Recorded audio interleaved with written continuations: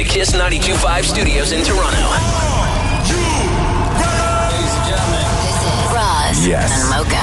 it's Roz Mocha. What's going on? Hey guys, this is Bruno This Mars. is Selena Gomez. Chainsmokers. Lady Gaga. Calvin Harris. Celestia Cara. This is Ed Sheeran. You're listening to my boys Roz and Mocha. Roz and Mocha. My boys Roz and Mocha. The Roz and Mocha Show. Between Roz and Mocha, who is your favorite? Mocha. I just Mocha. You guys are so funny, man. Congratulations, Lisa! Wow! You just won $1,000. That's amazing. Y'all just made my entire morning. Keep it up. You guys are awesome, man. This is the Roz and Mocha Show. Podcast. Powered by Air Transat. What do you know about the koala challenge? Nothing. Nothing? What's that? Maury sent it to me. First of all, not it. Just gonna get that out of the way right now. Come on, man.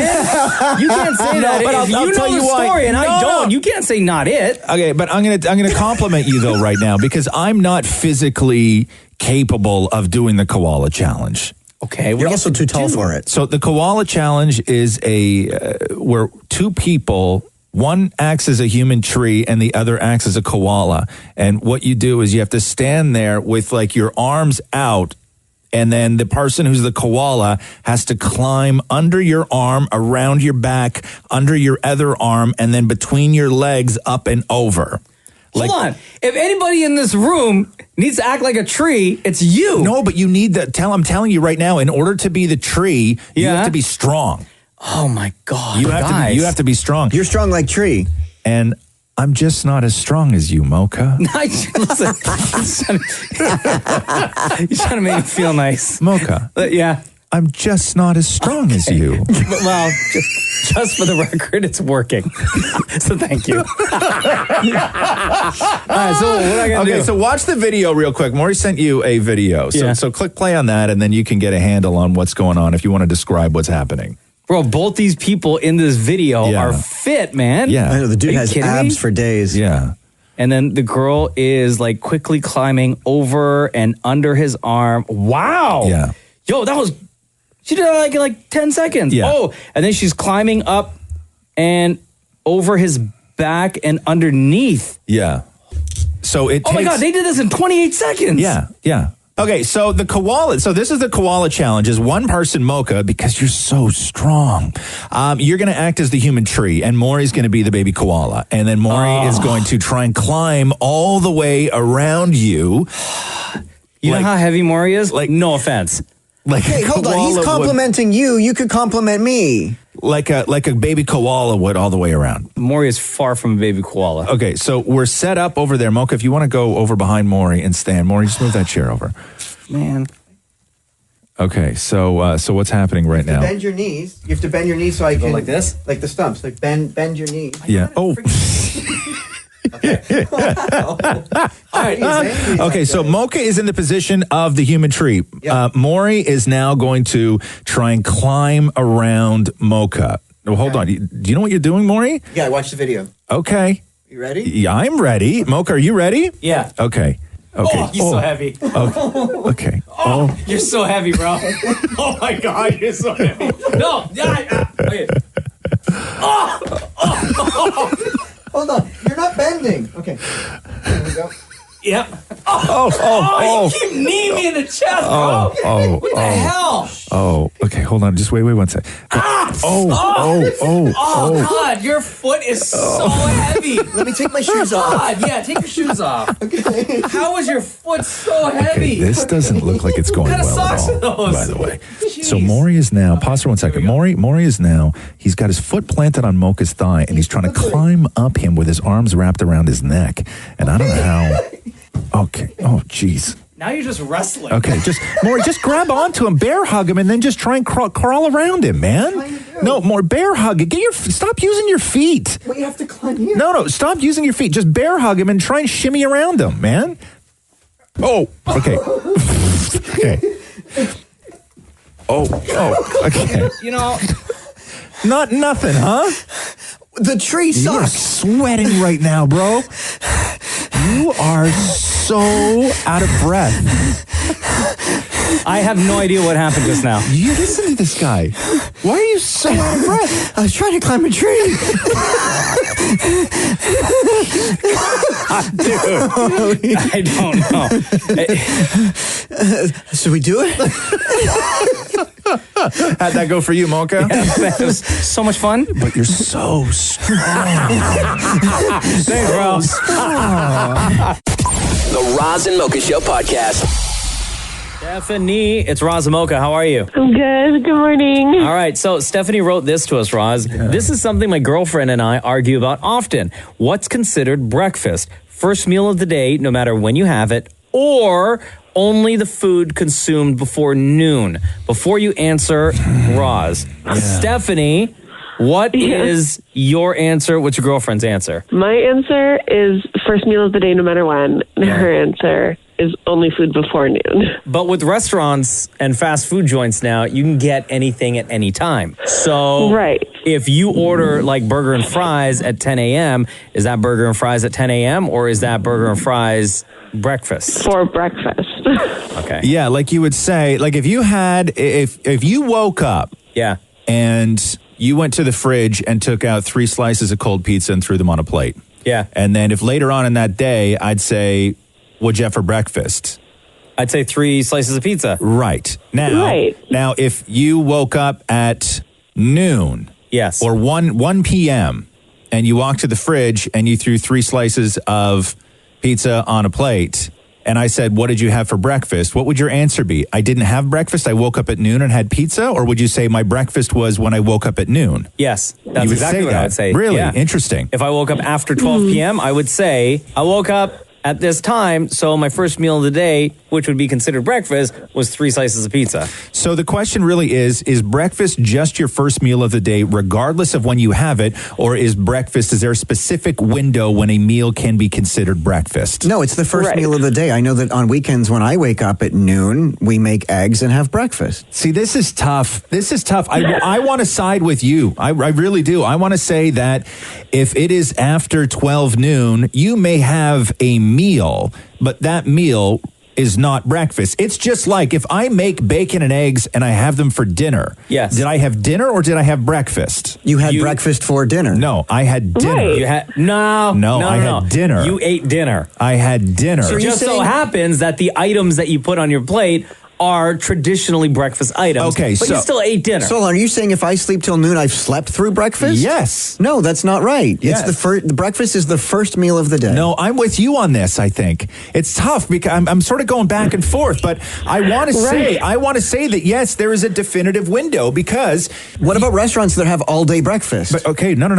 Let's talk about this here. The vast majority of restaurants do not have all day breakfast. No, the vast majority of restaurants have a breakfast menu and then maybe a lunch menu and a dinner menu or a lunch/dinner menu. Okay. And that breakfast menu has a time window on it. But it depends on your window. What if I work overnights? Then if you go to a restaurant, you're actually having lunch. But it's not my lunch. It doesn't matter. It's when my breakfast falls because that's when I wake up. No, but it doesn't matter. I know what you're saying more. I know what you're saying, but this is a tough question. And that's where, because she's a morning person, so she's always up before me. Yeah. And then I roll out of bed at like noon. So then I wake up and I'm like, hey, what's for breakfast? And she's like, well, lunch is French toast. And I'm like, no. Yeah. I just woke up. I don't know. Yeah. Hold on. Wait. Not French so toast. I would say my definitive answer for you, Stephanie, who brought up the question about what's considered breakfast. First meal of the day, no matter when you have it, or only the food consumed before noon. My definitive answer is going to be your first meal, no matter what time you wake up. Nice.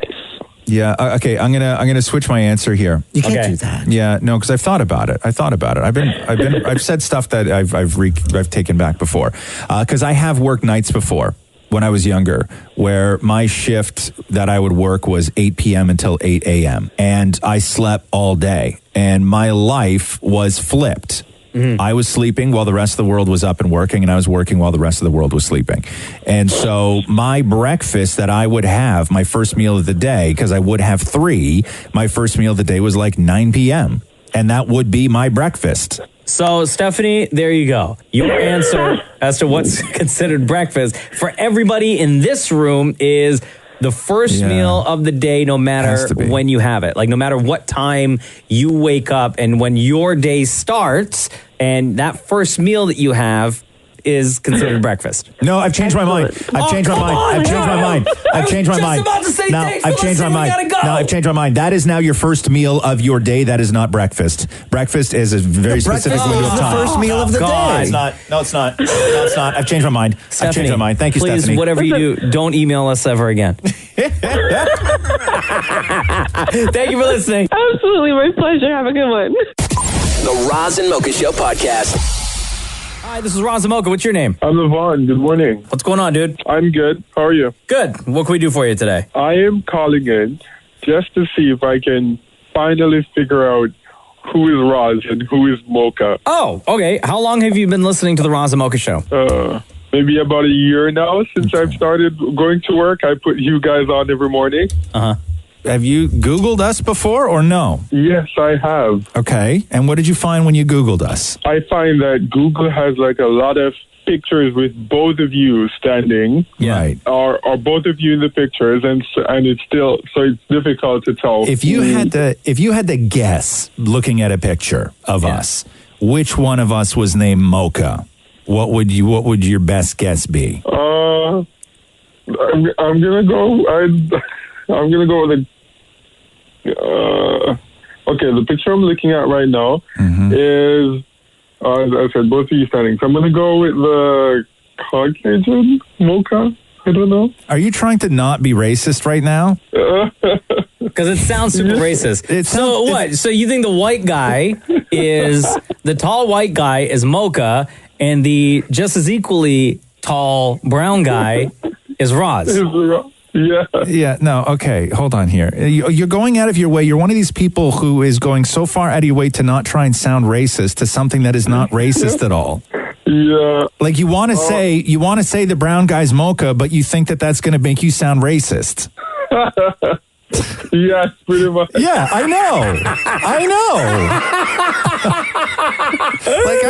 know. Vaughn, come on, bro. Well, just say what you really, really think. Okay, so yeah, I think the short brown guy, the one that's shorter, that's the one that's Mocha. Yeah, the tall brown guy is Mocha, and the just as tall white guy is Roz. Right, yeah. Okay. No, you're like one of those people. I was with a friend the other day, and we were in a crowded room, and he's like, "Hey, I work with that girl," and there was 5 women that were just standing there. Yeah. On the other side of the room. And I go, which one? He goes, the one with the black purse. And I'm like, they all have black purses. And he goes, and he starts counting in his head. He's like, 1, 2. He's like, the one in the middle. I'm like, the brown girl? And he's like, yeah. And I'm like, why don't you just say the brown girl? There's one brown girl and 4 white girls.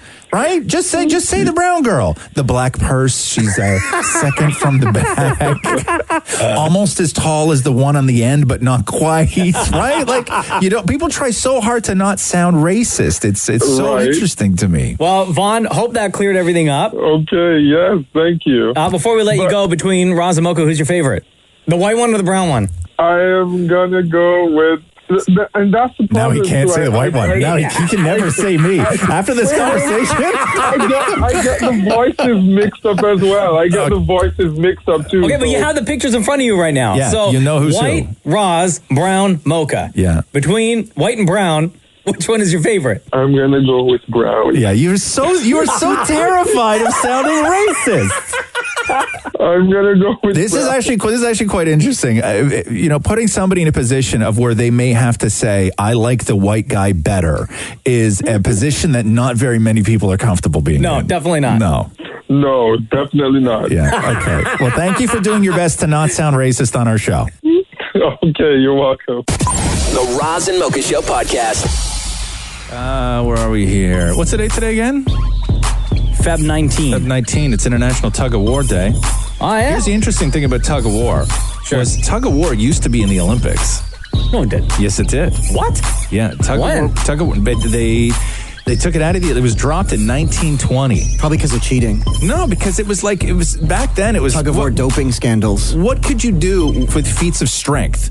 right? Like, to me, tug of war was like the ultimate sort of Olympic team sport or individual sport. Yeah, for sure. Right? Because it was feats of strength. It was... But I guess, how's that any different than any of the other, like where you're throwing things or discus or... Yeah, no, I agree with you. I agree.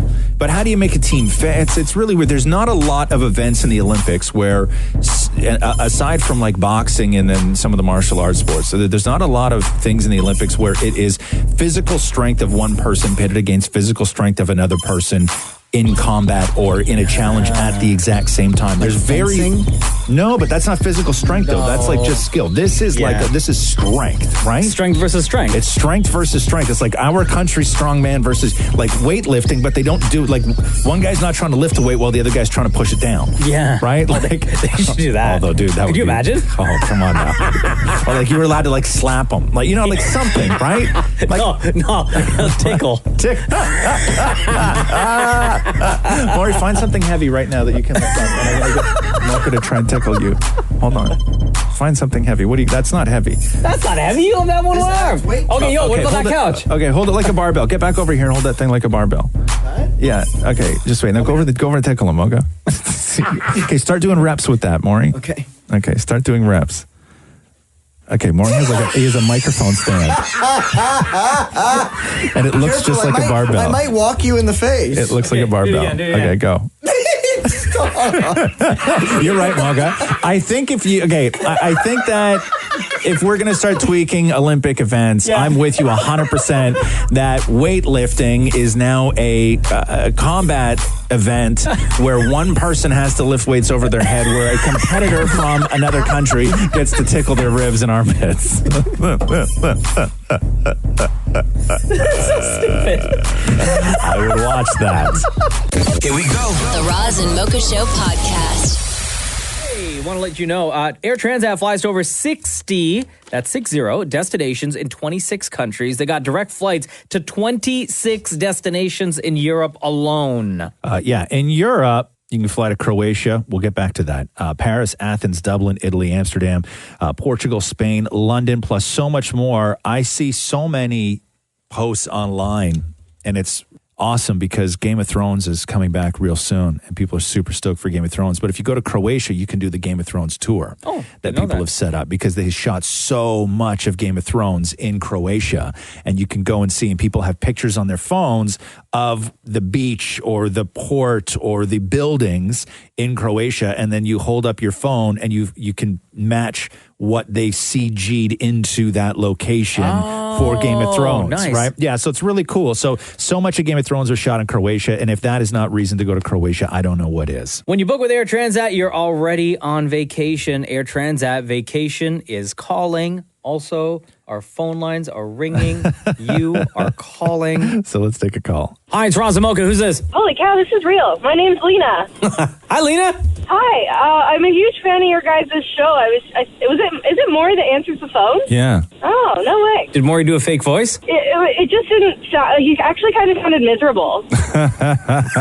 Really? Yeah, weird. Yeah. So what's going on, Lena? I'm just calling to let you guys know how much I love you guys. I've been listening just about every day, I think, for the last, 10 years, almost 10 years since you guys have been on the radio. Yeah, we started in August of 2009. Yeah, and I think I've been listening straight since then. I actually used to listen to 925 before, it was 925 and then left and came back. Yeah, we were a top 40 Kiss station in the early 2000s. Yeah. And then a rock station. And then we took a nap for a while. Yeah. Yeah. And let the rock music take over for a bit. Yeah. And then we put that to sleep and came back in 09. Thank God, and you guys came back. I just actually wanted to let you guys know, I actually work at a car dealership, and I'm the delivery specialist, and every day when I deliver a car, when I'm telling people how to program their radio station, I subliminally slide in your radio station and this is 925, let's program it as your first station free. Hey, I love that. Nice. Which dealership you work at? I work at Humberview, Chevrolet, Buick, GMC, and Etobicoke. Nice. That's amazing. Thank you, Lena. No problem. You listen, we love getting these calls. You sound amazing. Thank you for everything that you've done for this show. No problem. And between Roz and Mocha, who's your favorite? Oh, I knew this was coming. Okay, so it's going to be a two-pointer. I love Roz, but my fiance loves Mocha. Why do you love Roz? Honestly, I love his laugh. Really? Interesting. His laugh? I think his laugh is infectious to me because I have that kind of like grinny ha ha ha ha kind of laugh too. Yeah. And why does your boyfriend like me? Again, he likes your laugh, but he says that Mocha's such a troll. So Really? He's pretty troll himself too. Oh, okay. Yeah. I never pegged myself for a guy that's a troll. Yeah, you just wait. All right, Lena, love you lots. Thank you so much for calling in, and thank you for your dedication for almost 10 years with the Roz Mocha Show. Thank you. You're welcome. Bye. Okay, so she mentioned you being a troll and she mentioned Maury being upset. I'll mention this to everybody who's listening right now. This show almost fell apart this morning, and you're making my life hell. Me? Yes, you. How? It may still be falling apart. I don't even know. I don't know what's going on right now, but I will say this. I got a message from Maury this morning that simply read, I'm naked in front of the shower, unsure if I want to go to work or take a personal day. I'm so mad, I'm done. So that's the last message. That's the message I got from Maury. We haven't heard from Maury all morning today. Okay, so yeah, is the show falling apart? It quite possibly could be falling apart. What? Yeah, no, give me 1 second. I'm going to put everything together. I'm going to get y'all in the room, and we're going to figure this out. Here we go. The Roz and Mocha Show podcast. Why are you trying to ruin my day today? Me? Yeah, you. How? Yeah. Maury, come in here for a second.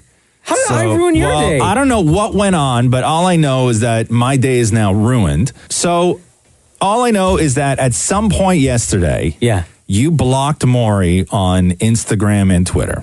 And I get messages this morning saying that Maury is extremely hurt. He's standing in front of a shower naked, wondering if he should take a personal day today and not even and not bother coming in. Then I get in the car this morning with Maury, and he just looks at me and says, "No talking." And then I try to engage in conversation, and Maury tells me that he's so upset he had to put his calming cologne on today. His common cologne? Calming. Oh, calming cologne. Yeah, he has calming cologne. Oh. Okay. Who makes that? Don't worry about it. It's not important. Maury, good morning. Hi, how are you, Roz? Okay. Good to see you, Roz. Okay.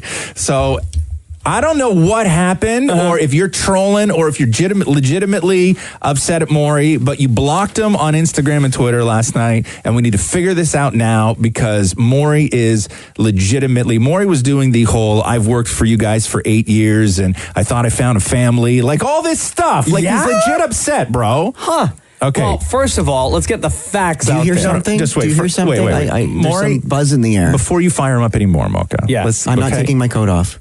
That's fine, Maury. Maury, say your piece. You woke up this morning. Mocha blocked you on both Instagram and Twitter. That made you feel. And I felt barfy. But explain. I immediately had a sinking feeling in myself. I'm like, I don't understand what happened. Like, why would somebody do this? Like, it's not funny. There's no comedy in that. Okay. It's not what friends do. Right. And then you sent me a screenshot of an Insta story. It was a screenshot of Mocha's Twitter where it says, at Mocha Frap, blocked you. Right. And what did you write? Friends don't do this. Right. Okay. So you're legitimately hurt about this. Like, you can't see the humor at all in somebody blocking you, even as a goof. Maury won't even look at me right now. No, he's not looking at you. No, I don't see the humor in this. Okay. So you're legitimately hurt. I'm all for, I'm all for fun. I'm all for fun, but don't mess with my social media followings. Right. Okay. Social media is the next level. Okay. That's what Kardashians do when they, kick somebody out of their house. I've seen Maury go through a lot of stuff in life, right? Like personal stuff, the stuff that we don't even talk about on the radio. And I've never had a reaction. I've never seen a reaction from Maury as destroyed as his reaction when he discovered that you blocked him on Instagram and Twitter, Mocha. Bro, why do you hold so much value in social media? Let's not get to that yet. No, but let's not get to that yet. Listen, if we work together every single day, right? We spend 5 days a week together. Yeah. 4 hours a day. That's just pause for 1 second. Okay. Yes. Let's not get into why he holds such value in this. Okay. Let's concentrate on why you blocked him. Because I wanted to see how long it was going to take for him to notice. Okay. Okay. See, why is that? Why am I a social experiment? Because it's social media. Yeah. It's true. Okay, so you just blocked him to see how long it would take for him to notice that, and the answer was immediately, right? No. The answer was 2 days because that happened on Monday. Oh, you blocked him on Monday? Yeah. Did you know that you were blocked on that Monday? doesn't make any sense because I saw Insta stories like on Monday from him. Yeah, but it was like maybe after the show, but it happened like at a certain time on Monday. Oh, after I posted the amazing trip we took to Vegas?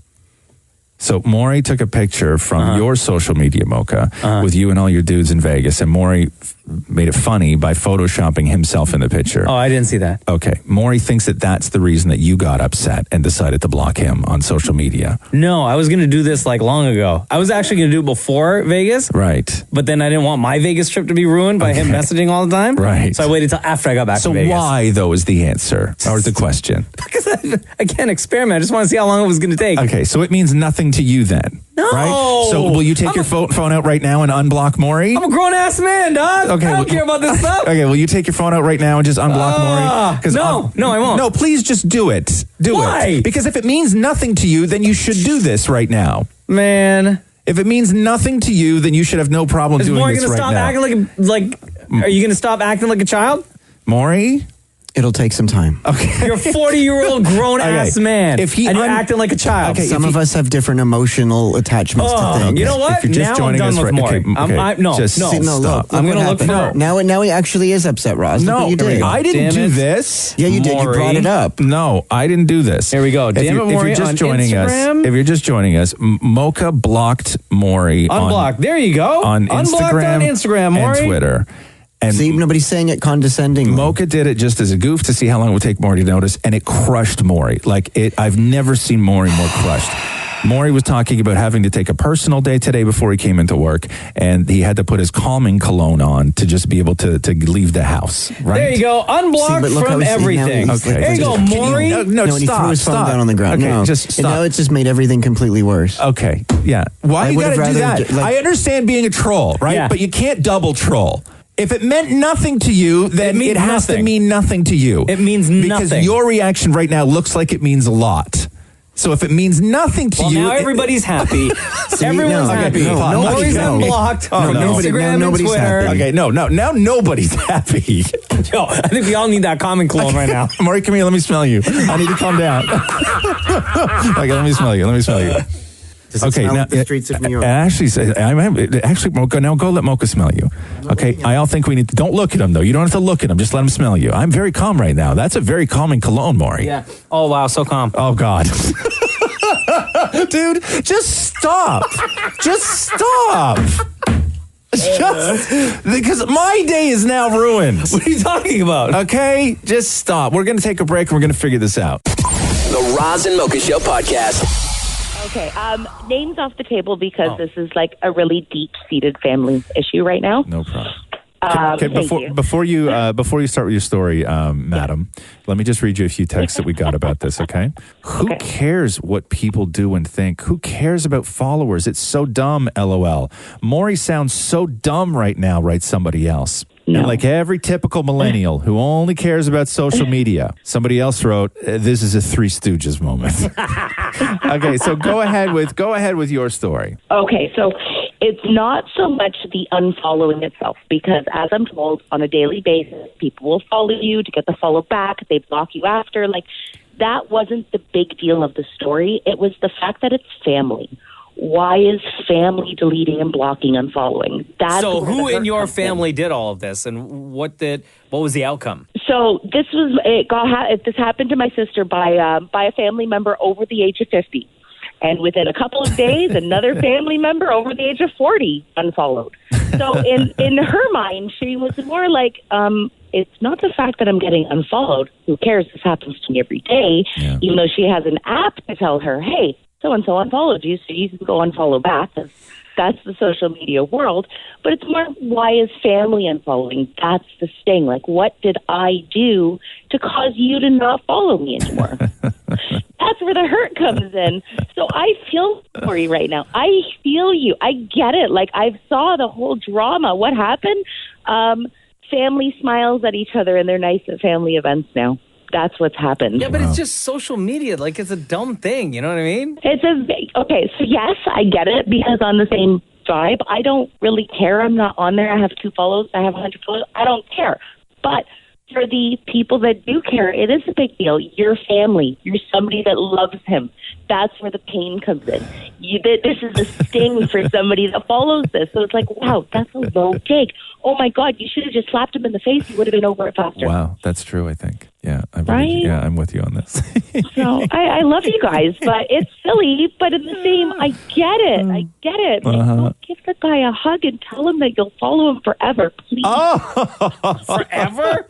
That's a long time. There's no delete when it comes to family. Okay. No guys. delete when it comes to family, delete when it Mocha. comes All to right? family. There's no delete when it comes to family. Thank you so much for calling into the Roz Mocha Show. Welcome. Love you guys. Have a great day. Bye-bye. Bye. Hey, Kiss, it's Roz Mocha. Hey, boss, how are you? Good, how are you? I'm good.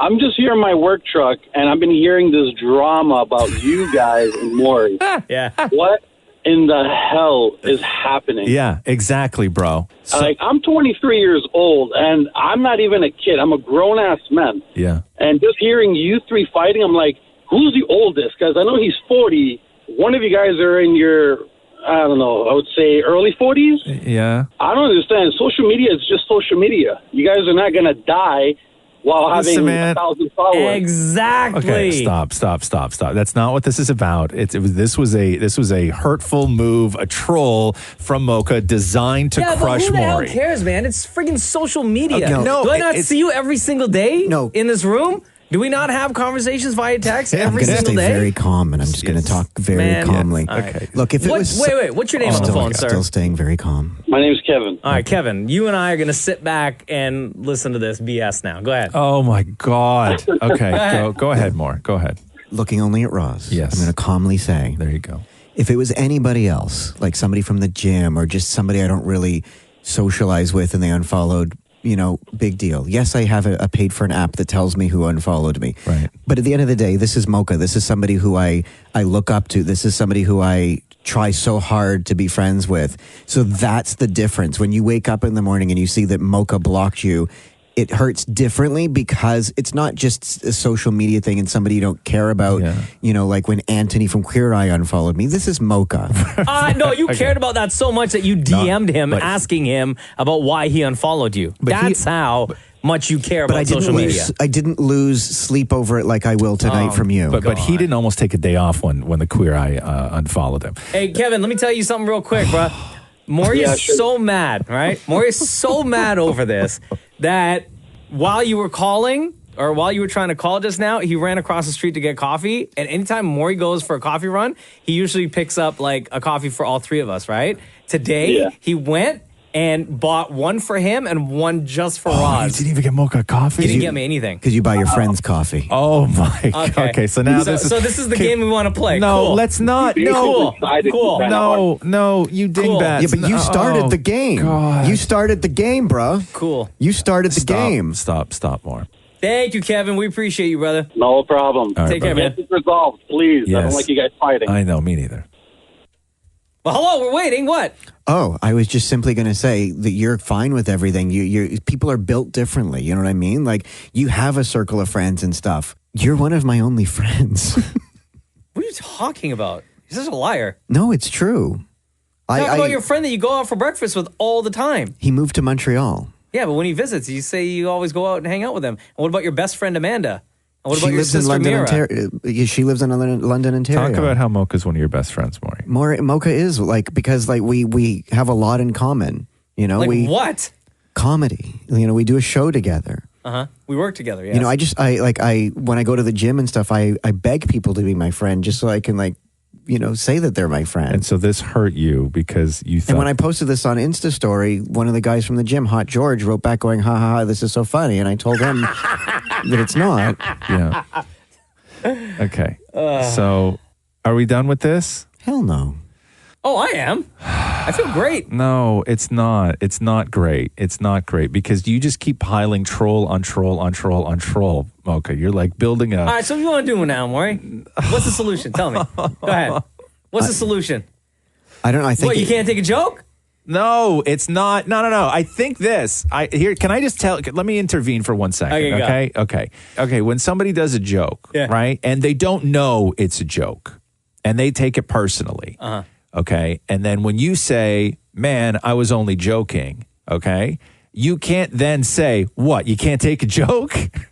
Why not? Because he didn't know it was a joke. Okay, hey, Maury, it was a joke. Yeah, I know, but it's like you've already punched me in the gut.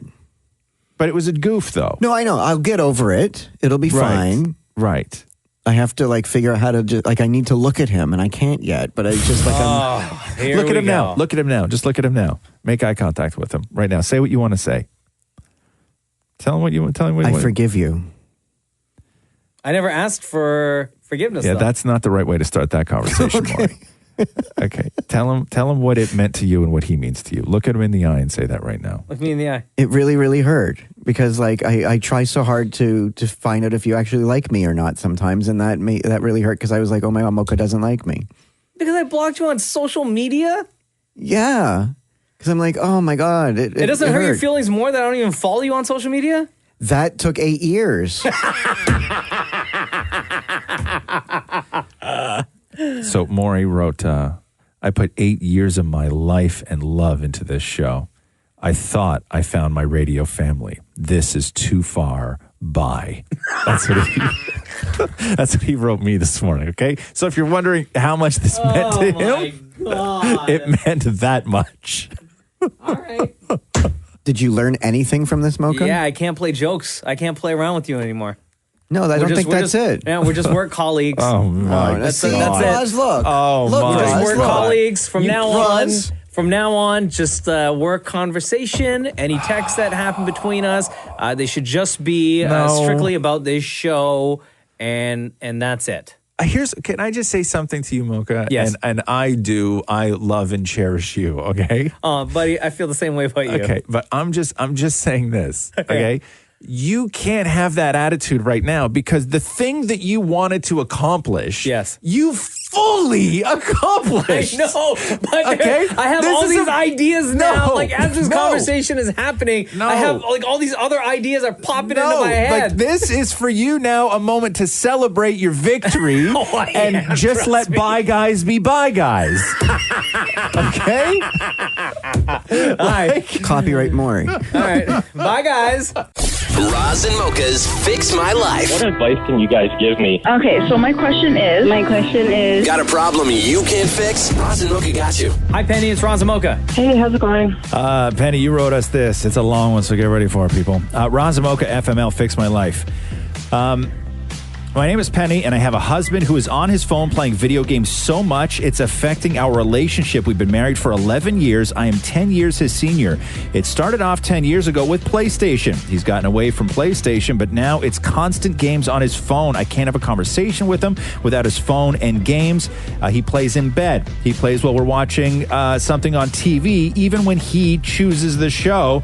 He isn't pulling his weight around the house. I find this very unattractive, and it's killing our sex life. I don't want to have sex anytime with a man who is acting like a teenage boy. It's been months since we've been intimate. How can I get my husband to stop playing with his phone and play with me instead? Ay, ay, ay. Penny, how old are you? How old is he? I'm 45 and he's 35. Okay. All right. So you've brought this up with him, though, right? We've had many conversations. It started off with crying because it hurt my feelings, and then it went to being angry, and then it got to the point where it was like, let's come up with a solution. Maybe don't use your phone after a certain time of night, or just putting some, so he didn't have to stop. He did say he feels like he's addicted to it, and I'm like, okay, so then let's come up with a solution on how to maybe don't stop it altogether, but at least know when it's okay to play on it and when it's not, because he does know how to do that. Because at one point he was playing at work all the time, and he racked up all of our what is it called? When you're using your phone, your data. Yeah, that's it. I couldn't think of it. Yeah. And I basically called him on it and said, "You're going to make us start having to pay extra money because you're going through the data like crazy." And so he stopped playing it at work. Wait, but was it affecting? Was it at the point where it was affecting his work because he was on the phone so much? No. No. So he's managed to work this into his life. I will say this. I don't know if you have a video game problem, and I think you need to understand this. You don't have a problem with the video game. You have a problem with the relationship, right? It's a relationship problem, not a video game problem. It's not about his playing video games. It's that he is willing to do something other than pay attention to the relationship, even though he knows it's destructive, which those sort of ramifications are everything that lists something as an addiction. It's about the ramifications of the thing you're addicted to. Okay. Yeah. It's when there's negative fallout of something. I will say a couple things, which is, it doesn't help in a relationship when one person in the relationship thinks that the thing that the other person loves is stupid, right? I'm not saying you have to respect his video games or his gaming or when he chooses to game or how he chooses to game, but obviously it's not a uncontrollable compulsion. It is a choice, and it's something that he seems to get enjoyment out of. And when you say it's stupid and it's not sexy and he looks like a teenager, that doesn't make somebody stop. The wrong times to have conversations about his video games is when he's playing video games. It's a little hard when he doesn't. He always has it in his hand. So I've asked him a couple times to put it down so we can talk. That's the wrong time to talk about the video game. Tell us, Penny. Tell us when you guys are at home. At what point is the phone not in his hand? When is he not playing games and spending time with you, or even just like having a conversation with you? When we're eating dinner? Yeah. That's pretty much it. How does he feel about himself? I know he's got like a little bit of self-esteem issues right now, but I'm helping him with that. Does he feel attractive? Sometimes he says no, but he put on a little bit of weight, so he's like working out now, and he's seeing results. But does he feel sexy? Probably not lately. See, a problem like that is that there's a lot of things going on, and maybe it's not about the video game. Maybe it's about the fact that he has low self-esteem, doesn't feel attractive, and that's the reason he doesn't want to have sex. Maybe it's not the video game. Maybe he... Oh, he still wants to do it. Oh, he does? Oh, yeah, trust me. Oh. It's like he can play on his phone all day. Yeah. And then get into bed and be like, hey. And I'm like, oh, no. Oh, so you're turned off by the fact that he plays video games. He still wants to do it. Oh, yeah. I could be sick as a dog, have the flu, whatever. That's a different story. So you guys have to figure this out. You have to figure out something that you're comfortable with in the relationship, because this is obviously something that he loves. And so it's not like the relationship is completely failing because he's addicted to video games or that he plays video games too much. It's that you just don't find him sexy watching him sitting on his phone playing video games. No, and I don't know if it's the age gap, because, video games came out when I was a teenager, but it was like that Nintendo, right? Yeah, but that doesn't even matter. Let's not even get into. Don't even get into that. So that's what you guys need to. That's what you need to work on. Okay, is you have to come to some sort of common ground about the video games, because if he's not like schlubbing off, every aspect of the relationship, if he still wants to be intimate, if he still wants to spend time with you, even if he's just sitting there on his phone, you have to come to terms with how to deal with this together. And I don't think telling him to stop playing video games is the right thing to do. Well, that's not what the solution I came up with was kind of like, how about we have some sort of thing where we shut off our phones when we're in bed? So, because we tend to go in bed and watch TV before we go to sleep. Yeah. Or have like a thing where it's like, if it's a Saturday and we've got stuff to do, how about we get our chores done and then you can game all you want? Can I offer some advice? Sure. Okay.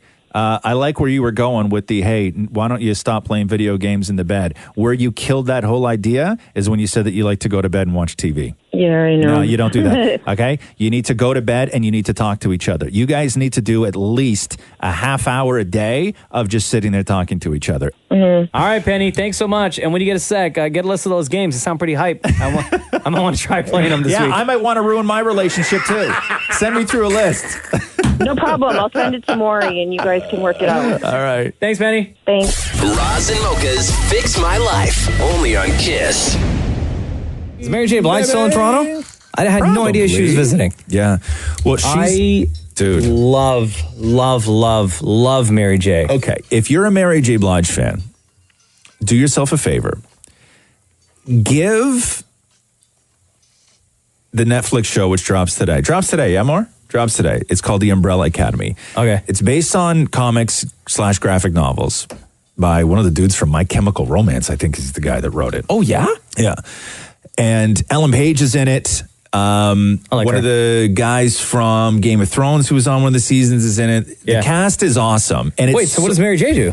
Okay, I'll get to Mary J. Okay. So it's sort of like an X-Men kind of show. Sort of. Yeah. In the sense that it starts out, and in one day in 1989, I guess it is, there was like 50 kids around the world who were all born on the same day to women who were not pregnant when they woke up that morning. So What? These women just went about their lives, and then all over the world, these kids were just born. And then so this eccentric billionaire, scientist kind of guy, made it his mission to adopt as many of these kids as he could, because he realized how special this situation was. So he brought a lot of these kids and he raised them as his own. Okay. So all these kids from all over the world with all these different superpowers were raised by this one guy. And then that guy dies. Their sort of mentor, old man, kind of head of household dies. The Professor X. The Professor X dies. That crew, yeah. And then these guys all sort of have to come together to try and figure out how he died, but also then they throw in, also the world's going to end as well. So we got to fix that problem? Oh, it's a whole thing. And Mary J. Blige does not play the sort of wise, old, sort of mentor thing. Mary J. Blige is a time-traveling hit woman. Oh, no. What? Yes. Hold on. What? Yes. And what, she's got to kill all these people? Mary J. The Blige kids? is a time-traveling hit woman in the show. And she's dope. Really? Yeah. I used to have a massive, massive crush on Mary J. Oh, this will put you back over in the top. day. Don't watch episode 1 with your wife. You may need a moment alone with it. So what? For real. Dammit Maury was on the red carpet with Mary J. in Toronto last night. Yeah. Mary J, how are you? I'm great. How Maury, like Povich, but better looking. Wow. Oh, dang. That's my one joke. What would the young Mary J think of the Mary J today? Wow, she would be so proud of her. So she would literally look up to her and say, I'm glad I listened to you. Now, I have to say this. I've ditched my husband to spend Valentine's Day with you. So what is Mary J. going to do to make you and my Valentine's better tonight? Well, hopefully, if you're going to watch Umbrella Academy, hopefully it makes your heart pitter-patter or some kind of way. I think you sound more romantic. Oh, no. No.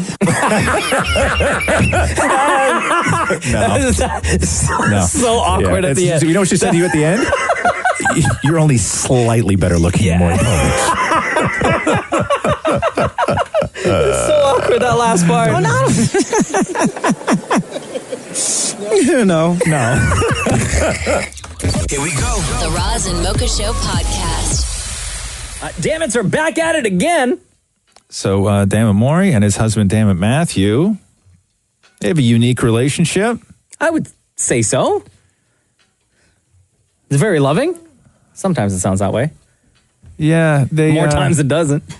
They're very. Each of them have a very short wick when it comes to the other, but they seem to make that like a car work. crash. It's just like a car crash. You're right. Last night I was on his side of the bed and he told me to move my carcass. Oh wow! No, he didn't. Did he really? Yeah. Move your car. Man, if that ain't love. I don't know what is. So what did you knuckleheads get up to now? Well, we're trying to do the Cardi B okay. Like in the Pepsi commercial and everywhere she always says okay a certain way. And I thought that... Oh, because she rolls the... Yeah, right? she doesn't say okay. She says like occur. occur. But then the R, she rolls. Occur. Yeah. Right? So it sounds like this. Occur. You want to know something?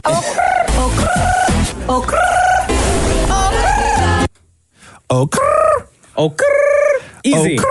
Occur. Looks easier than it is. No, listen to me do it. Occur. For some, super tough. You know, that's the first time I ever tried that. I thought I was going to embarrass myself just really? now. Yeah. Do it again. Yeah. Oh, easy. But for the damage. Oh, no. Not so no, easy. you didn't. Oh, Okay, so you remember from the Super Bowl when Cardi B did the whole okay thing? Okay. It's not a cockatoo. Okay. Oh, brrr. I can't do. Okay, one more time. Okay. You I don't know why you're talking to me. I can't. roll. Roll. Roll the R. Last Maury, one. I don't want to be on camera right now. Okay.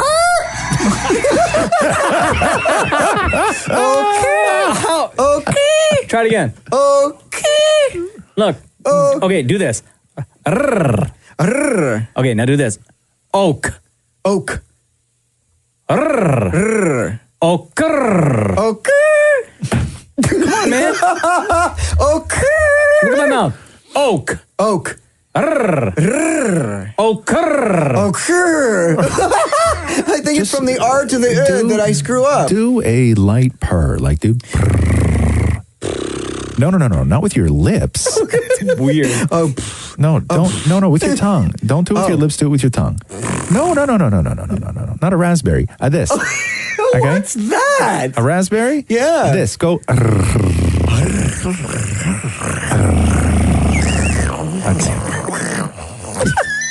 You guys look super weird right now. You sound like a sexy oil change. Try it again. One more time. Okay. No, it's not it. The Roz and Mocha Show podcast. All right, Tanya. So, welcome to the Roz and Mocha Show. How are you? Good, thank you. How are you? Good. And you have a riddle for Maury. I do, yes. Go for it. When I was 6 years old, my sister was half my age. Now that I'm 70, how old is my sister? Okay, so when you were 7. What? Okay. When you What are you talking about? Now we've been on the phone with this girl 30 seconds. You need to listen, bro. I was table drawing. Tanya, repeat the riddle. Okay. When I was 6 years old, my sister was half my age. Now that I'm 70 years old, how old is my sister? Okay, so when you were 6, the person was half your age. That's 4. So let's just put that aside. Sure. Okay. Yeah. We'll just leave that right over there where all other things like that go. Yep. Half answers. Yes. Correct. Okay, so when you're 70. Yeah. Okay, so let's just sort of figure this out for a second here. 4 and 4 is 8. Uh-huh. Yeah. So it's not that. Right. 6 and 6 is 12, so it's not that. Correct. Okay, so basically what I'm trying to say is half of 70. Is? 3.5. Right. Okay, so what's half of 70? So 35.5. 35, let's just say maybe. Okay, 35. Okay. So the answer is what? 35. Incorrect. You want to say the riddle one more time? Sure. When I was 6 years old, my sister was half my age. Now that I'm 70, how old is my sister? There's an interesting twist in this. That's what she said.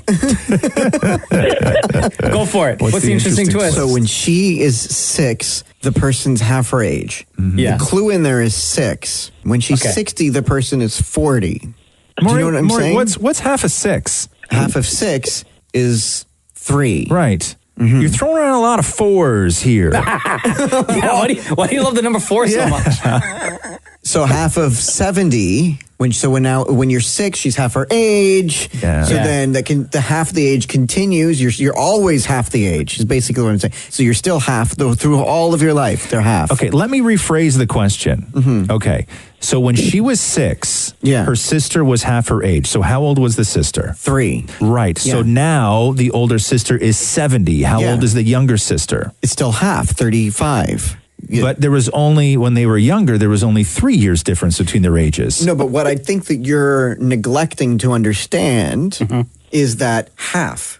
Would it blow your mind, damn it, Maury, to know that when she's 70, her sister is 67 years old? How the hell did she gain age? She doesn't gain age. She aged faster. No. And do you get it? No, I don't. I don't think They're you only do 3 years either. apart, bro. There's a 3-year age difference. Because it's half then. It just happened to be half. Always half. No, not always half. Just How does that work? one moment in time. Why are you rubbing your head? How is that hurts. so difficult to understand? Because of the phrasing. When I was 6, my sister was half my age. Right. Then word it differently, mister. Thanks for that, Tanya. No problem. Thank you for the laugh. Are we walking away from this unknown? No, Mocha said the answer eons ago. I know. So we're going to just walk away with being okay with that. With being okay with the right answer? Yes, I think we can all walk away at this point.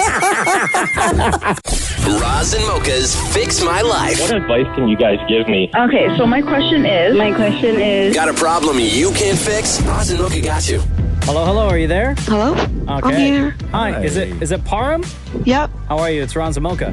Okay, so you wrote us this. Hi, Roz Mocha, FML. I started dating this guy at work when I started my new job a year ago. We dated for about 7 months, and then he decided to say yes to someone else for marriage because that was the girl his parents wanted him to marry. He said yes to her while we were together. Wow. We're going to have to get into that. Fast forward to now, I still work side by side with him and can't seem to get over the fact that he's moved on with another woman. I'm trying so hard to find another job, but until then, how should I pull back from making a fool out of myself in front of everyone by yelling at him and telling him how much of a coward he was to have done that to me? Love, Param. Wow. So you haven't actually, please tell us you haven't, gotten into an argument at work in front of everybody over this, have you? Not really, but I just kind of show it by just talking to him rude and just like my gestures, just kind of like go up to him, and if he says something, then I'll just respond to it in a very rude way. Can you talk us through these sort of, doesn't sound like a normal situation. Are there cultural or religious or something parameters that play into this? Like, I don't get why you were together 7 months, but then he said yes to another girl that his parents approved of while you were still together. Talk about the dynamic of that happening. Okay, so we're both Indian, and for him, from the beginning, it was like, okay, he's gonna marry the girl that his parents choose. So, and I tried so hard to be that girl from the beginning, and I didn't go to college or university, and I told him that from the beginning as well. Like, I told him that if that's a problem, like, we can stop things right now. If not, then, you know, he told me that it was gonna be okay, like, everything was gonna work out, okay? And then a couple of months ago, he just came up to me and just threw it in my face that his parents want an answer, like, I need to tell my parents at home if I have a girl or not. And at first I was like, I'm not ready to tell my parents because it hasn't even been a year yet. He just started telling me, like, pressuring me to tell my parents. And then when I said, okay, if your parents are pressuring you that much, then okay, we have no choice but to tell my parents too then. And then this guy brought in my education, like, they're never going to say yes to you because you didn't go to university or college. And then I'm like, well, I can't do anything now. I mean, I can go to school if you want. Oh my God. Later on. No, stop. Okay, Param, did you meet this guy's parents? I met his cousins, not his parents. No. Have you met his parents? I don't care about his cousins. No. Have your parents met him? No. Okay. Did you guys love each other? They know about him. Did you guys love each other? I loved him. Yeah, like love with enough to that you were talking about getting married? Yeah. Okay, so why the hell did neither of you just tell your parents or introduce the other person to the other person's parents? I don't know. I just had this mindset that, okay, if everything works out for a year, then it's good. It's all good. But why? Like, here's the cultural aspects of this are so damaging to you. Like, so you got into a relationship with a guy knowing that he was going to marry likely the person that his parents picked for him, right? And he had just been telling you, don't worry, it will be you because they're going to come around. I don't think that he believed that for a second. No, not at all. Yeah. If you love somebody and you want to marry them, you will bite through brick to make sure that they're okay. He was not going to marry you. He was always going to marry the people that his parents picked. Why are you so comfortable? And because you have issues with your own family too, obviously. That's why you were waiting for a year. You didn't feel comfortable bringing a guy home before a year. Why do you feel that you're so comfortable with other people, and I'm assuming most of them are men, having so much control over your life and who you love? I know, but it's just that the religion and the background we come from, it's not that my parents have a total control over who I'm going to marry, but it's just that the fact that I decided to wait, I just didn't want him to be like, okay, you met this guy at work. Like, do you even know him enough outside of work? But if you go to your parents and say, this is the guy that I love, we've been dating for 7 months, they should be cool with that. Parm, I have a question. Yeah. Did you get into this relationship thinking that this is the guy that you're going to marry, or you just got into the relationship because you just wanted to see where things would go? No, like when I got with him, I wanted things to go somewhere. To go back to your other question, should you freak out at him at work? No, you shouldn't do that. You have to be a professional at work at all times, no matter how you feel about this guy. Yeah, you both have a lot of family stuff that I think that you each individually need to work out before you can even attempt to have what you might consider to be a happy, healthy relationship. Okay. And also, even after he got engaged to the girl, like, he'll ask me to meet him up, or... He's still trying to hook up with you? Oh, no. Yeah. Yeah, that's not cool. Come on now. Stay away. Yeah. Please don't tell me that you've been talking to him or that you've even met up with him. No, I haven't. I just... Don't. Yeah, at all. Yeah. Okay, please don't do that. Please. My heart will break for you if you did that. All right. Don't let these guys play you like this. Thanks, Parm. Oh, yeah, girl. Thank you, guys. Okay, I love you. You take care, okay? Roz and Mocha's Fix My Life, only on Kiss.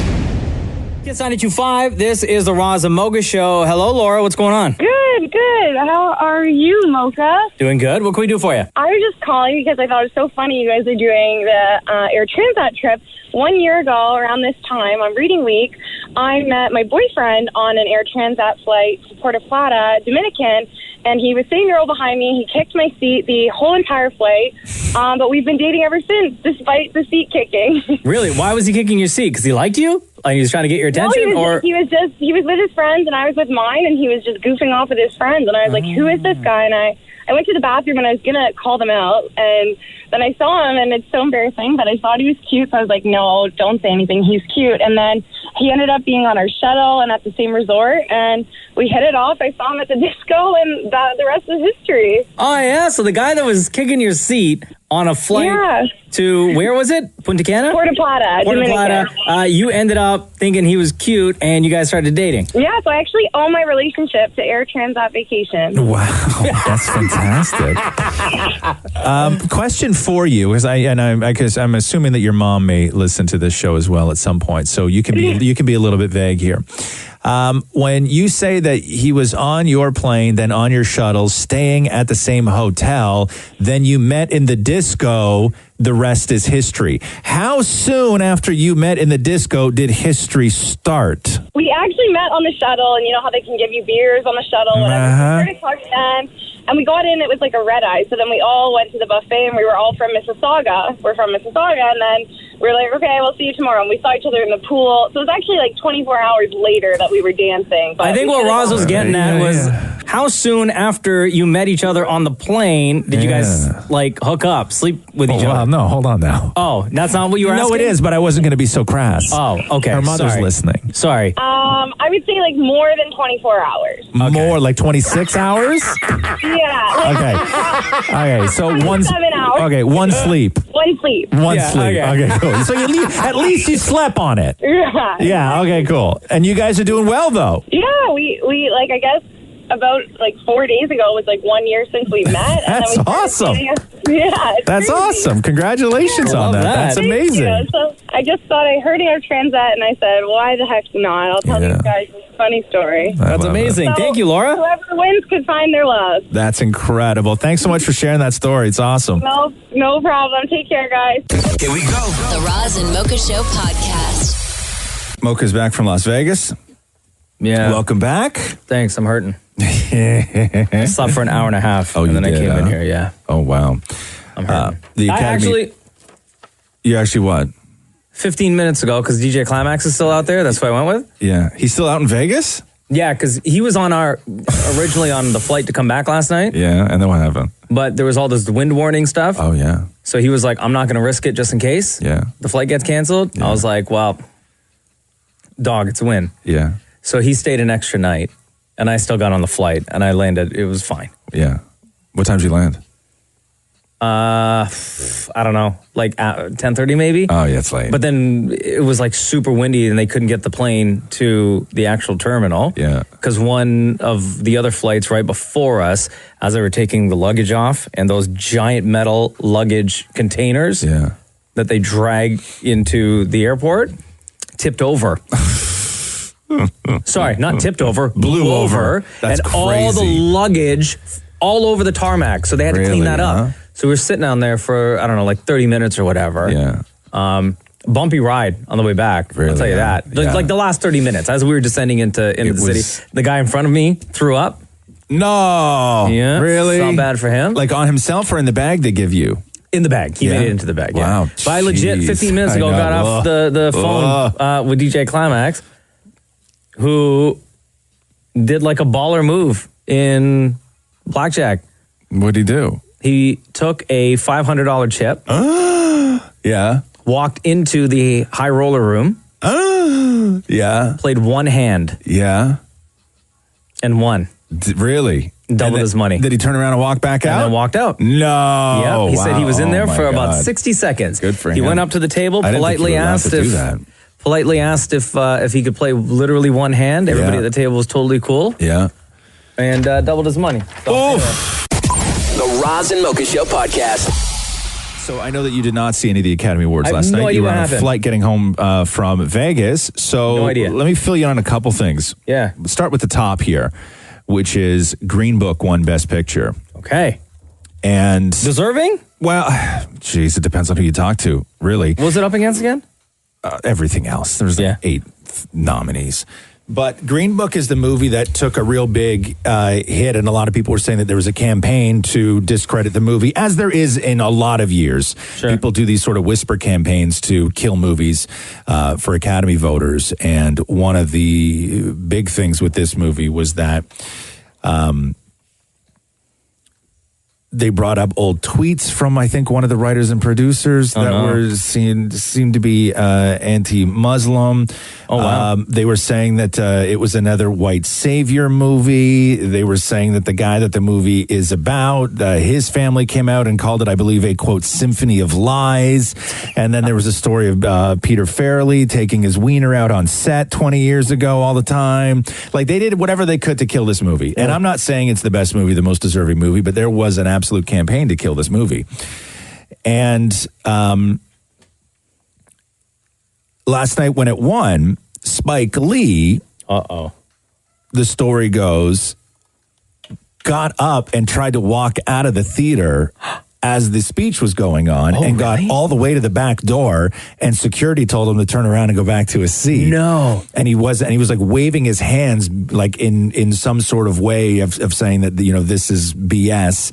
And apparently Jordan Peele didn't clap either for the film. They're like, Mr. Lee, you have to get back to your seat. Yeah, but Spike Lee did win earlier for one of the writing awards. And when he walked up on stage in the back press room, he had his Academy Award. And this was after Green... What was his movie again? Who's Spike Lee's? Black Klansman. Oh, right. Yes. Yeah. Okay. And so Spike Lee is answering questions from the press about his reaction to Green Book winning. And keep in mind, he's on stage right now at this point with what I believe is his 6th glass of champagne, he said. Oh, no. Yeah, so here, listen to this. We saw a little bit of a reaction to the Green Book win. Can you give us your thoughts on that Best Picture win? Let me take another sip. Oh, damn. Next question. No, I thought it was courtside of the Garden. The ref made a bad call. So Spike Lee not happy. And then I think his other quote, which was awesome, was that every time I lose, it's because somebody's driving somebody else. Meaning that Green Book is a movie. Viggo Mortensen drives around Doc Shirley in the movie. And the last time when Do the Right Thing was nominated all those years ago, it lost to Driving Miss Daisy. Yeah. Right? So Spike Lee not having any of the Green Book win last night. Here we go. The Roz and Mocha Show podcast. So what the hell happened with the Oscars last night? I missed everything. Okay. Everything. I didn't watch a single minute. I was on a flight back to Toronto from Vegas, so I missed out on all of it. But I do know that people were freaking out because Lady Gaga and Bradley Cooper, their performance of Shallow was amazing. Tell me something, girl. Are you happy in this modern world? Yeah, a lot of people think they're doing it. But what I want to ask you and everybody else was what happened before the Academy Awards with Bradley Cooper? What do you mean? And the question is simply, is Bradley Cooper a jerk? What? Or you can answer yes or no, or you can say no, he's just over it, or no, it was a terrible question. So Juliana Rancic, you have the two clips there. You're going to play the one that says short. And then the one with Gaga as well. Okay. So Juliana Rancic is interviewing Bradley Cooper. Juliana Rancic from E. Okay, yeah. And she goes on this long-winded question that's like a minute long about how the movie affected her and made her love her husband more. Like, it's just this long, stammering sort of question. Yeah. And Bradley... Is she being sincere? I think she's being sincere, but people are saying that it was an overshare or that the whole interview was a disaster. But listen to her question and then listen to Bradley Cooper's answer. I just have to share with you, Star is Born, like so many people, it moved me to a place that honestly have felt from very few movies. And my relationship with my husband, for instance, it made me fall even in love with him even more. And knowing you have that effect, and I don't know if you've ever heard that, I feel like I'm sure I'm not alone in feeling that. How does that feel, knowing that you created something like that? Because, I mean, it's like I get a little choked up even talking about it, just because I think it's the power of love, and you really just, you put that out there and really just display that to the world. Well, thank you for saying a true love story. I mean, we all just tried to work so hard, and we never gave up, and that's all I can do. Yeah. Other than that, I don't know. It was brilliant. Thank you so much, Bradley. Have a wonderful evening. We'll see you soon. Thank you. Kind of a jerk, and I know people are going in on Juliana Rancic for asking a long-winded question. But when he's like, we just did our best and that's all we can do. Other than that, I don't know. Like, that's not the answer you give to another human being. Especially at the Oscars. Who is standing there. I know.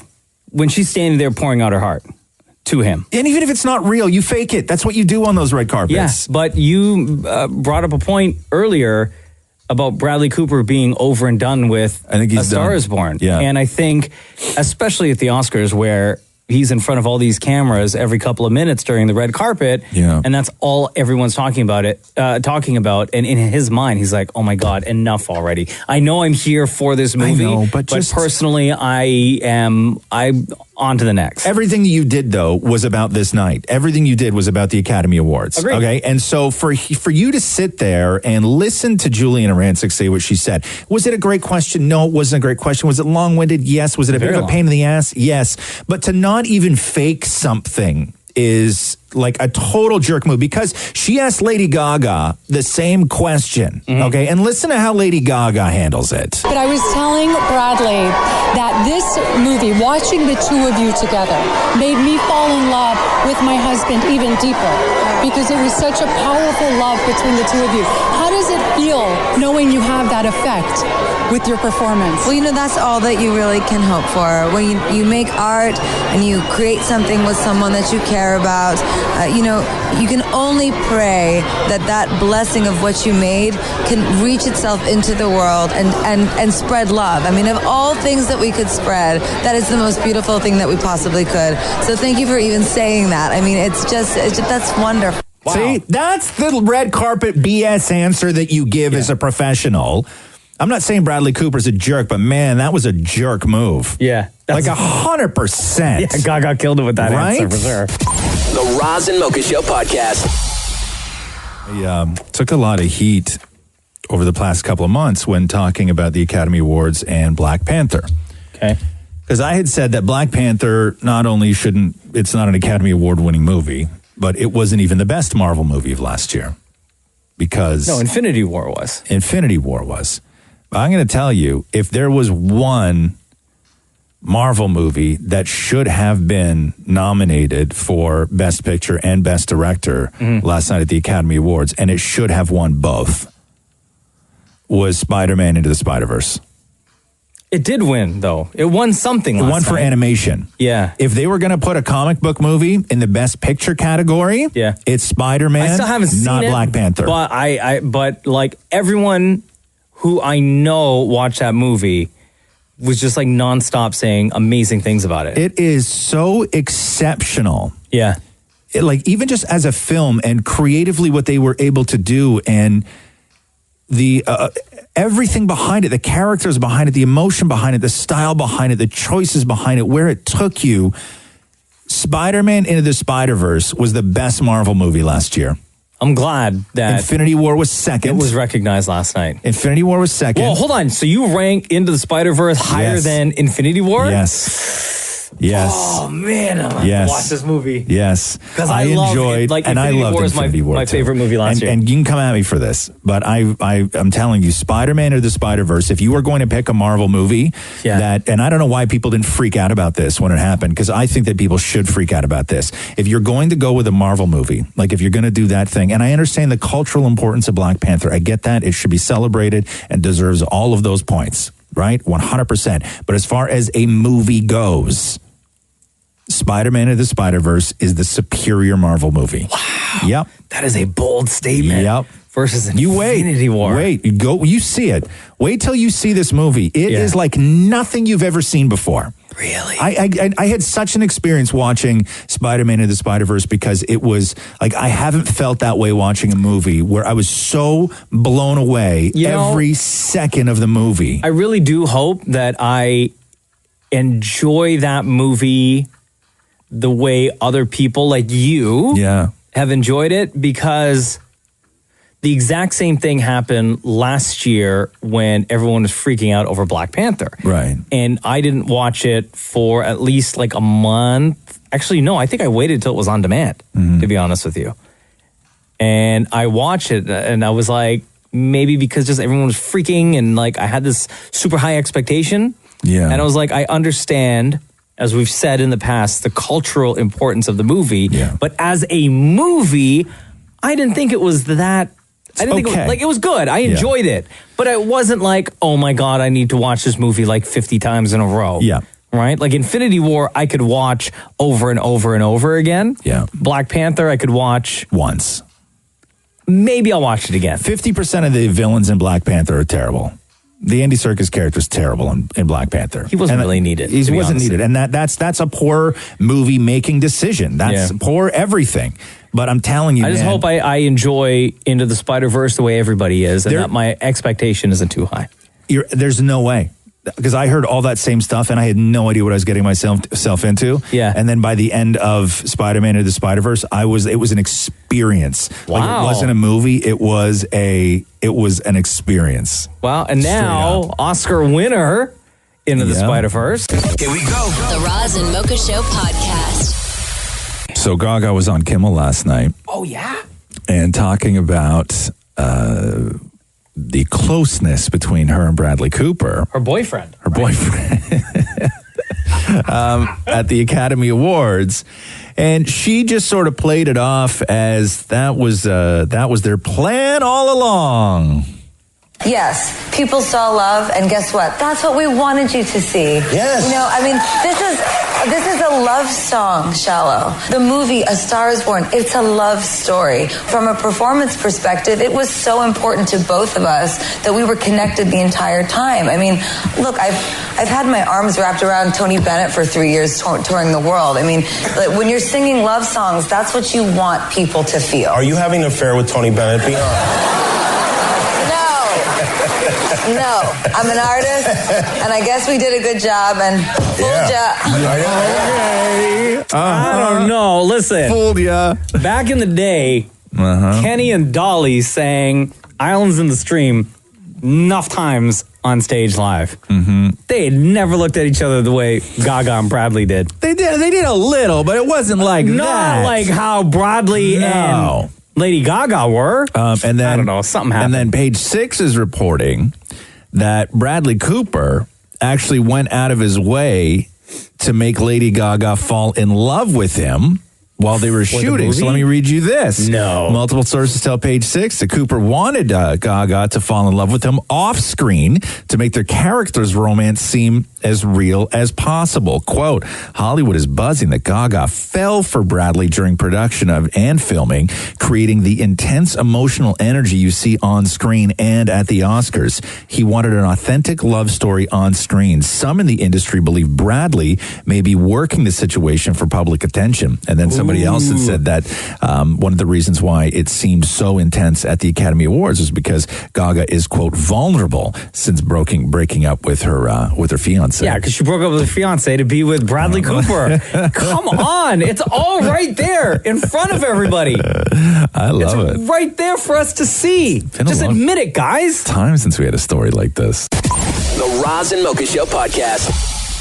Hi, this is Roz Mocha. Who's this? This is Danielle. What's going on, Danielle? Not too much. We spoke a little bit yesterday. Oh, okay. And I wanted to finish up our conversation with Maury and ask him about his mystery man at his Oscars party from Sunday. Oh, yeah. Maury had a special guest over at the condo. We, Matthew and I, my husband, did have a mystery man over to the house. Okay. He's straight.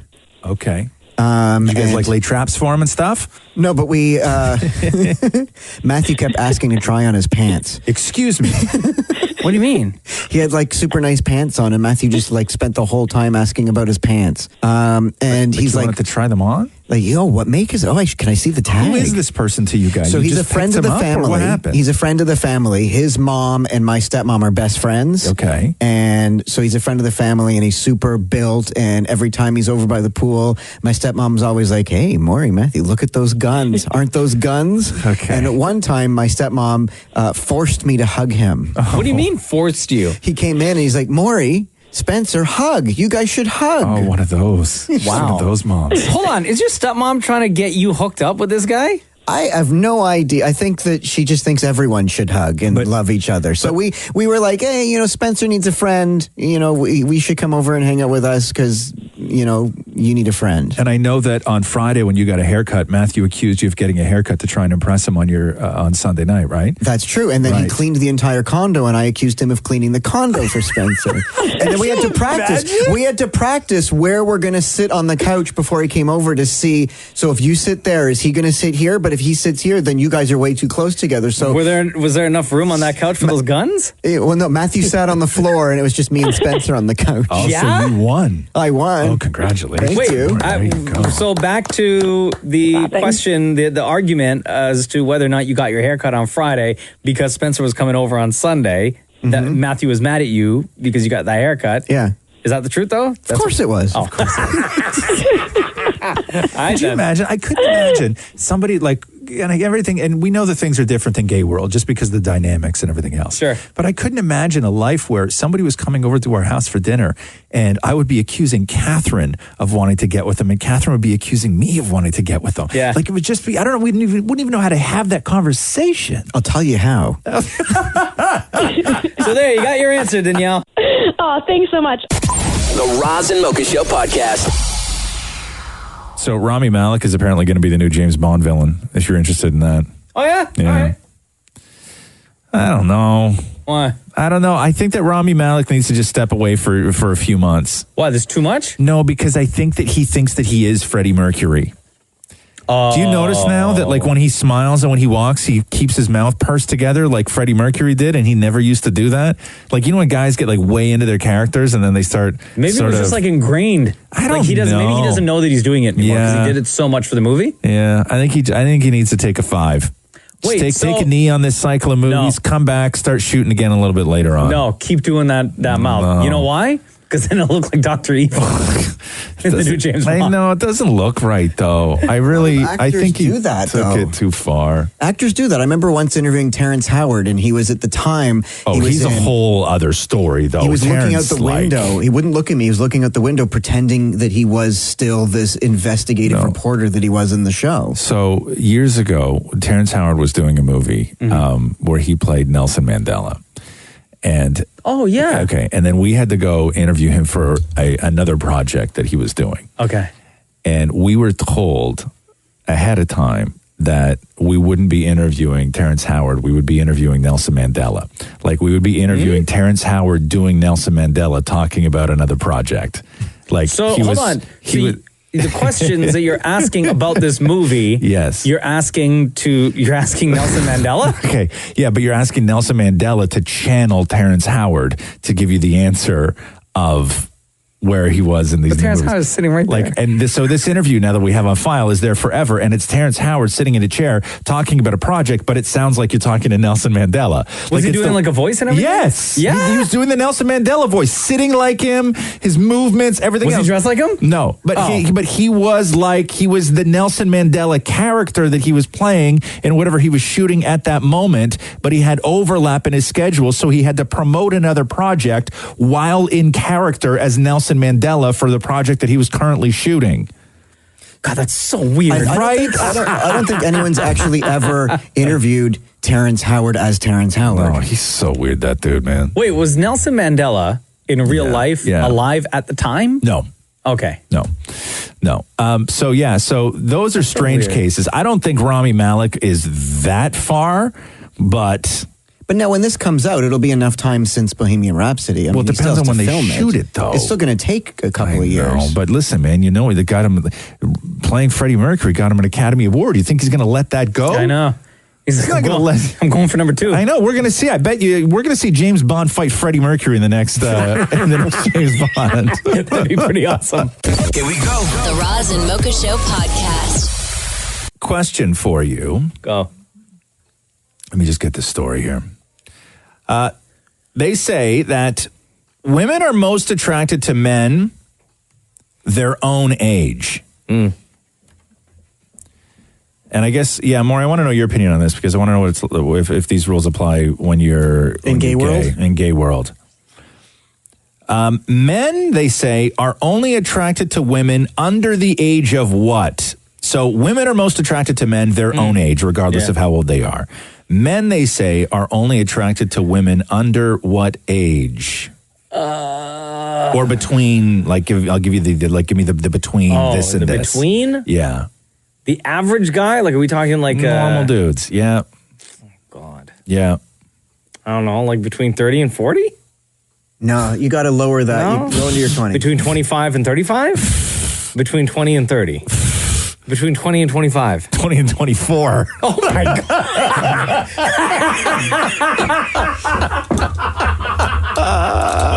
That falls. That's you and Catherine, right? What's that? You met Catherine when she was how old?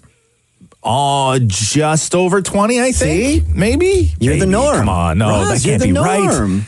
That can't be right. No, yeah, but hey, I guess listen, it was. when I met Jenna, she was still like mid-20s. She was like 26 or something. Yeah. I met Matthew. He was 24. 24. So what is it like in gay world then? It's men like them younger in gay world, but thing how does is, that work though? That's like a circle that you can't. That's like a race continuum. you can't win. It's a continuum. But my theory when is every this. guy likes a younger guy, then no one's going to be older. Right. No, you're never going to win. Yeah. No. It's whoever's courting who. Like if I'm courting you and you're younger, you go with it. Oh, so whoever is like whoever's doing the hitting oning. Right. But also the theory is this: if you get the person young, because you don't like them older, but if you get the person when they're young and they grow old with you, then it's okay. But you will always be older. Exactly. But they're also until growing they older, dump you for somebody younger and do which the thing that happens you did all the time in this world. Right. I mean, it happens in straight world too. I mean, I don't think it's exclusive to the gay world. Yeah. But yeah, but you age out. Or level up, however you want to look at it. The Roz and Mocha Show podcast. Hello? Yes, hello. I'm looking to speak to either Jen or Mel, please. Oh, you got us both here. Jen and Mel, it's your boyfriends, Roz and Mocha. What's up? Oh my God.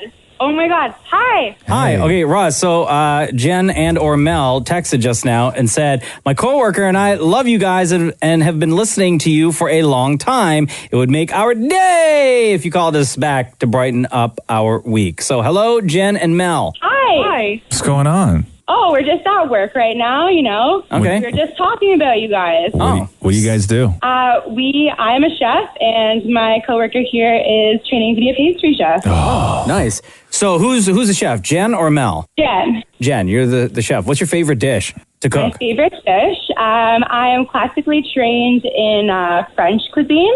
Okay. So definitely duck confit for sure. Wow. Ooh. Yeah. No. And Mel, you are training to be what? A pastry chef? Yep. What's your favorite to make?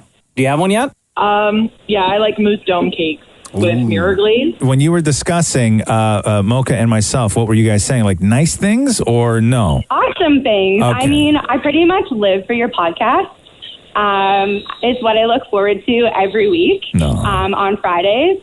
This is like a little bit personal, but I deal with a lot of like mental illnesses. Mm-hmm. So like I have a panic disorder and anxiety and depression and all of that. And sometimes I just really feel like hermiting and whatnot. And you guys you make me laugh and you kind of like put me in this space where I just feel good. So yeah, it's just about that. What? Let's go through the disorders here real quick. What do you deal with on a daily basis? I have a panic disorder. Yeah.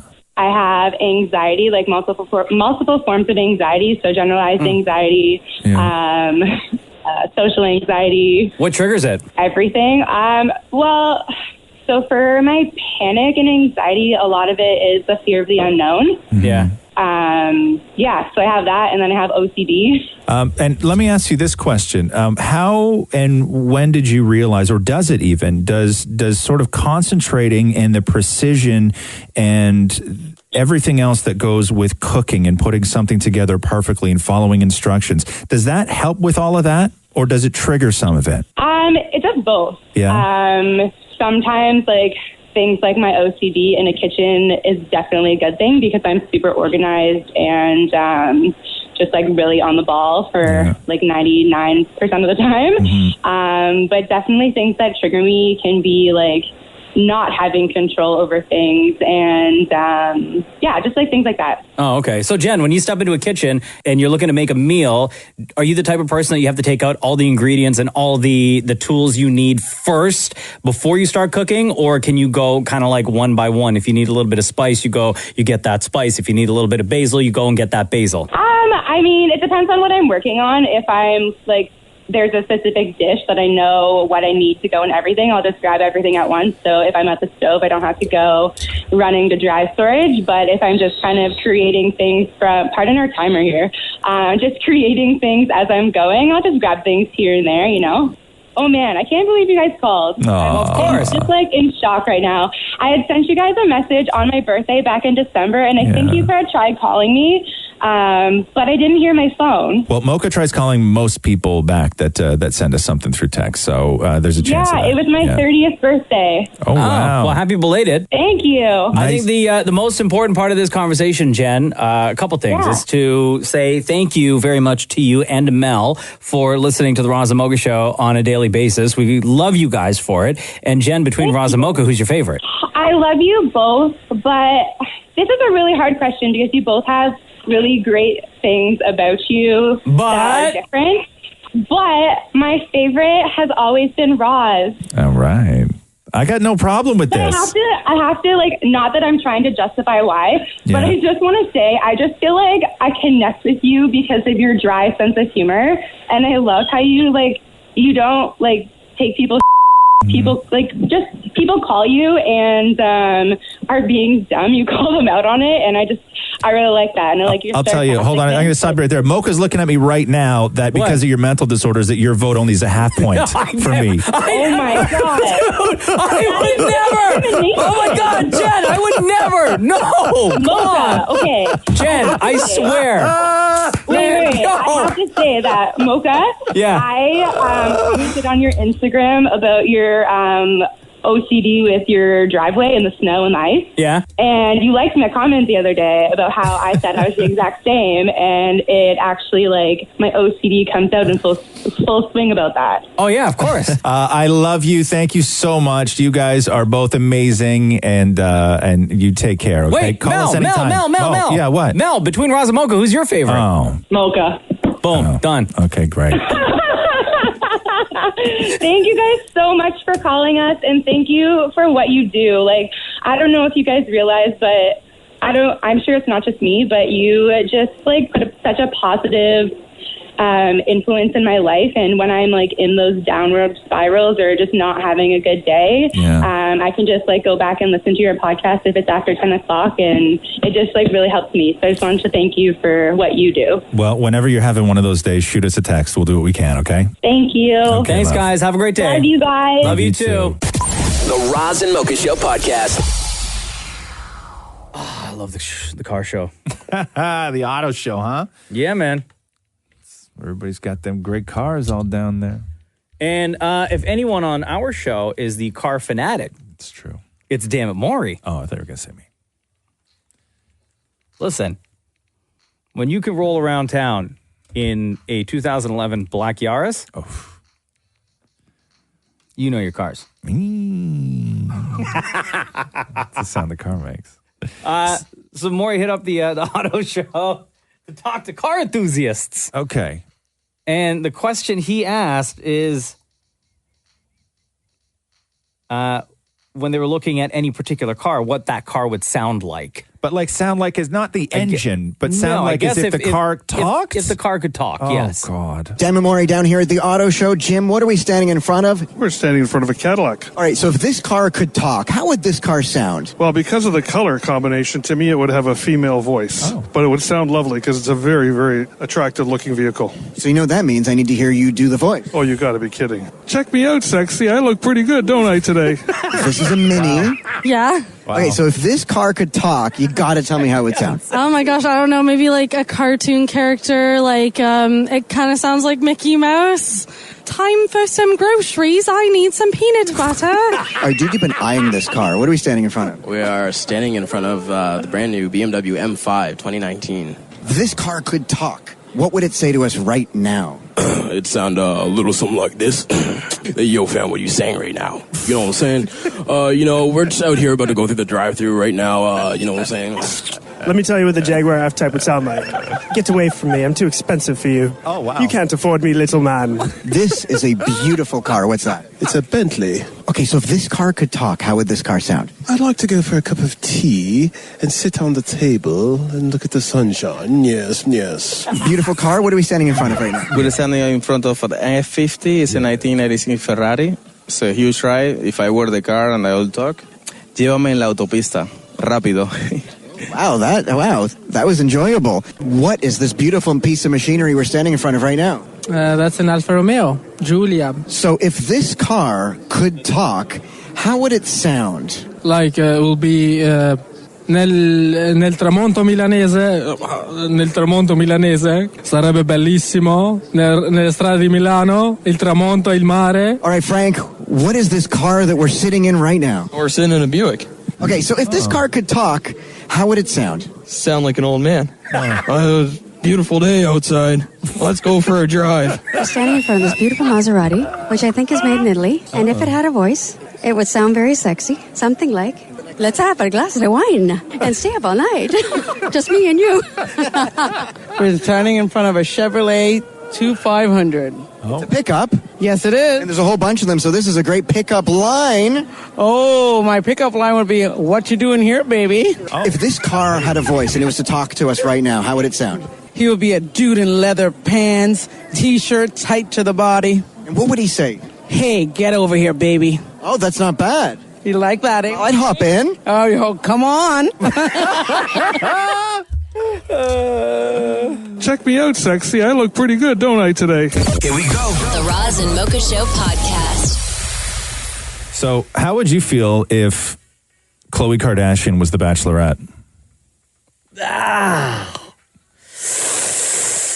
I don't like it. No? No, I can't get behind that. So I mean, she is my favorite out of all the Kardashian clan. Yeah. I'm Team Khloe all day. Really, huh? Guys seem to really want to get away from her, though. So how the hell is she going to be on The Bachelorette? Solo. I don't know. So Mike Fleiss, the guy behind The Bachelorette, I guess he tweeted out saying that he was in talks with Kris Jenner about having Khloe on as The Bachelorette. And then Kim Kardashian tweeted, fake effing news big time. And then Fleiss fired back saying that Kim wouldn't know since he was dealing with Chris and Chloe. And then so Kim posted a screenshot of a text exchange where Chris denied that they were in talks to do The Bachelorette. And then Chloe just simply chimed in with, ew. That's a real adult move right there. Then Chloe tweeted at Mike Fleiss saying, I'm not effing clickbait right now. Stop or you will be hearing from my lawyers. How insensitive. Who said that? Who said how insensitive? How insensitive? No, you're thinking about how rude. Oh, yeah, How that's rude. Who said that? That was Stephanie Tanner on Full House. Right. So how rude. And then at that point, Fleiss decided to drop it, and then he just simply ended by saying this. This is about helping people find true love, nothing more. One of the things we look for in choosing The Bachelorette is a great sense of humor. Might be time to look elsewhere. Oh, how rude. How rude. Yeah, so it's looking like it's not going to happen. Like, even Yeah. everything that happens with the Kardashians online, like everything I see on Twitter and or Instagram that's not an ad for something, I assume is for the purpose of it being revealed on their television show months and months later. Like, didn't one of those guys go to the bunny ranch to just die because he was so sick of her? Yeah, Lamar. Right? Lamar Odom. You know what I mean? And I felt real bad for that guy. When you're doing that, when you're at that point in life. Yeah. Like, you really got to. When you try your only escape from really the Kardashian family is to hit up the bunny ranch. Jeez, man. The Roz and Mocha Show podcast. Hey, you got nail clippers in your purse? No, why? You need, what happened? I just cracked a nail. I know it sounds weird. Really? On my left hand middle finger. How long are your My nails are nails? long. I haven't cut them in a while, yeah. Well, let me see. I even went to Vegas like this and I didn't clip them. Look. And you show a lot of fingernail when you're in Vegas because, like, your hands on the tables, you're handling chips and everything. Oh, yeah, you got some real long nails, girl. But they're nice though, right? Well, yeah, I mean, I file sure. Yeah. You file too, I huh? do, yeah, of course. You think I want jagged-ass nails? Well, I mean, why don't you bite it? What? I used to bite my nails. Oh, gross. You can't do it, huh? No, I can't. No. Maury, There's come no in way. here for a second. I can't get over there. So tell me how bad the split is on this nail. Here, look at this one right here. This one, this middle one. Maury, why did you come in here with your glasses off? Go get your glasses, Oh Holmes. my God, dude. Don't take your glasses off at work, okay? New rule, please. Yeah, it's weird. Are those new glasses? I've had them for 2 years. Thanks for looking at me. That's like telling. That's you just told your wife she got that her hair looked nice 2 weeks after she got it cut. Are you sure? Those look different. We posed in pictures with me wearing these. Oh, really? Actually, you've already had this conversation before. Nice glasses. Thank you. Yeah, noticeable Maury. That's what you call you. Noticeable Maury. So unique. All right. Yeah. So take a look at that more. Does it require something? Because I don't know if I have clippers in my Oh, you purse. could just totally rip that off. I'm not ripping off my nail. Are you I'll nuts? do it for you. Oh. Could you bite it off? Wouldn't that be great, eh? No, get out of here. You're not biting my nail. Who would ever do that, Maury? Why would you even ever? I was making a joke and you immediately went to grab the man's hand. Yeah, that's Because I would do weird. anything for you. No, it's not for me, man. It's not for me. Anyway, no, I'm sorry. I do not. I have a lot of other things in my purse. Don't rip my nail. No, I was going to gnaw it. No, I have a lot of other things. I can, if you had a cold, I can fix you up. Wait. Yeah. If you had an infection, I could fix you up. Scissors. Yeah, we got Those scissors. are some big scissors. We do have scissors, though. No. Yeah. No, we're not using scissors. No? Whatever, I'll just deal with it. Okay. No, that's the worst. You can't go a whole I'm gonna be work day and distracted. having a big giant like hangnail coming off. I'll be distracted. You can't. You won't be able to work. And you know what's going to happen? Do you have clippers in your locker, Maury? No, I have it home. You're gonna. Can you go home? I won't come back. You're gonna catch it on something. I know. And it's gonna drive you crazy. And it's gonna rip back even farther. You got to take care of that business right now. Okay, give me the scissors. Yeah. Or let Uncle Roz do it. Oh my First of all, God. don't make it weird by giving us names like that. That's so weird. Yeah. Also, cutting your nails is not an intimate thing. Don't make it intimate. And don't call me Uncle Roz. So weird. So weird. What's the name of your uncle that's also a stripper? Oh, Uncle Michael. I'm not Uncle Michael. Okay? You changed ever since you got those new glasses, Maury. The Roz and Mocha Show podcast. Just going through the story here where Taylor Swift fans are speculating that she's going to release an album soon. Like really soon. Okay. Some people are saying Friday. I don't believe that. Yeah? Why? What are the clues? So has she been teasing with like certain pictures? Yeah, so I guess the rumored album, what people are saying is that it's going to be TS7. TS7. Yes. Okay. So Taylor Swift 7. Yeah. And then let me read you this here. So after the Academy Awards, fans started noticing that she was apparently cryptically and subtly posting images on Instagram that referenced the number 7. Okay. So there was a shot of her at an Oscars after party where she was just lying on top of a spiral staircase. Yeah. And fans noticed that she was 7 steps from the bottom. Oh, God. Conveniently sitting 7 steps from the bottom. Yeah. Okay. 9 hours later, she shared a super heavy filtered photo of the LA skyline, and she captioned it with palm tree emojis, and there were 7 of them. Oh yeah, look at this. Okay. Okay. All right. Yeah. Okay, so now you're following me here? Yeah. I think that's all we got. Oh, 1, 2, 3, 4, 5, 6. Oh, yeah. Yeah, so people are based on 2 pictures. Yeah, Wow. so people are saying that that there's new music coming, and some people say that it's going to happen fast too. Really? Yeah. So I don't know, and I'm not so super deep in that world. Like normally, I just sit around, and then when Taylor Swift releases new something, I go all in and learn as much as I can about it. But I can't get into the speculation of whether Taylor Swift is going to release new music. But I'm just saying that those 2 images, 7 steps from the bottom and 7 palm trees, and TS7. Yeah. I'm not saying. Listen, kind of makes sense, man. Maybe the album's going to be called something like palm trees and staircases. Or just 7. Or just 7. Right? There's also that. I would love it if Taylor Swift released new music. I would love it. Yeah. I really would. I love Pink's new song. Oh, Pink's new song is great. And I think that if Taylor Swift's going to release new music, it should go back to, it should be fun. Yeah. It shouldn't be like, she should come in and just kind of shake up everybody who's refusing fun in music right now. Yeah. She really, really should. So hopefully on Friday we'll get new music and a new album from Ms. 2. I heard 2 albums. Oh, 2 I now. heard 2 albums. My God. The Roz and Mocha Show podcast. Do you have a prenup with your wife or no? No. No? Why? I don't know. I was just curious. Oh. Because I'm going through the story right here where people are signing dating prenups. Like what? Not even marriage prenups, but dating prenups. Get out of now, here. I don't know what you get out of that. Like, I don't know if it's necessarily where there's ramifications, but I think what it is that people are laying out their wants and needs even before they get into a relationship, let alone a marriage. Oh, God. Let me read this to you. This is so ridiculous. Couples have started signing dating prenups. That's where they basically each lay out their demands for the relationship, what they want, what they don't want, and I guess if they accumulate anything during their dating period of who gets what in the breakup. Like, how fast are you accumulating things? Love, isn't it great?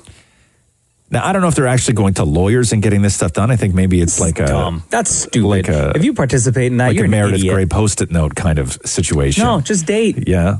Well, people, listen, man. No, that's stupid. All right. But it's a dumb idea. No, I think it saves a lot of stress. I think it's a great idea. But you don't have a dumb prenup. idea. No, but I didn't know about this till now. But why don't you have a prenup? Oh, because I've mentioned it before, and Matthew laughs, going, "I don't want any of your stuff." Oh, what of Matthew's stuff would you want? Oh, I don't want any of his stuff. But we've put Post-its sometimes on things that we have accumulated together that, on a Saturday night when we're discussing what if we were to get a divorce. Do you guys sit around in your free time, like when other couples are like hanging out and loving each other, discussing who would get what in a divorce? And what we want to be buried in if one of us dies first so that we know. That's so unhealthy. Yeah. No, it's so unhealthy. so important. It's not important to go through. So what do you get if you guys split? You already know this? Oh, absolutely. Okay. So I get the dining room table and chairs and the TV and the computer. Right. He gets the bed, the headboard, all of the... You're getting choked up already? Yeah, so sad, He gets what? The bed, the headboard. All the lighting, I would all the assume fixtures. he would get the headboard if he gets the bed. Yeah. Well, they're two separate things. Right. What about the mattress? Does he get a mattress or you get the mattress? Oh, I guess that's up for grabs. It's so old. But all the lighting fixtures and everything like that go to him. Yeah. Jeez, man. You shouldn't already know this stuff. What about But that way, if it ever happens... What about the curtain rod that you guys spent $2,000 on? Still in the box. Still in the box? Yeah, we can't afford the curtains. Oh, my God. They have a $2,000 metal tube sitting in a box in the condo. Wow, if that's not real love, I don't know what it is. The Roz and Mocha Show podcast. The date today is... Feb 26th. Today's Pistachio Day. Oh. Today is also National Tell a Fairy Tale Day. Okay. And your resident fairy is ready. Oh, wow. More. Did you write something or are you going with an old classic fairy tale? Oh, no. I like to be original. I just took a peek over at what Maury has prepared and it looks long. It's 16 font, so don't judge. It looks long. No, it's really not. That's not... That's like a book. We don't have that kind of time. Let's get into it. Long. Can you summarize? No. Oh man! I wish you showed it to me before. Had I known it was so long, I never would have done this. That's what she said. Stop it. Okay, so it's Fairy Tale Day. Damn it, Maury, the floor is yours. Okay. What's the title? I don't know. Here we go. Hold on, you wrote a story and you didn't even give it a title? I don't want to say the title yet because then it'll give away what it's about. Okay. A long, long time ago, in a small town of whatchamacallit in Colorado, Sandy was having a hard time getting her daughter to tell the truth. How far is that from Denver? Just let him do the thing, man. Honestly, we got no time for this. Just curious. You guys aren't into this. I don't have to read No, this. I'm totally into this. Look at this face. Okay, start again. Okay, go. A long, long time ago, in a small town of whatchamacallit, Colorado, Sandy was having a hard time getting her daughter to tell the truth. She would lie about everything. Did you eat the last banana? She said, and Jennifer would say, no, it wasn't me, she replied. Did you drop crumbs on the sofa? No, it wasn't me, she replied. Did you not rinse your knife after using it for peanut butter? No, it wasn't me, she replied. How was Sandy even going to find out the truth? How? Jennifer's birthday had fast approached and she finally got what she always wanted, her very own karaoke machine. They would sing together all the time. But Sandy knew the lies were still there, however. One night, while Jennifer was singing in the living room, Sandy was in the kitchen preparing dinner and noticed spilled milk on the counter. Jennifer, did you spill the milk on the counter? Jennifer says into her karaoke machine's microphone, no. However, shockingly, it came out as yes. Sandy was thrilled that she finally told the truth. But Jennifer started to cry. What's wrong, honey? I said no, but it came out as yes. And they tried it again. She held the microphone up to her mouth and she said no. And again, it came out as yes. Sandy tried another question. Jennifer, did you leave crumbs on the floor? Jennifer said into the microphone no. And it came out as yes. They realized it was the karaoke machine that was changing her answers from lies to truths. From this day forward, anytime Sandy needed the truth, she would tell Jennifer to say it into the microphone of the magic truth machine.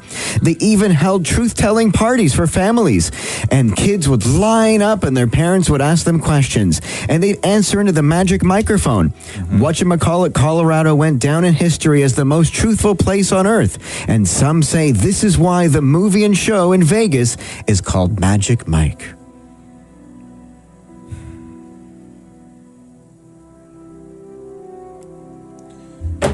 Okay. Wow. Okay, thanks. What happened? Oh, are you done? Yeah. Oh, cool. So, I just walked out of the room. So what happened? Jennifer and Mike got married? What happened? They got married or no? What happened? They did not get married. What happened to the microphone? I said at the end of the story. What happened to it? You said something about Jennifer and Mike. Yeah. No, I did not say anything about Jennifer and Mike. It was the magic microphone. Jennifer was the daughter. Oh. Wait, what was a microphone? Where was the microphone? I'll post it online. You can listen later. I'll plot that. Hey, that's all right. Thank great. you, Maury. So it's National Fairy Tale Day. Thank you so much, Dan. What, Mark? Listen, man. So rude. What's so rude? I wrote that and you didn't even listen. It's so long. It was, though. Listen, I appreciate the effort. Everybody listening enjoyed it, I'm sure. Yeah, look, let's see how many texts we got. Yeah. Right? If you want reaction, we'll get you some great reaction. Hang tight 1 sec. We'll come back and we'll get you some great reaction to Fairy Tale Day. There are no texts, by the way. Well, hold on. Just give it a second. What's the text number? 925-555. Okay, 925-555. We'll get Maury some good texts. Maury, look. He's seriously upset right now. We are getting a lot of texts about WWE, though. Okay, yeah. It was an incredible Raw Let's not go down that road. We'll wait for the text to come in. We'll get you some good ones. Don't sweat it, Maury. Oh, he's so upset. Like, he's legitimately upset right now. Maury, don't be upset. What's the matter with you? I used to do fairy tales on the show, and you guys would laugh. But it wasn't funny. I sent this to Shem, and he thought it was hilarious. But it wasn't funny. Like, we would laugh when you would write something funny. Kids lined up to tell truth into a karaoke machine isn't funny to you? No, it's not. There's a karaoke machine in the story? Yeah, Magic Mike. Oh. Right. Got it. Listen, no offense, more. You do a lot of funny stuff, man. That wasn't funny. Cool story, bro. Tell it again. Oh, no. No, don't. Hey, Kiss, it's Roz Mocha. Listen, I think you guys are being really mean to Maury. I loved his fairy tale. That's what I said. I said I'm sure there's a lot of people that loved it. Yes, it was actually very creative coming from Maury. Okay. Maury, come in and talk to your fans, man. What are you doing in there? Are you? No, come in and talk to the fans. April, what's going on Maury with you? is like for real. He's for real upset. Right now. It's very rare that Maury gets like for real upset. Okay, Well, Maury. you guys are kind of mean to him. Come on. Listen. How is that mean? How is that mean? We just gave him You 5 didn't minutes. even hear the end of the story. Jennifer got married to Mike. So long. Listen, Jennifer, what's your name? It's April. April, was it long? It was long, but it was nice. I actually liked it. It was creative. I'm not saying it wasn't nice, right? I'm not saying it wasn't nice. It was a cute story, and he should have got more appreciation for it. Sure, but I will just say this, and that is oftentimes when Maury does prepare something like this for the show, it is hysterical. And every now and then, every couple years, Maury prepares something that is like from the heart or trying to make a statement or whatever it is that he's trying to do. And I'm not saying it's not good. I'm just saying it's not funny. I thought this was funny. It's a karaoke machine that changes your answer to the truth. Right. But what's the funny part? Find the funny part in there. Read me something funny. Did you hear the end? Read me something funny in the story. Sure. And it went down in history as the most truthful place on earth. Some say this is why the movie and show in Vegas is called Magic Mike. No, read from the story. Read me something funny. From the giant story. That's the very end. That's your punchline. That was funny. Okay. And it's Read a fairy me tale, and it's something. imagination. So. Read me something funny from the story. Like, what would you have liked us to laugh at? The part where she said in the microphone no, and it came out as yes. Hilarious. They're laughing. Look, I'm laughing. I'm laughing, bro. That's not a real laugh. You're laughing because I want to hear a laugh. No, it's a real laugh, It's man. funny. I love your story. No. I'd love for you to read it again. Roz and Mocha's Fix My Life. What advice can you guys give me? Okay, so my question is... Got a problem you can't fix? Roz and Mocha got you. Hi, Kristen. What's going on? It's Roz and Mocha. Good, you? Good. So, Kristen, you wrote us this. Oh, man, there's trouble in Friendland. Roz and Mocha FML. I think my friendship with my best friend is over. And we've been friends for 8 years. Early in February, you went to visit her in Oshawa. Where are you from? Stillville. Okay. You went to pick up dinner in her car. Then you ran out of gas on a busy road after she already knew that you guys were low on gas and after you'd already passed 3 gas stations. After the car died, she was freaking out. And then your dad came with gas and then helped you guys out, but then you still had to wait for CEA. So basically you saved the day and your old man was the one who sort of came to help you guys out, and you haven't heard from her since. Not a thank you, not a nothing, right? Yeah, nothing. Oh, is this like out of character for her though? Like if you've known each other for 8 years, is she pretty much like this where, all right, yeah, the car's running low on gas. Oh, there's a gas station. You know what? I'm going to ride it out a little bit. I have enough to make it to another gas station. Or like, is she very kind of like this already? Yeah, she's been pretty irresponsible, I guess. Like, at least thought that she'd say thank you to my dad. She expected there to already be gas in the jerry can when there was a gas station just down the road. Right. What was your relationship like before this night? It was like really good. Like, I knew that me living about an hour away had some strain on it. Like, I remember in June I said, hey, since I work with the school board, I have summers off. Let's hang out. She's like, oh yeah, I can't hang out until the end of September. And she works part-time. How often had you guys seen each other before this night? So before I moved to Stouffville, we would see each other at least once or twice a month, and then it got less than that, like maybe like once every 3 months, and then now it's been like a year. Okay. How old are you, Kristen? I'm 22. Okay. So you guys had been drifting apart. Yeah. Okay. And so I think that that's what more of what this is than one night where she ran out of gas and your dad came to help and she hasn't apologized. I think that you guys had slowly been seeing your relationship fray and just grow apart and that kind of thing. And it's a night like this night where you run out of gas, your dad helps, that you're now upset because she didn't say thank you. She hasn't acknowledged what you did for her. And maybe to her, this was the sort of end of the relationship. And the problem when friends break up is that normally if you're in a relationship, like if you're in a relationship with a guy and you break up with that guy, your best friend is the one that you talk to about it. So when you're best friends and you break up, who do you talk to about it? Like best friend breakups are almost as difficult, oftentimes as difficult as the sort of relationship breakups. Now, do you want to do anything to fix this relationship or no? I feel like until I get a thank you or until like she says, like realizes like, hey, that night was really awkward, you know, sorry if I made you feel uncomfortable. Like, I don't feel like there's like any point in me putting any effort in because I feel like I've tried so much in like the past year and I've got nothing in return. It sounds like to me you're coming to terms with living without her. Yeah. I think your friend, ex-friend now, has come to terms a long time ago that you are no longer an important person in her life. I think so. Yeah, no, like her and I have, like I gave her some tough love like a year ago or so because she was going to get a dog with her boyfriend of 2 months.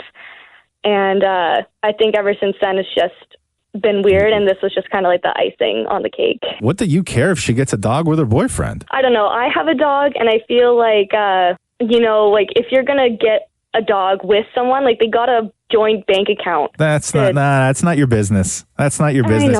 You sound like the busy one in the relationship. I'm kind of starting to see why it all goes downhill now. Maybe she is pulling away from you because you're sticking your nose in her business, in her private life like that, and trying to tell her what to do. Yeah. So what was her reaction after you gave her, as you said, tough love? She handled it fine because she knows that I don't normally do that. It's kind of out of character for me to do that. Yeah. Because she moves on from guy to guy very fast. Oh, judgy. Wow, Holy. Damn, girl. Okay. Listen, you sound like you got a little bit of busy in you. And maybe that's a turnoff for her in a relationship or a friendship. You seem like you can live without the girl. Maybe we're looking at friendship wrong. Maybe friends aren't forever. We've said this before on this show. Maybe friends aren't forever. Maybe the friends you have can be really impactful and passionate and make great impressions on you, but they're not for life. Okay? Maybe friends aren't for life. Maybe some are. Let's say some aren't. Maybe this is one of those ones that somebody comes into your life, you love them, they shake up your life a little bit, you learn something about them, you learn something about yourself, and then you each move on. Yeah. No, I think you're right. Yeah. All right, Kristen? I think I've learned. Yeah. Well, thank you for joining us on Roz Mocha's FML. Okay, thank you so much. Roz and Mocha's Fix My Life, only on Kiss. Hello? Emily, it's Roz Mocha. Oh my God, hi. Hi, how are you? Good, how are you? Good. Okay, Roz, Emily hit me up, DM'd me actually, and said, can I try and explain why Roz is my favorite without it turning into a roast? Oh. So, Emily, I promise you, and I promise you, Roz, and everybody listening right now, this will not turn into a roast. Okay. Okay? Yeah. Emily, go ahead. Why is Roz your favorite? Because he always makes like those HR jokes. And my mom works in HR, so I just find it really funny.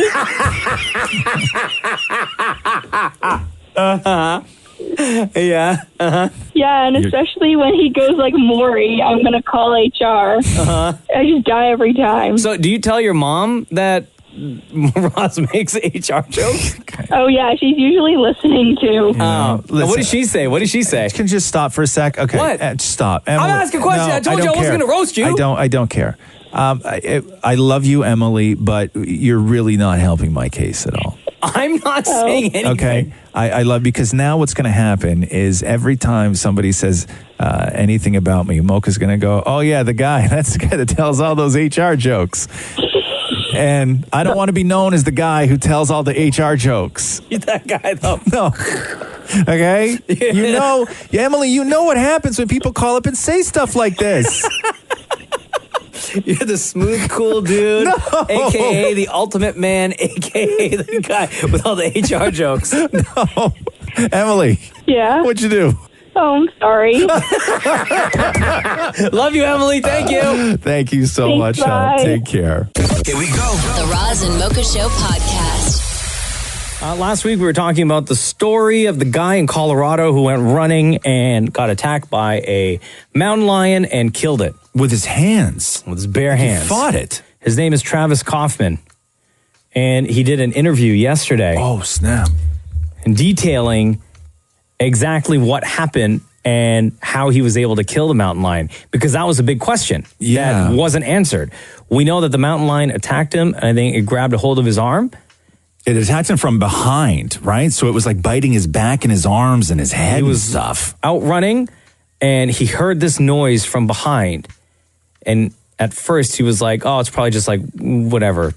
Animal, squirrel, something else back there. Yeah. But then he's like, something is not right about this situation. Turn around, mountain lion grabs his wrist. Oh, my God. This is Travis Kaufman describing what went down.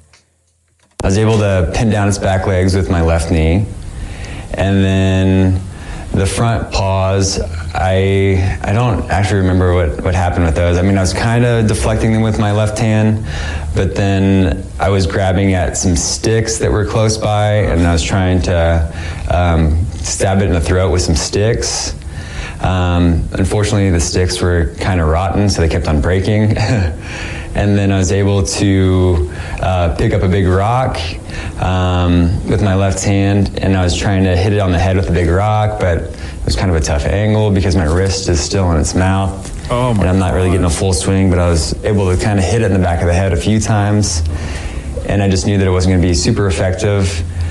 So then I used just a little body weight transition and got my right leg close to my wrist and was able to finally get it onto the cat's neck. And then I stepped on its neck and then eventually was able to suffocate it. Oh, my God.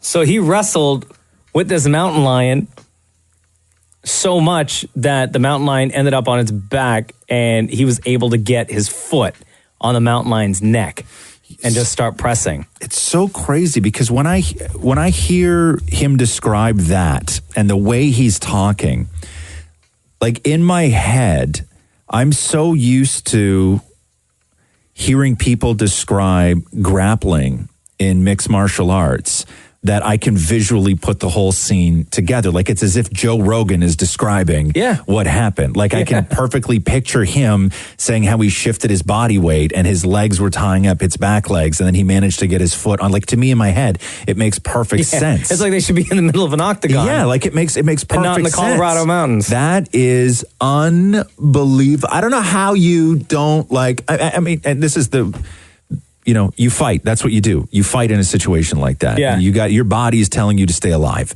and you are going to put yourself in a position of where you are going to give yourself the best chance to stay alive. You're not going to give up in that situation. But to be that particular of realizing that the stick isn't working, the rock isn't working, my hand's in the mouth. What do I do now?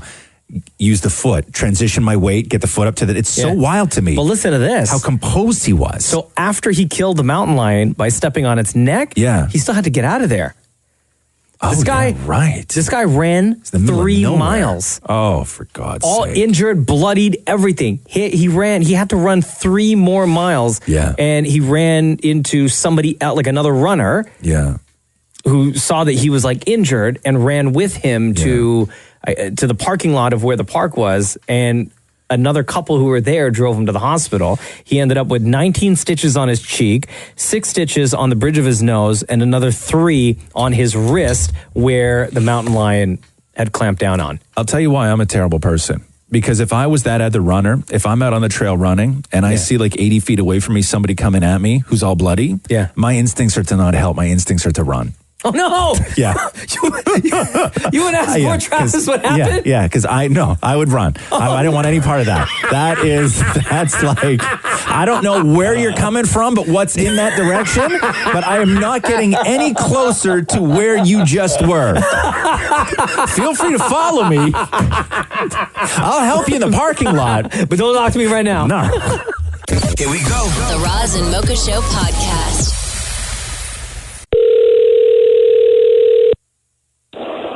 Hello? Yo, Brian, it's Roz Mocha. What's your problem? I had to correct him. Okay, hold on. Stop. Okay, so Roz, Brian texted us, and he was listening to the podcast, right? Yeah.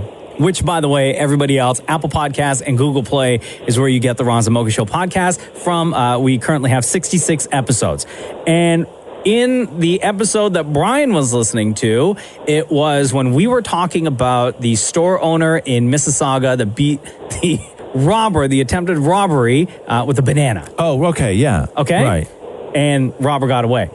So Brian said, I wanted to let Roz know that a group of bananas are called a bunch, not a stack.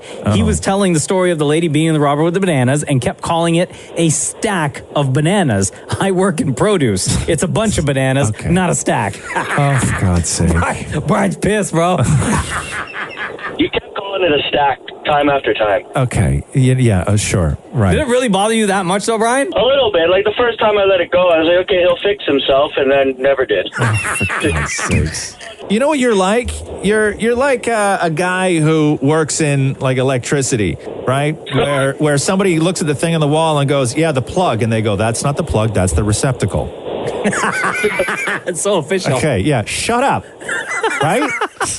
A stack is a stack, bro. No, I've never heard anybody in my life call it a stack. Okay, well, I don't know what to tell you then. Okay, so she hit him with a bunch of bananas. Is that better?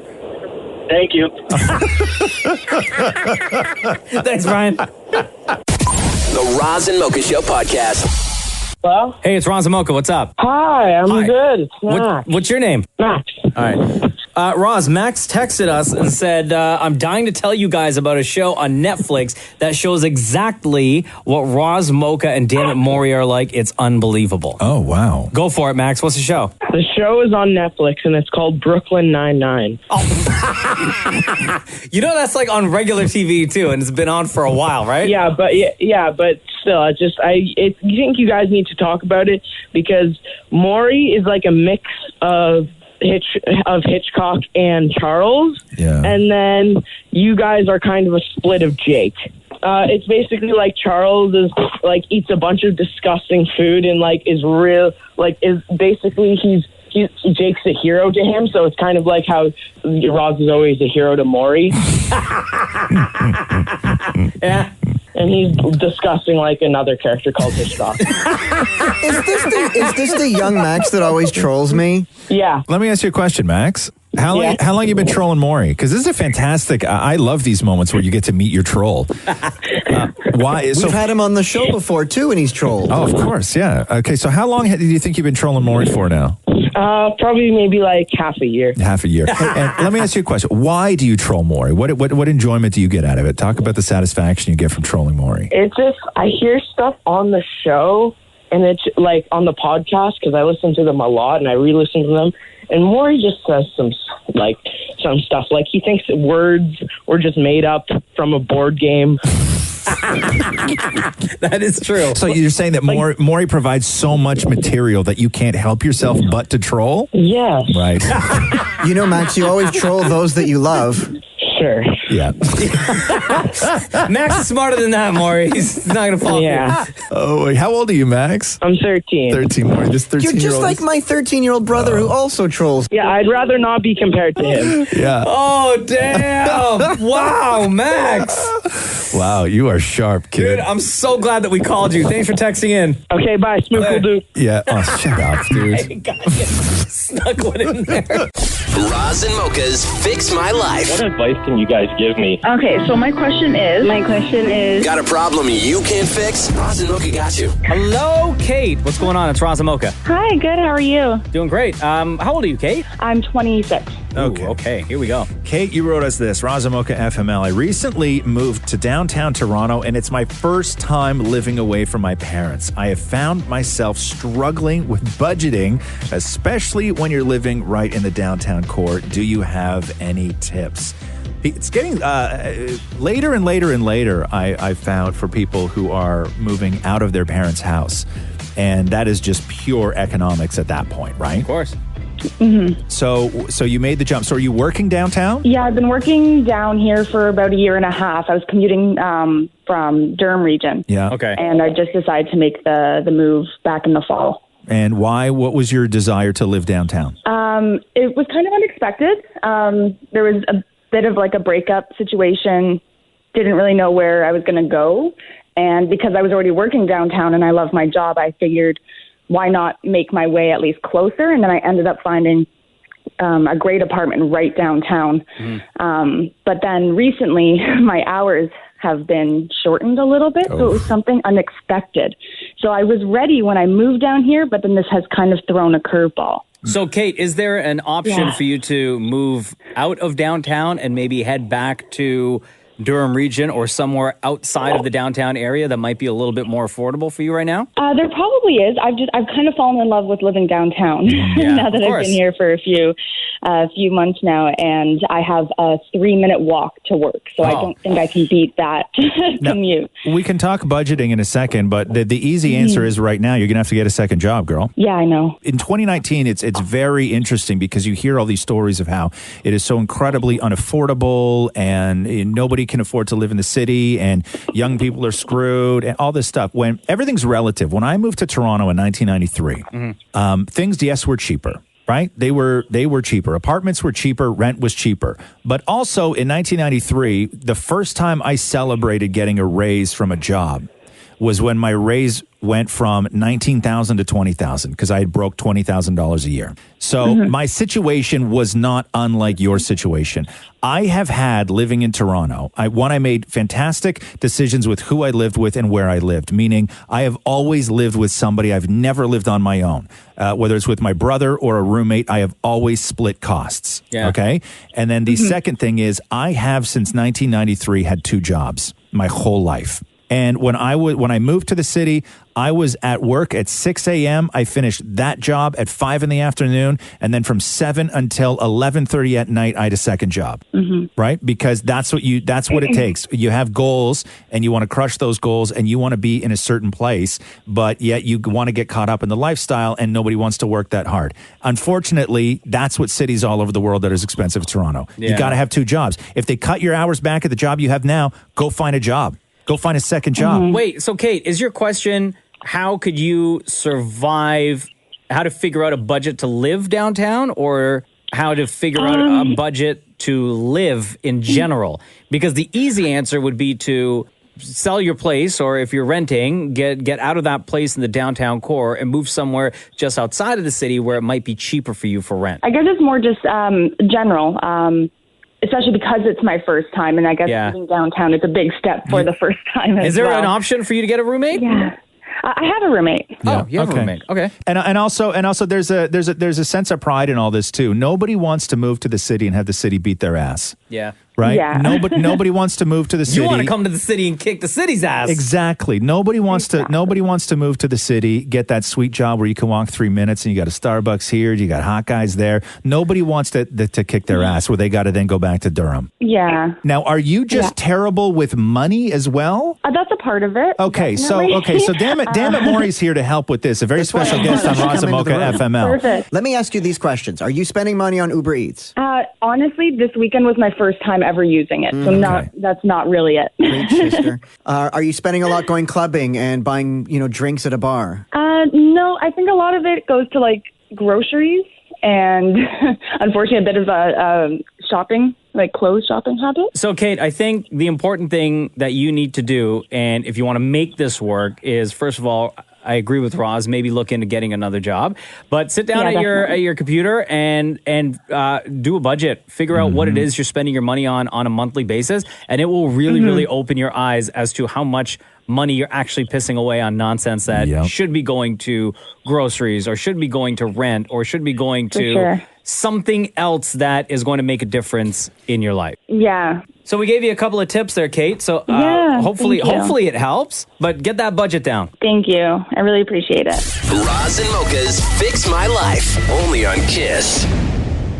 Oh my God, dude. What's that? I never told you the story about how Maury almost hit me with his car. Like you in your car, or you not in your car? Me not in my car. Oh, God. What'd you do now? Let me hear the story. You don't remember almost killing Mocha? No. Dude, I was so mad.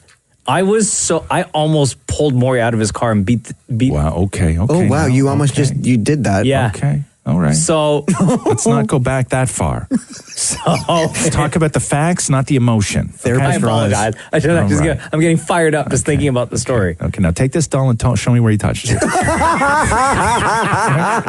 Right here. So the other day, I'm going to get puppets for you two, by the way. Okay? Sometime? Yeah, and now you guys are going to have to make the puppets talk. Do you want me to just bring the Mocha on a stick that I have at my therapist? No. So we all know that Dammit Maury's a terrible driver, right? Oh, we all know that. That's we already not know news. that.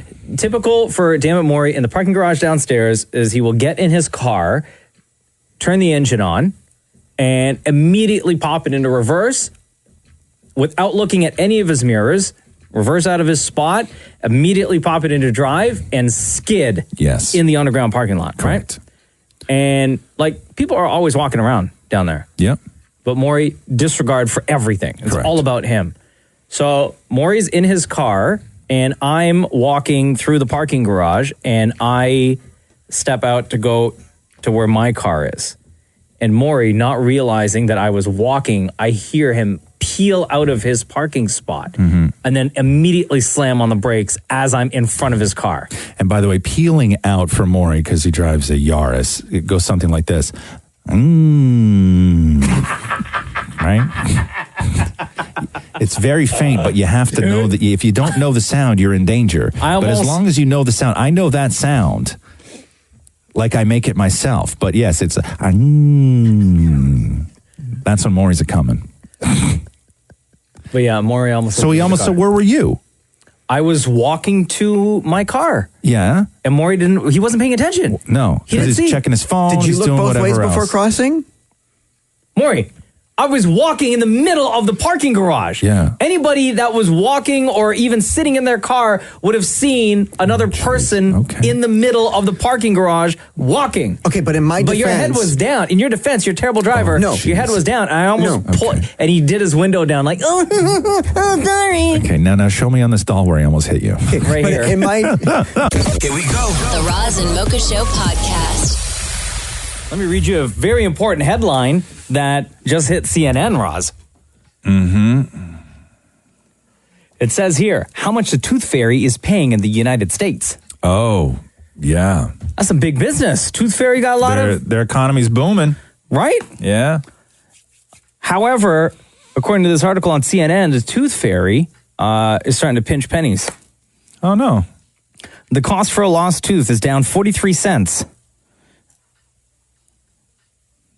The average payout for a tooth is $3.70, while a first lost tooth is worth $4.96. So let's say $5 then.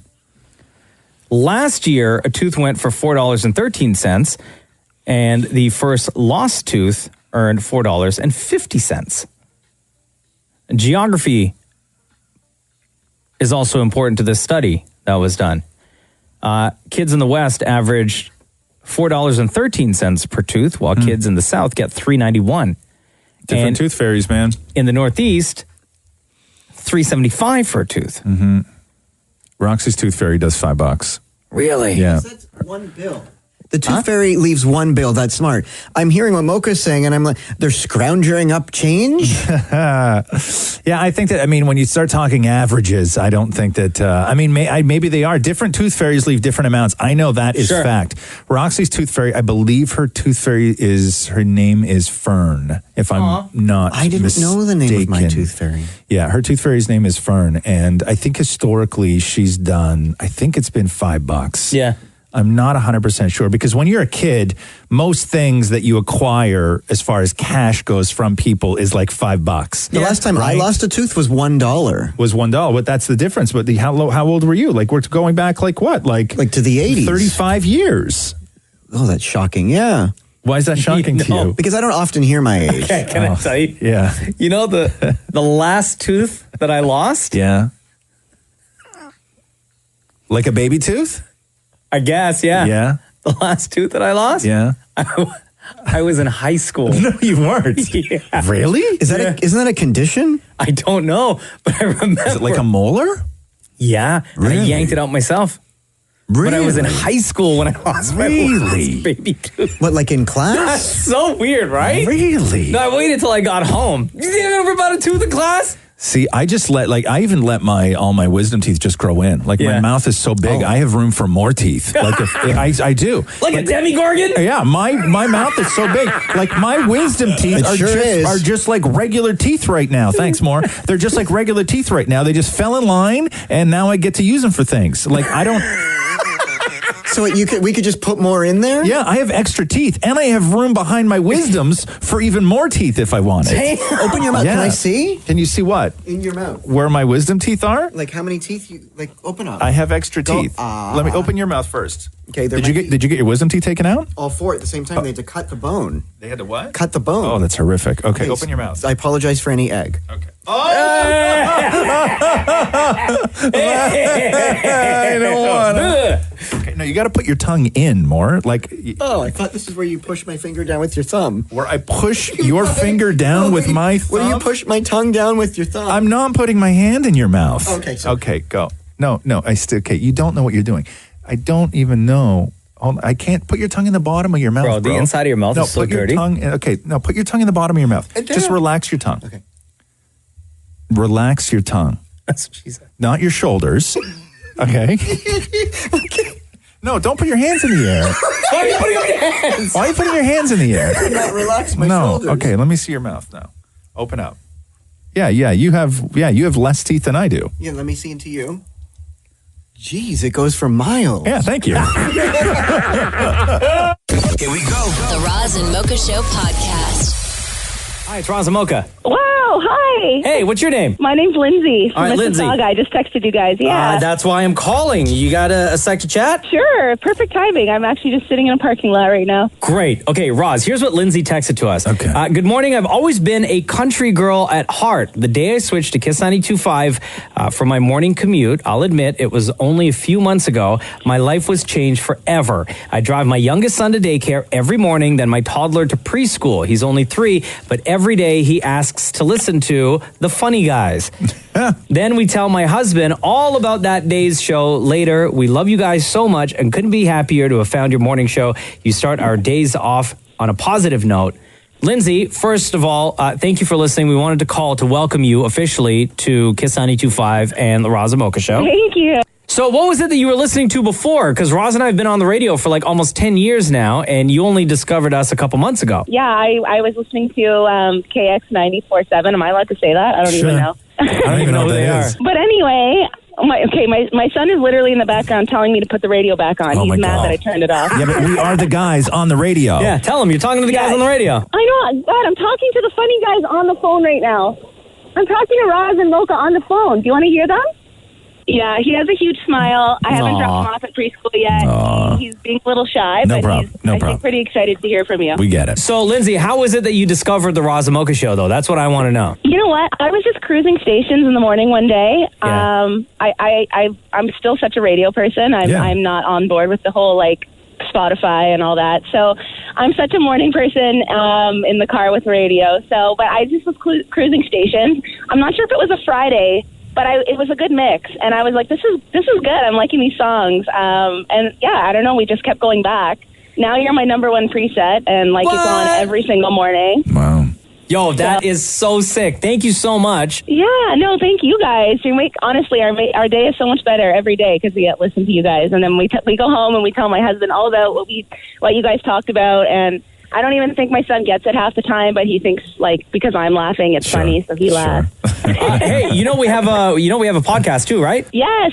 I've actually been meaning to check it out. Okay, there are 66 episodes currently, and a new episode gets released every Friday. Okay. Oh, awesome! Thank you. So, Lindsay, again, officially, welcome to Kiss 92.5. Welcome to the Roz Mocha Show. Thank you for your text, and thank you to your entire family for your support and for listening. Oh, thank you guys. Yeah, no problem. And it's only been a few months, but for real, like between Roz and Mocha, who's your favorite? I knew you were going to ask. I'm so excited about this. I've been thinking about it every day. Like, if I ever talk to them, what am I going to say? And this is so weird, but honestly, like, I love Maury so much that I'm always like, I just want to say Maury. Is that allowed? No. Is he even there right now? No, he's not. He's not allowed? No, he's not. I'm right here! No, he's not even here. He's not even here.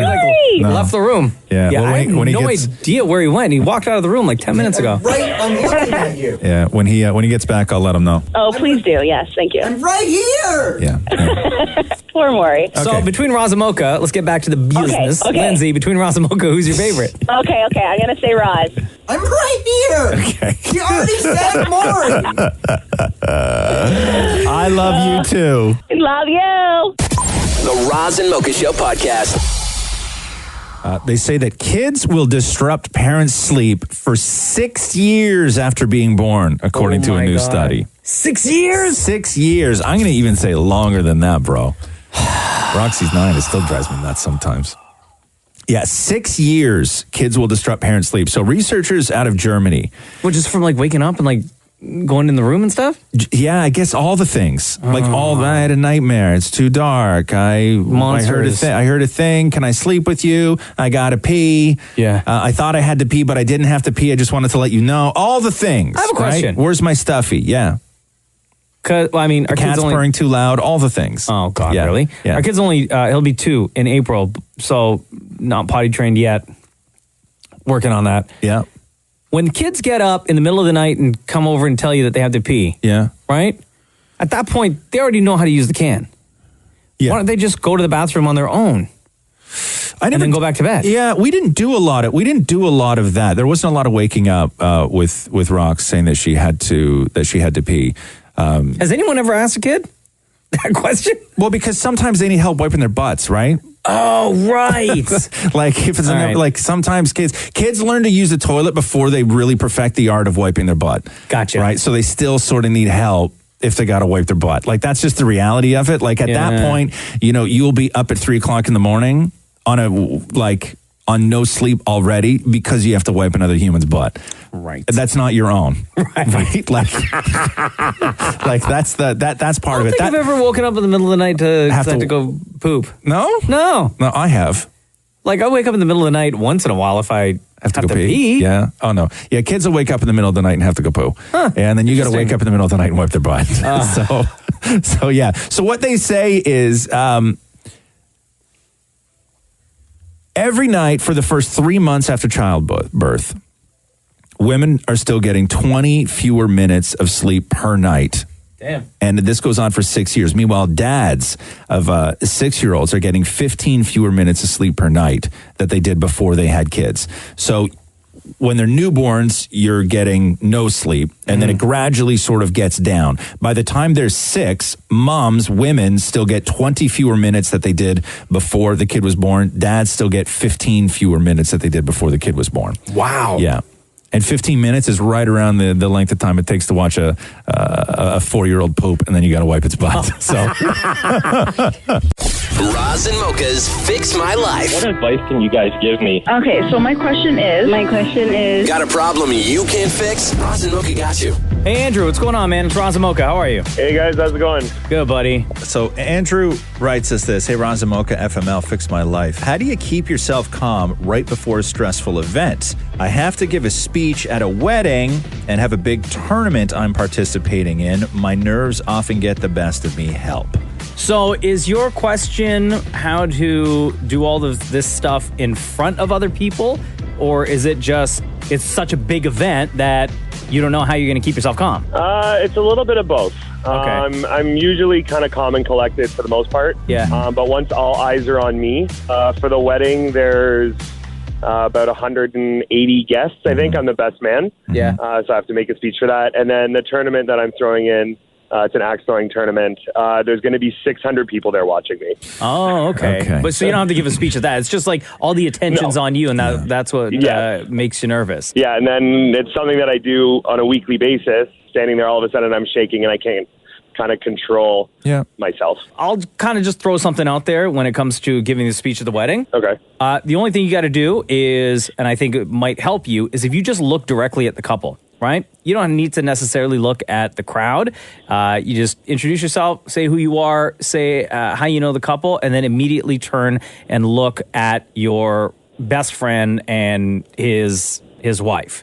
And just talk directly to them, because that's who the speech is about, and you may feel a little bit more comfortable if you look at them as people who you've known for X amount of years, and it might help kind of chill you out a little bit more. Okay. Yep, that makes sense. I'll say this: nerves and anxiety, especially with public speaking and all that kind of thing, that your body is designed to protect you from danger, right? And humiliation is a danger. Humiliation is damaging. So those feelings are your body trying to prevent you from putting yourself in a position in a situation where you might get hurt. One of the key ways to sort of overcome that is to just be extremely prepared, because when you are prepared, you have eliminated so many of the variables that could go wrong and cause humiliation, which is why you're getting those feelings, right? The performance anxiety or the fear of speaking or any of that stuff. So being prepared is one of them. And I will say this about giving a wedding speech. I've been to a lot of weddings. I don't go to weddings anymore, but I've been to a lot of weddings.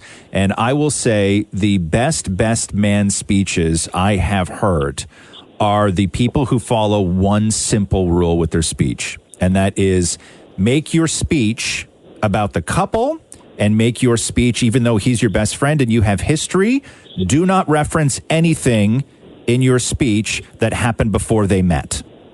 Okay. Make your speech about the couple.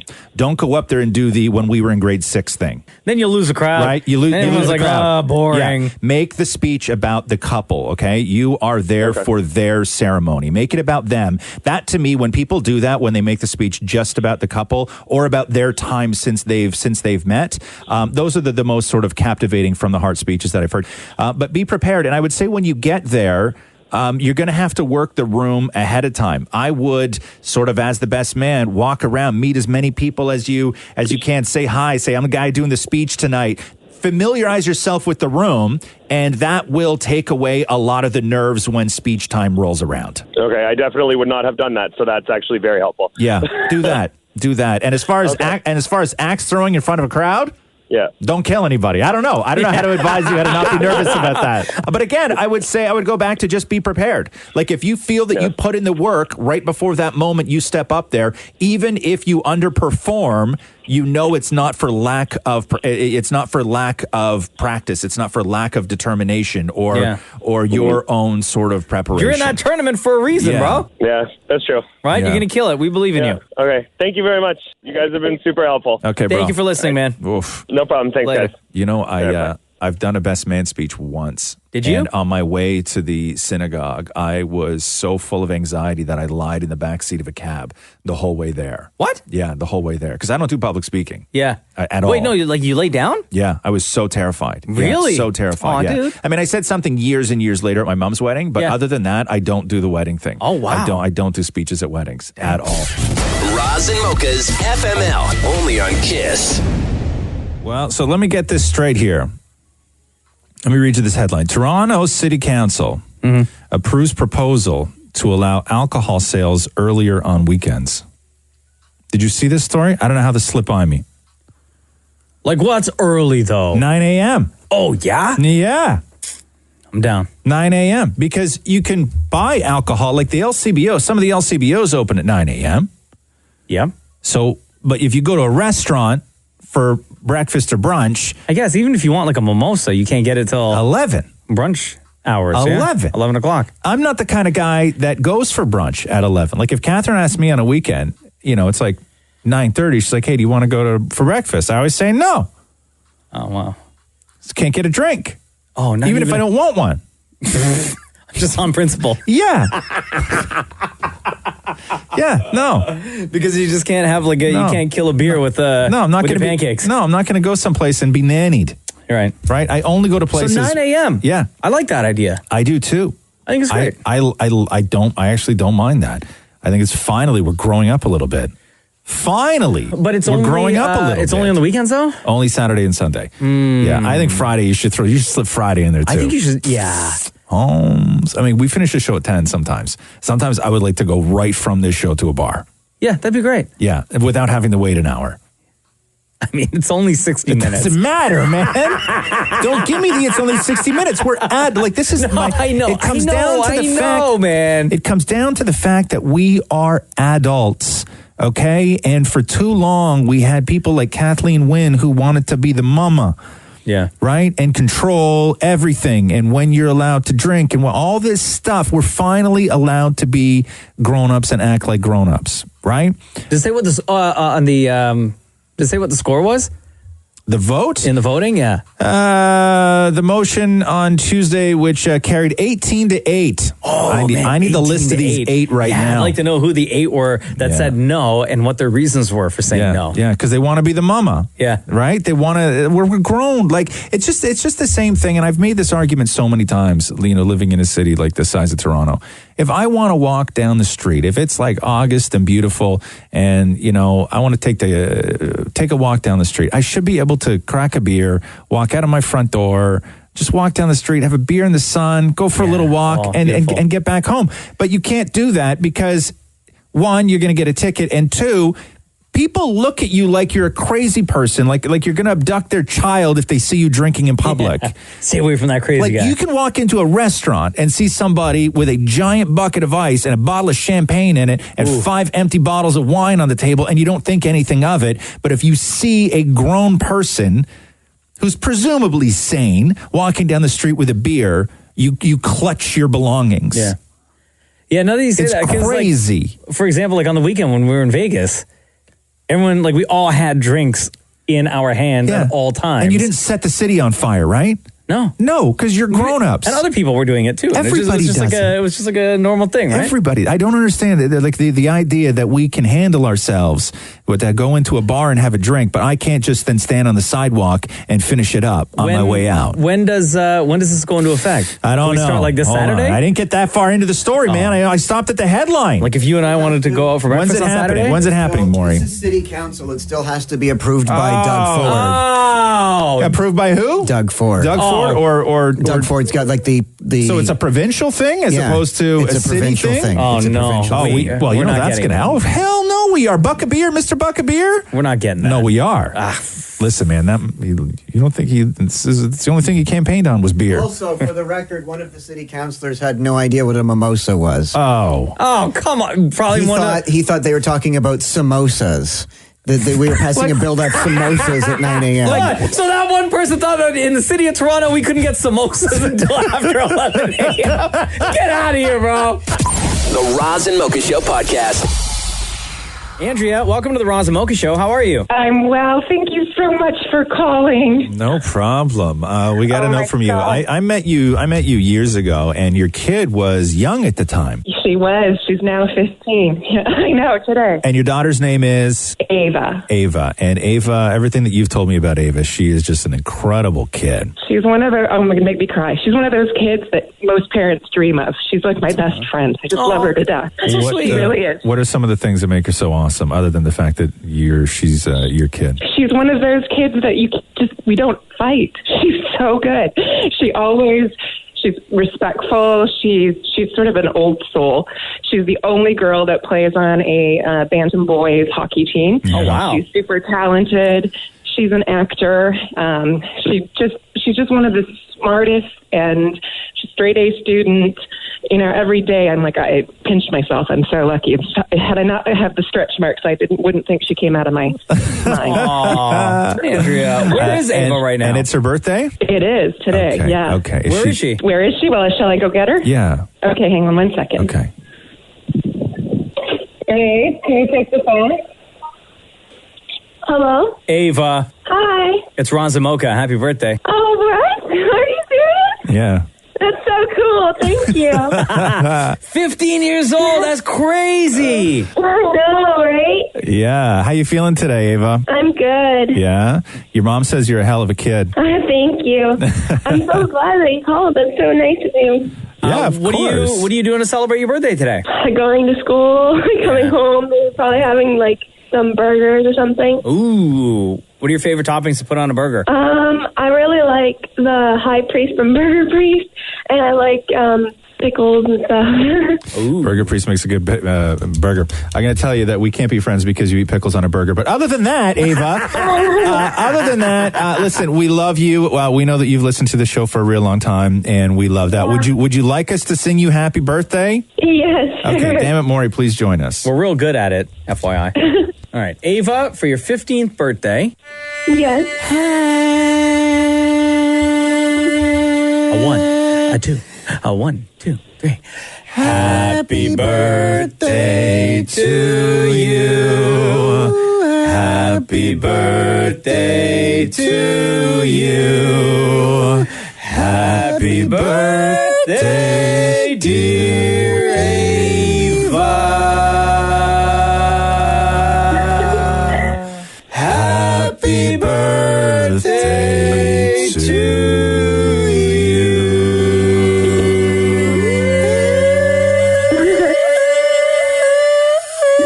Happy birthday, Ava.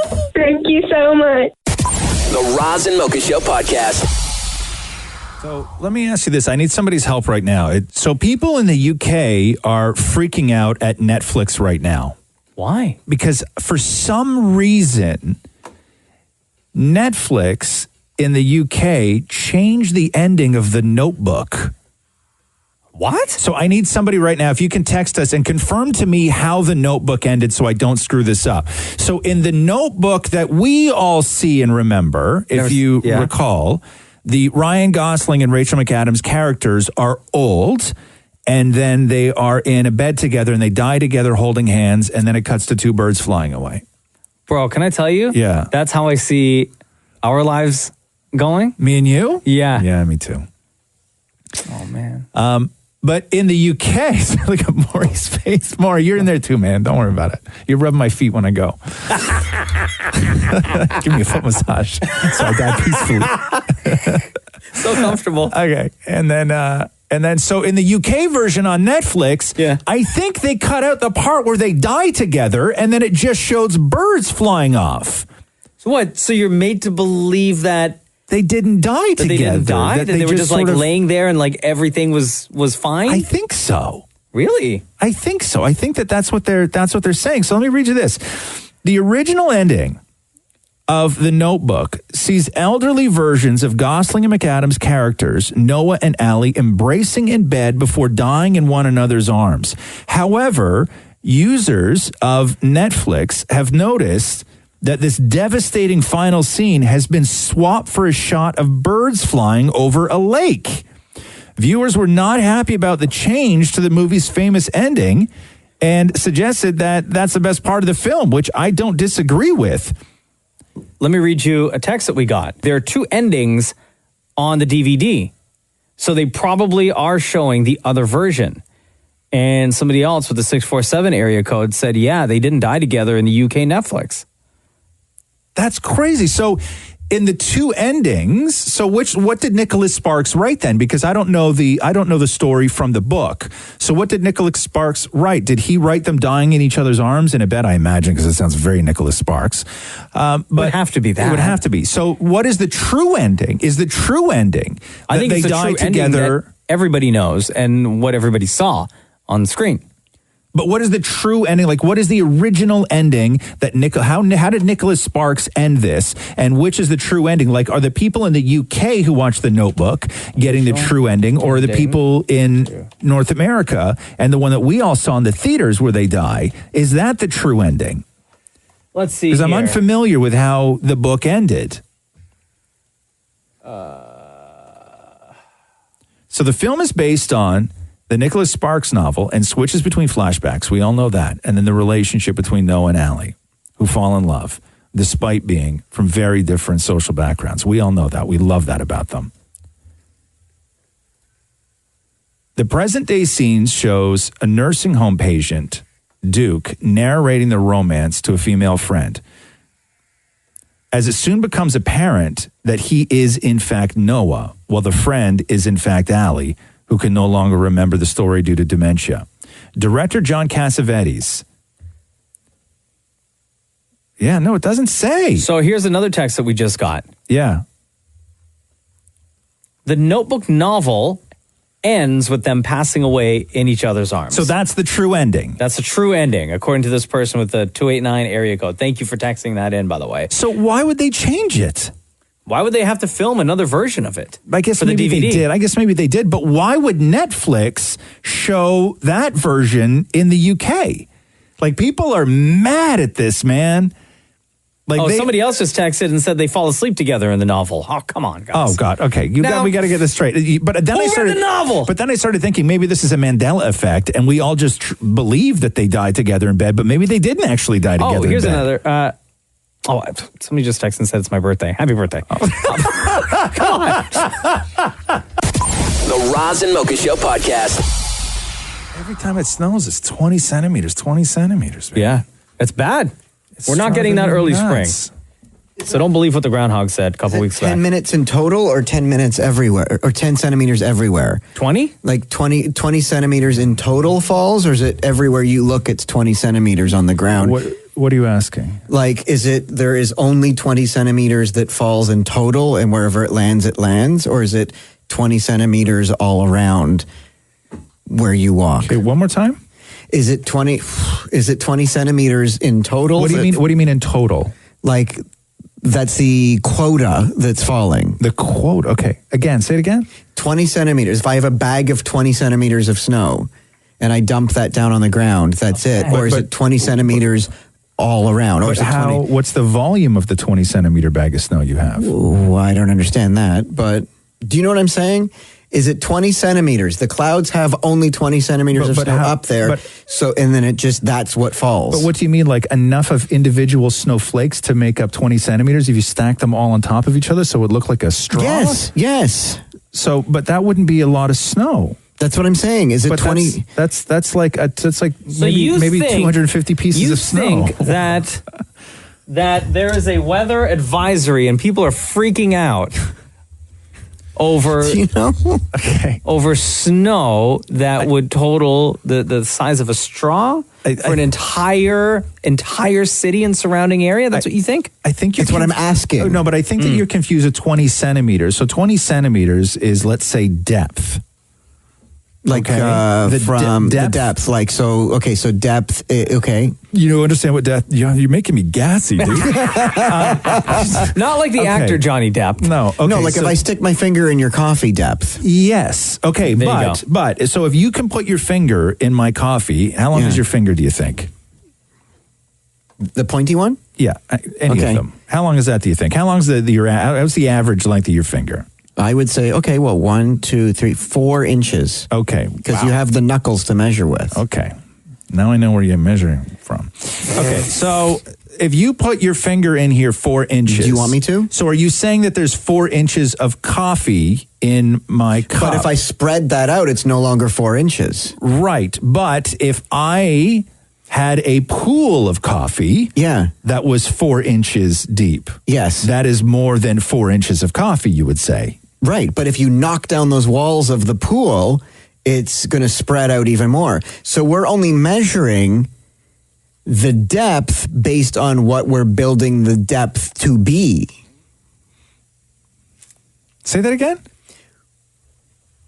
We're only measuring the depth for what we want the depth to be. Right. God, you need to do a TED Talk, bro. That would be the most popular TED Talk anybody's ever done. So in theory... Okay, here we go. In conclusion, in theory, we're screwing with ourselves here. Here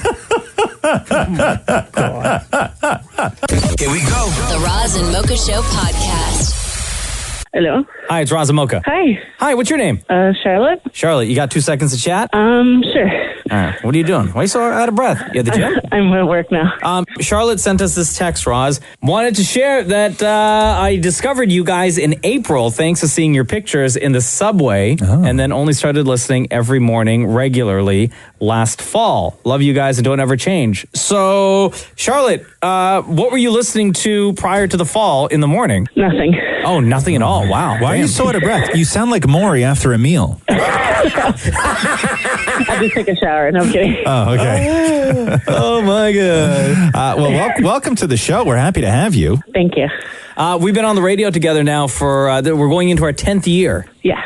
So can you remember what the first show was that you listened to when you decided to make the switch to Roz Mocha? No, I don't remember. Oh, all right. But I do remember that it was from a poster in the subway. Oh, okay. Was it us in the pink suits? Yes. Nice. Well, welcome to the show. Yeah. Welcome to Kiss 92.5. Between Roz and Mocha, who's your favorite? Mocha. Oh, wow. That was easy, huh? And even after you saw our pictures? Hey! What? I mean... What? Not all good in the pink suit, Roz? Come on now. Well, thank you for your text and thank you for listening. No worries. Thank you. Have a great day, Charlotte. You too. Bye, love. The Roz and Mocha Show podcast. I got to talk about this Momo thing real quick. Oh, my God, dude. I was going to bring that up today, too. And, yeah, I was going to talk about it yesterday, and then I was like, maybe I don't even know if I want to talk about Momo and just give the whole thing publicity and kids listen and whatnot. But now Kim Kardashian's got involved and can't ignore it now. So the Momo challenge, the story goes that it's mainly, they say it has apparently happened on WhatsApp, and it's a character that has a super creepy face, and the creepy face that you see if you Google Momo challenge isn't actually associated with that. That's a character that a Japanese artist created, and somebody's just used that image for this. Where it's a character and then it tells kids to do these missions and that they shouldn't tell their parents. And then apparently somebody had reported that somewhere in South America, a kid wound up killing himself, a 12-year-old, because of the Momo challenge. And Kim Kardashian started reposting all of these pleas from parents to YouTube to take the Momo challenge videos down off YouTube. But here's the thing. Nobody has confirmed at all with any sort of evidence or even like a mirrored site or a screen grab or anything that this actually exists in any capacity other than being a meme that has caused panic among parents. So my wife showed this to me the other day because she belongs to a couple of like mom groups on Facebook. Right. So the mom groups have been going in. Yeah. But you're right. When I haven't, because I remember this story from the summertime because it was in Ontario and I believe in Quebec where allegedly people had seen these videos, but nobody had any hardcore proof. And where they're saying that some of the Momo challenge appear, YouTube has a special version for kids, YouTube Kids. We use that a lot in our house as well, right? And they're saying that it popped up on YouTube Kids. One person said, hey, this was on YouTube Kids on my account, but there was no... But this was like a story that was shared and shared and shared and shared and shared. Correct. So nobody knew whether or not it was 100% true because there's no actual proof. Yeah. So YouTube said in a statement that it has no evidence of Momo videos appearing on YouTube. They say videos encouraging harmful and dangerous challenges are clearly against our policies. Despite press reports of this challenge surfacing, we haven't had any recent linked, flagged, or anybody shared with us any videos that violate our community guidelines with regards to the Momo challenge. Now, over the years, YouTube has, and I was just going through a list here of YouTube pages that deliberately targeted kids and then went into videos that were highly inappropriate for kids. And I'm looking, people put a list together, and there's hundreds and hundreds and hundreds of YouTube channels that have been removed by YouTube for stuff like this. But the Momo challenge itself, there is no evidence that it actually exists in the context that people say it exists. So it is a fabricated story. It looks like it's urban legend.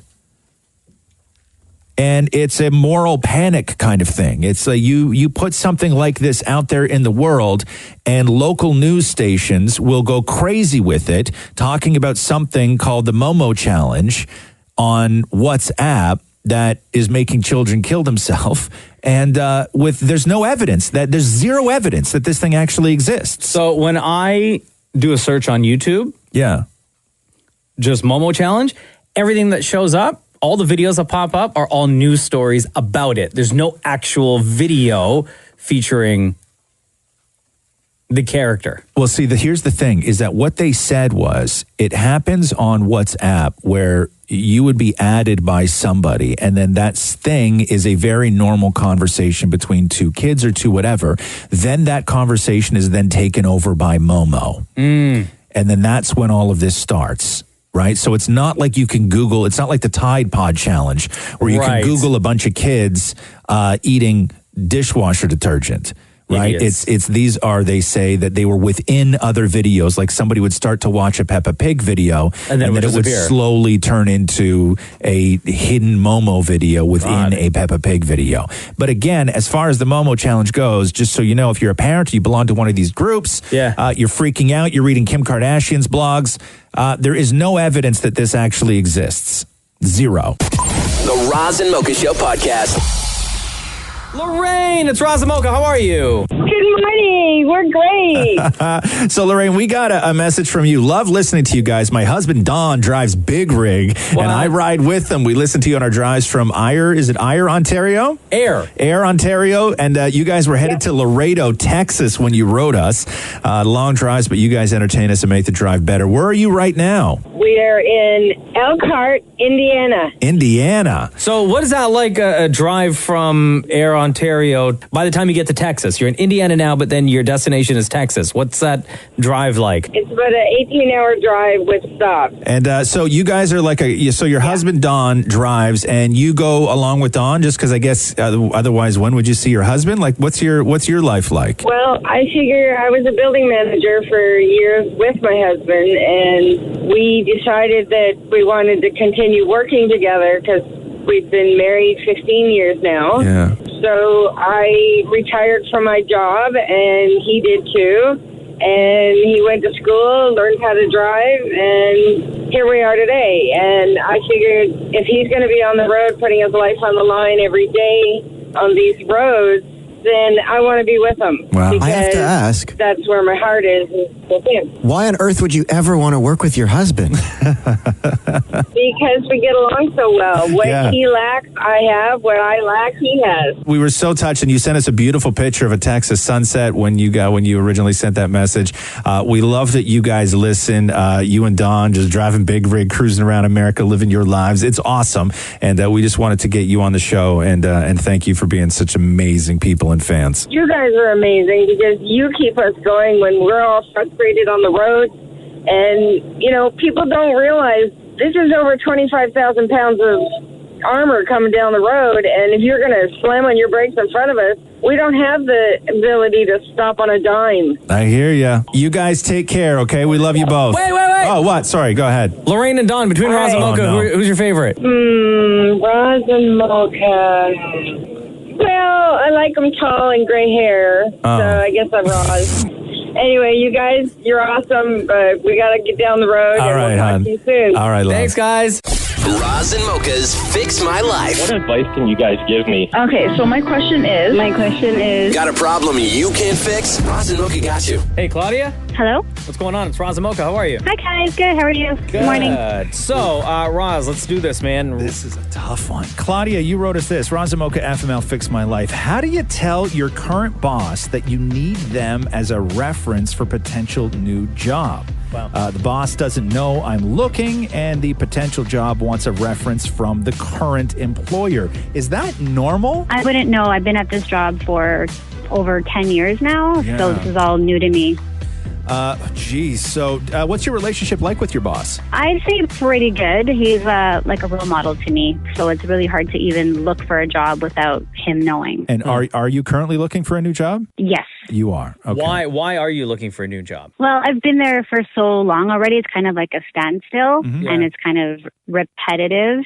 I do like working there, but it's just I need something more, something to, learn new things. And your current job doesn't offer that right now. Like there's no room for advancement. You're kind of just stuck in one place, and this is where you see yourself for the next little while? I hope not, but yes, it doesn't, no advancement. So do you think that maybe, like, if you have a great relationship with your boss, if you explain that to your boss, do you think that they would be cool with it, like, and understand the fact that you are trying to advance in your career?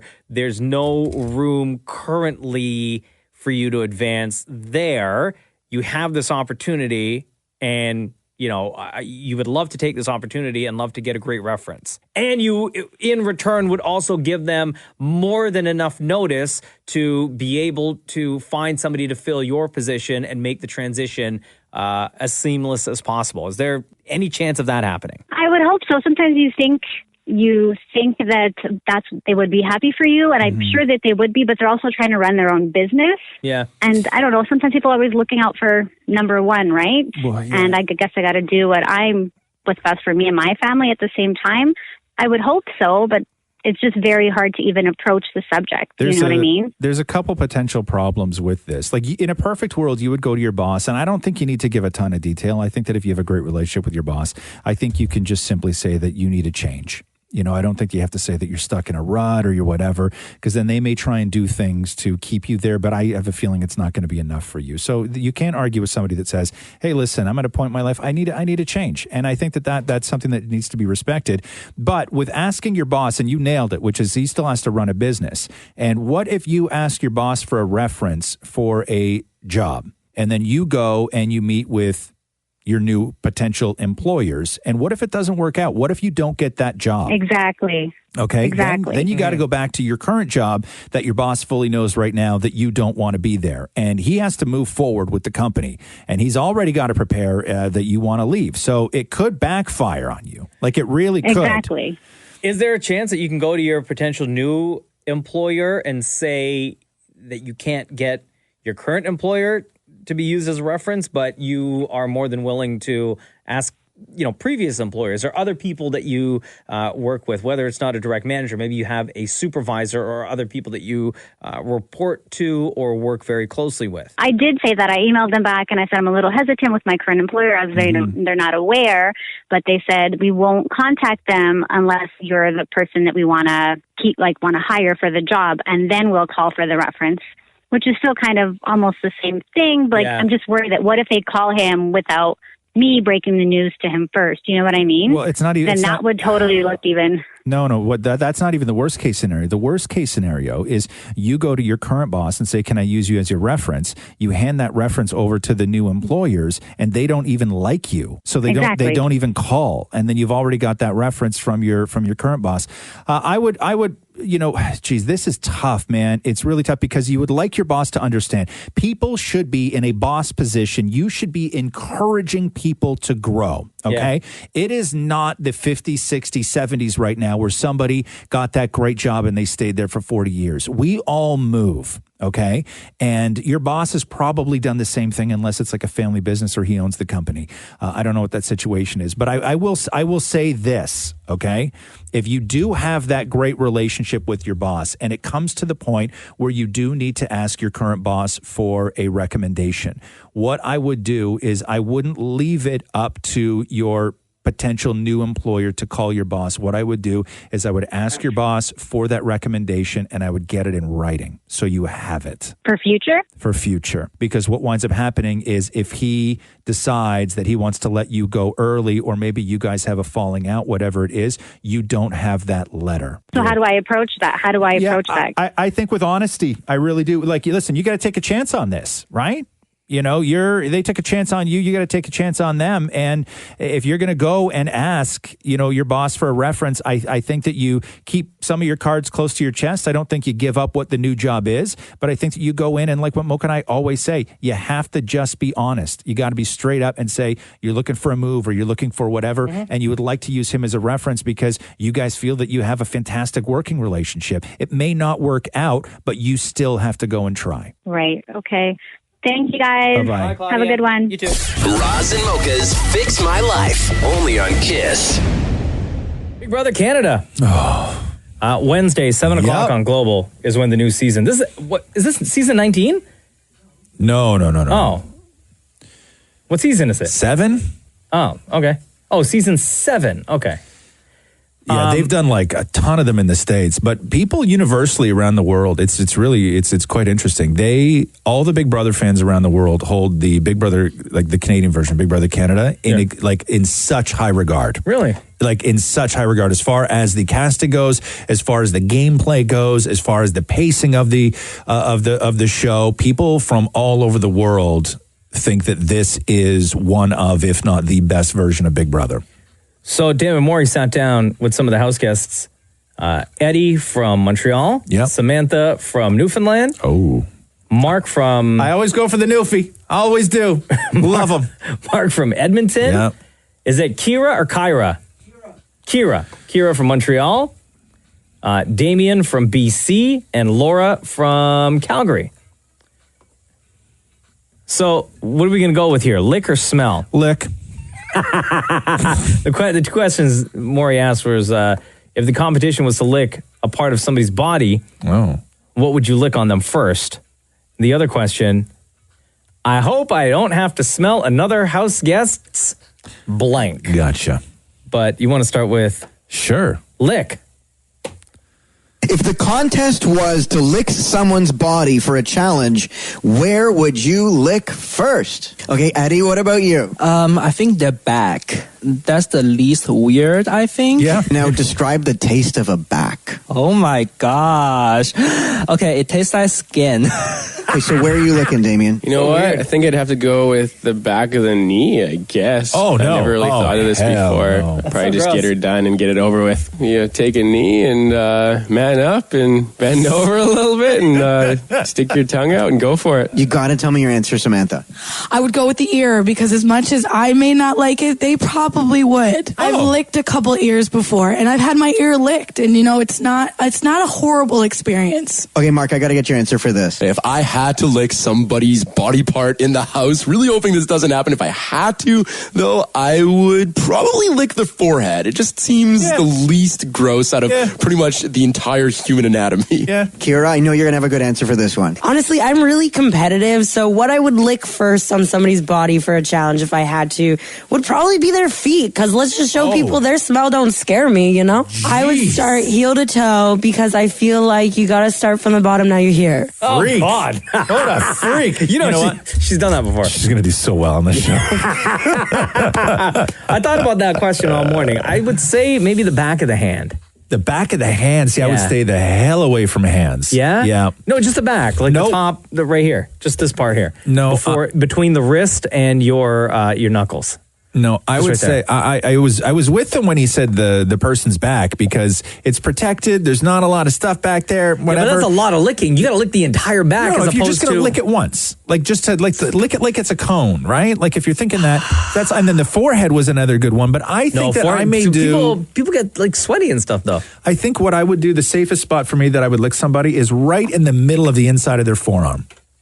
In the middle? Yeah, just like right in the middle of the forearm on the inside. Like here? Yeah, right there. Oh, okay. Yeah, sure. because if it's a guy, there's not a lot of hair there generally. Yeah. Right, and if it's a woman, it's nice and soft and doesn't get too dirty. Okay. When do you use the insides of your forearms to do anything in life? Nothing. You don't pick anything up like that. Yeah, Nothing. I guess nothing, right? Yeah. All right. And next, let's go on to smell. Oh, this is the bad thing about Big Brother because in the Big Brother house, there's only one bathroom for all the house guests. Worse. There's only one toilet. Okay, Eddie, what about you? I hope I don't have to smell a house guest's nostrils. They're what? the nostrils. Nostrils smells like nose hair, which smells like normal hair. What? That's so weird. When would you ever have to smell somebody's nostrils? When you're licking somebody's nose. Oh. He's going to do very well in the house, by the way, too.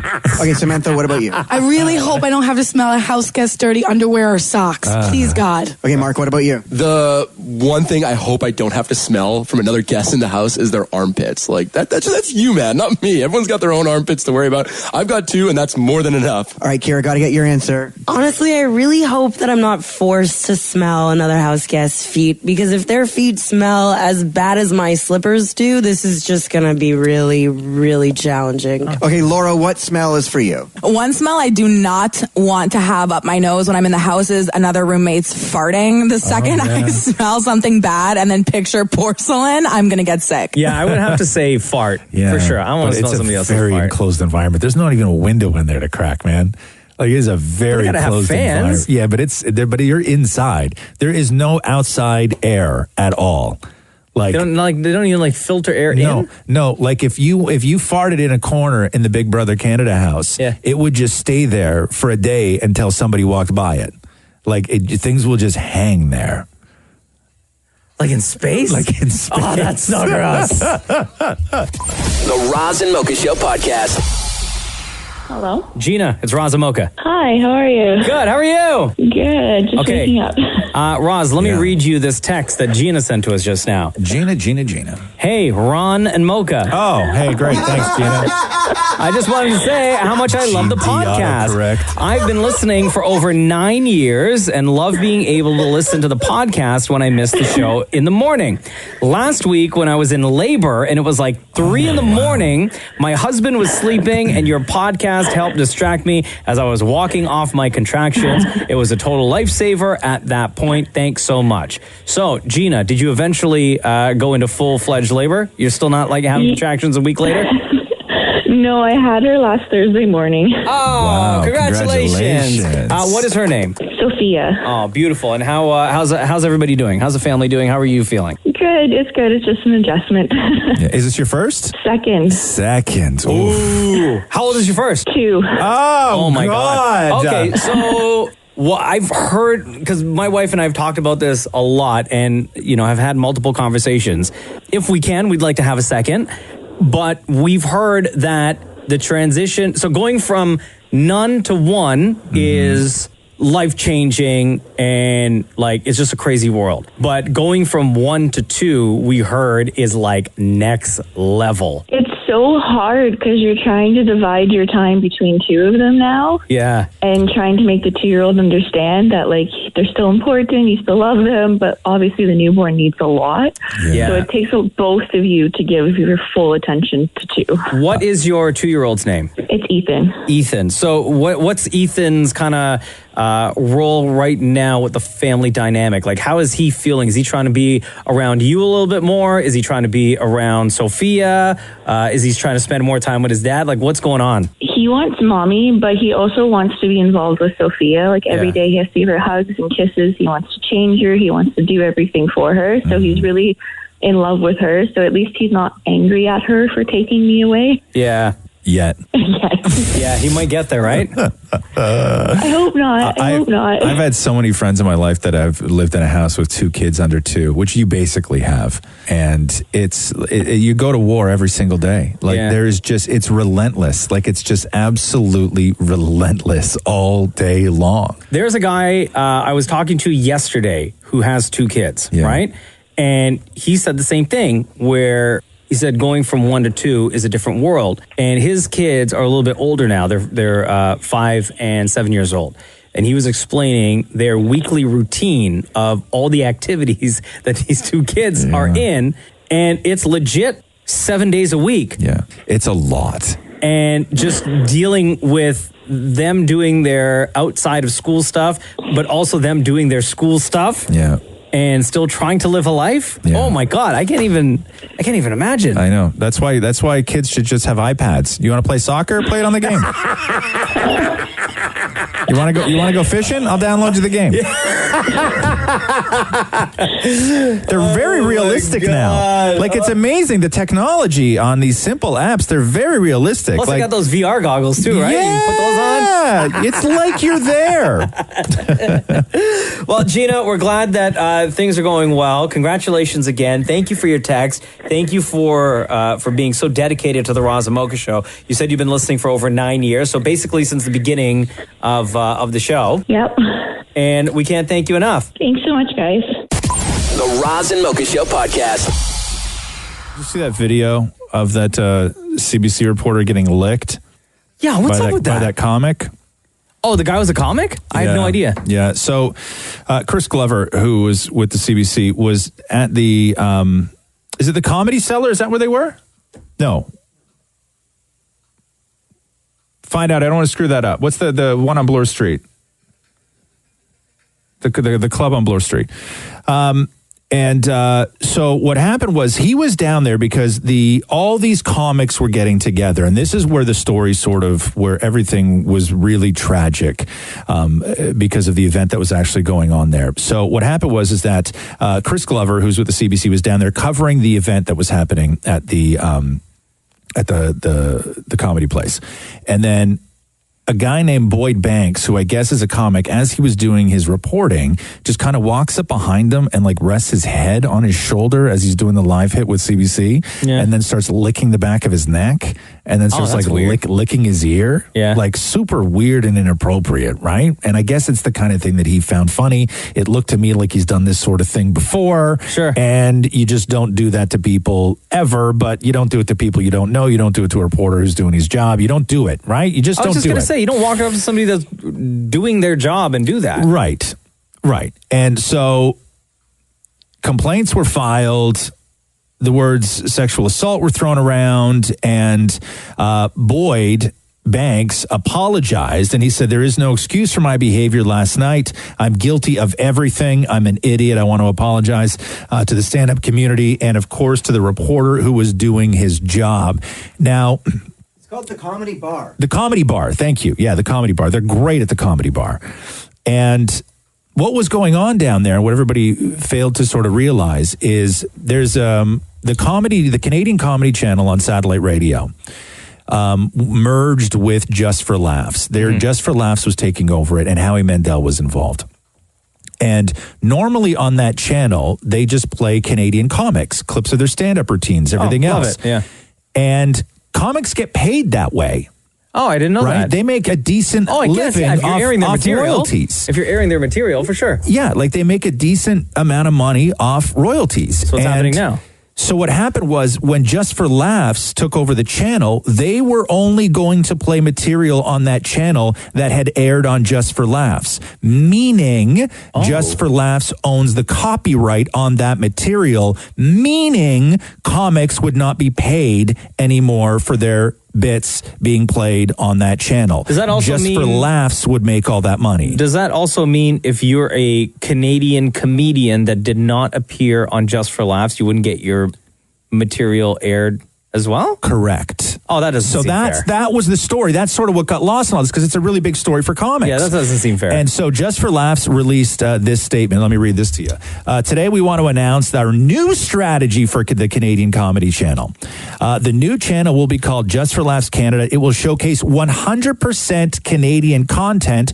All the content will feature Canadian artists independent of Just for Laughs catalog. Oh. So they've walked everything back now, and comics will continue to earn whatever money they can off of that. As they should. Yeah. Here we go. The Roz and Mocha Show podcast. The Jonas Brothers are apparently releasing new music tomorrow. Yeah? Yeah. Yo, I'm here for that. Yeah. Yeah, the song's called Sucker. It's the first time they've done anything since 2013. Sucker. And this is according to Us Weekly that Kevin, Joe, and Nick, you will drop a new track under the name simply Jonas. No Jonas Brothers. No more Joe Bros. And They've yet to speak publicly about this. However, Nick did go on like a tear, liking a series of tweets after the news broke earlier this month. And one of those tweets that he liked was somebody wrote, 11 years ago, I became a fan of the Jonas Brothers, but I never had the chance to see them live. If a reunion is really going to happen, I will be the happiest man on earth. And he liked that. Wow. So... New music from Jonas. New music on Friday or tomorrow, and possibly a full-blown Jonas tour. Yo, I'm down. The Roz and Mocha Show podcast. Hello, we're waiting. What are you doing over there? YouTube? Yeah, I was just watching something. Why? Oh, what are you watching? What do you need from me? Well, it's that time. What time? Oh, that time. Oh, hey, Mocha, you ready? Let's do the news! Oh, dude. You were ready, bro. I wasn't ready. Listen, do you know how many times you have not been ready? Like about a million. I'm never not fine, ready. Fine. No. I take it back. Okay, Mocha, are you ready? Yep. Let's do it. You jerk. You're going to do it again. You were going to do it again. Let's do the news. A Roz and Mocha Show and Kiss 92.5 News Break. Lady Gaga and Bradley Cooper were on stage last night. First of all, the dynamic inside the auditorium, because Lady Gaga just broke off with her fiance, so she's single going into Academy Awards. And if you remember a couple of weeks ago in Vegas when Gaga pulled Bradley Cooper on stage and they did this song together, she got down like on the ground, was like kneeling in front of him, and everybody's like, whoa, hold on now. He's like, what's going on with this? Aren't y'all just friends? And then last night in the front row, it went Bradley Cooper, Irina, Bradley Cooper's girlfriend, then Lady Gaga. So she was positioned in between them. Right? So Irina was the sort of buffer between Gaga and Cooper. And then Gaga and Cooper go on stage and they do this song. And everybody is like, what is going on here? Because they did that thing they do in the movie where they're super sensual with each other and everything else. But it's like not the movie at this point. At this point, it's Bradley Cooper and Lady Gaga. It's real life. Singing on stage. And everybody was wondering what the hell's going on. So much so that you have to really appreciate a woman like Tiffany Haddish, who at one of the after parties, Entertainment Tonight, asked Tiffany Haddish what she thought of the Lady Gaga Bradley Cooper performance. What did you think of Lady Gaga and Bradley Cooper's performance? I was like, are they doing it? It was so good. The chemistry was Can you get them an Oscar for acting? This is amazing. That was hot. Yeah, okay? So when Tiffany Haddish thinks that you're doing it, there, you know what I mean? Everybody does. Yeah, but the body language on Irina, and I know that there have been pictures, I've been seeing a couple of them, where she did actually at a couple times give Lady Gaga a hug and whatnot. But there was a moment where inside the auditorium, when they finished doing Shallow, and during a commercial break, and people were filming this on their phones, they said it was just so unprecedented. When they finished doing Shallow, they left the side of the stage, then they came back down onto the stage and walked back down to their seats. And during the commercial break, the auditorium gave them a second standing ovation, right? As Gaga and Cooper were walking back down to their seats. But if you watch it, when they get to Irina, Bradley Cooper's girlfriend, she stands up, gives Bradley Cooper a big hug, everything else. The three of them sit down together. She doesn't even acknowledge Lady Gaga at that point. And when she sits, she turns her back to her. Like, I know there's a couple of pictures of where they look like they're playing nice, but when you watch the video, she's like, I see you, hands off.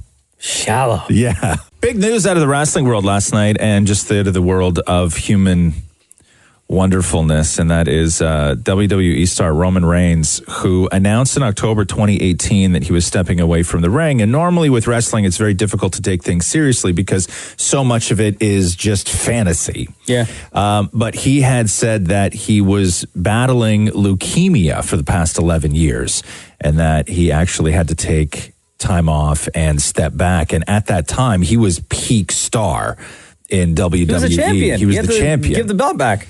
And last night on Monday Night Raw, Roman Reigns showed up and said this. But I'm not going to lie, before my announcement in October, I was terrified, y'all. I was scared. I was insecure, and I didn't really know if I wanted to share that secret with the world. The good news is I'm in remission, y'all.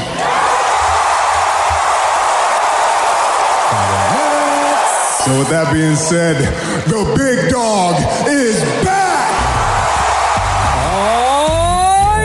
Still looks huge too. But the great thing about somebody like Roman Reigns and wrestling fans is that even though the man's going through leukemia, people still hate him.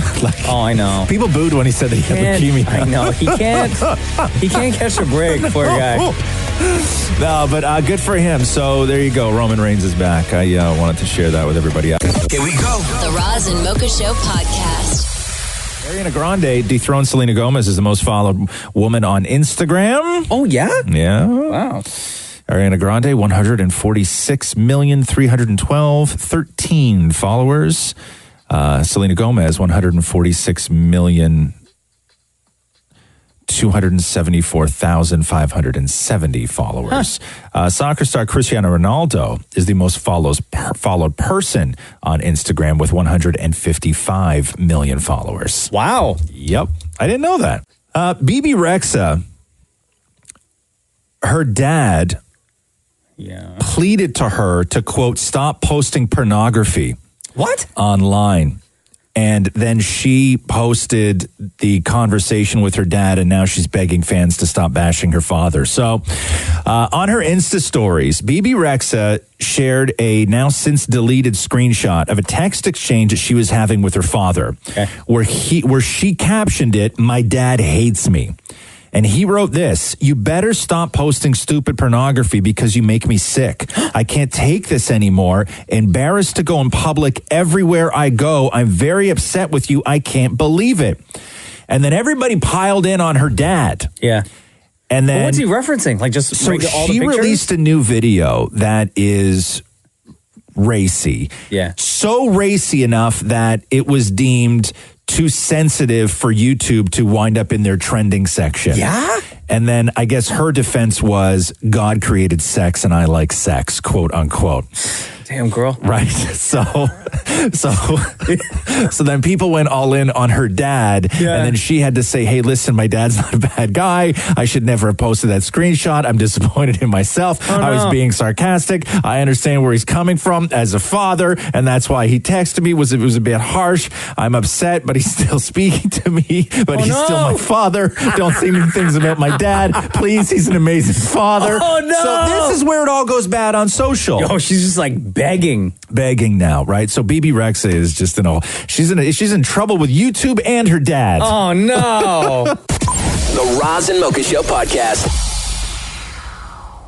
So they say that the average cost of a detached house in Toronto is going to skyrocket by 2026. So this was a study that was released by something called the Richards Group and Remax, where they say by 2026 that Toronto housing prices are forecasted to increase to $3.5 million. Oh my God, what? In 2018, the average price for a detached house in Toronto was 1.3. So they say by 2026, it's going to be 3.5. How can anybody afford to live in this city? That's insane. I don't know. You just need a 40-year mortgage, right, Moore? That's how we do it. I was reading an article yesterday about these micro condos that are popping up all over the place. Yeah. And they're like 279 square feet. Yeah. For like $2,000 a month or whatever. How many square feet? 279. How big is your condo, Maury? He's eating. What are you eating? Like, actually? What do you mean? No, lie to us. Like, how big is your condo? How many square feet is your condo? 900 and Oh, that's not bad. something. No. That's a decent-sized condo. But they include the balcony, which they shouldn't. Right. Well, yeah, they get that. I always hate when they include the balcony. Right. Yeah. So you have 900 plus square feet, and you paid. Can you say what you paid or no? Yeah, it was on TV, right? So Yeah, that's true. 407,000. Are you sure? I was going to say 100,000, but that wouldn't make sense. 100,000. Yeah. So, do you know what yours is worth? Yeah. Like, could you make? Well, a lot I tell of money? people 700,000. Right. But the problem is now is that if you sold, we wouldn't be able to live anywhere. Matthew said this is our forever home. Right. Oh, that's the wow. problem. Damn. See, that's the problem. Where am I going to go? We want something bigger. It's going to cost so much more. Yeah, you can't afford, like, you're stuck there. Like, the only way for you guys to profit off that is if you sold the condo and then, like, moved in with your dad. Oh, no. And Imagine the damage with Frank. Yeah, No and then thanks. you could live large in the basement. No thanks. Why not? Oh, my God, that's a great idea. Imagine all the money you'd save, Maury. Because on Saturdays, wake up is 5 a.m. Right. Oh, that's right, at your dad's place. But in the Damon's house, he's wake up at 5 p.m. Yeah. Here we go. The Roz and Mocha Show podcast. Nicki Minaj responded to a lawsuit that was thrown at her by Tracy Chapman. So Tracy Chapman in 1988 had a song called Baby, Can I Hold You? And Nicki Minaj, I guess the story goes, her people had reached out to Tracy Chapman on multiple occasions to get permission to use the beat. And Tracy Chapman repeatedly said, no, you cannot. Nicki recorded the song anyway, didn't release it on her album, but Funkmaster Flex released it independently. So he leaked the song. So Nicki's saying, you can't sue me because I never actually released the track. But anyway, so here's the two songs. So this is Tracy Chapman, Baby, Can I Hold You? Forgive me.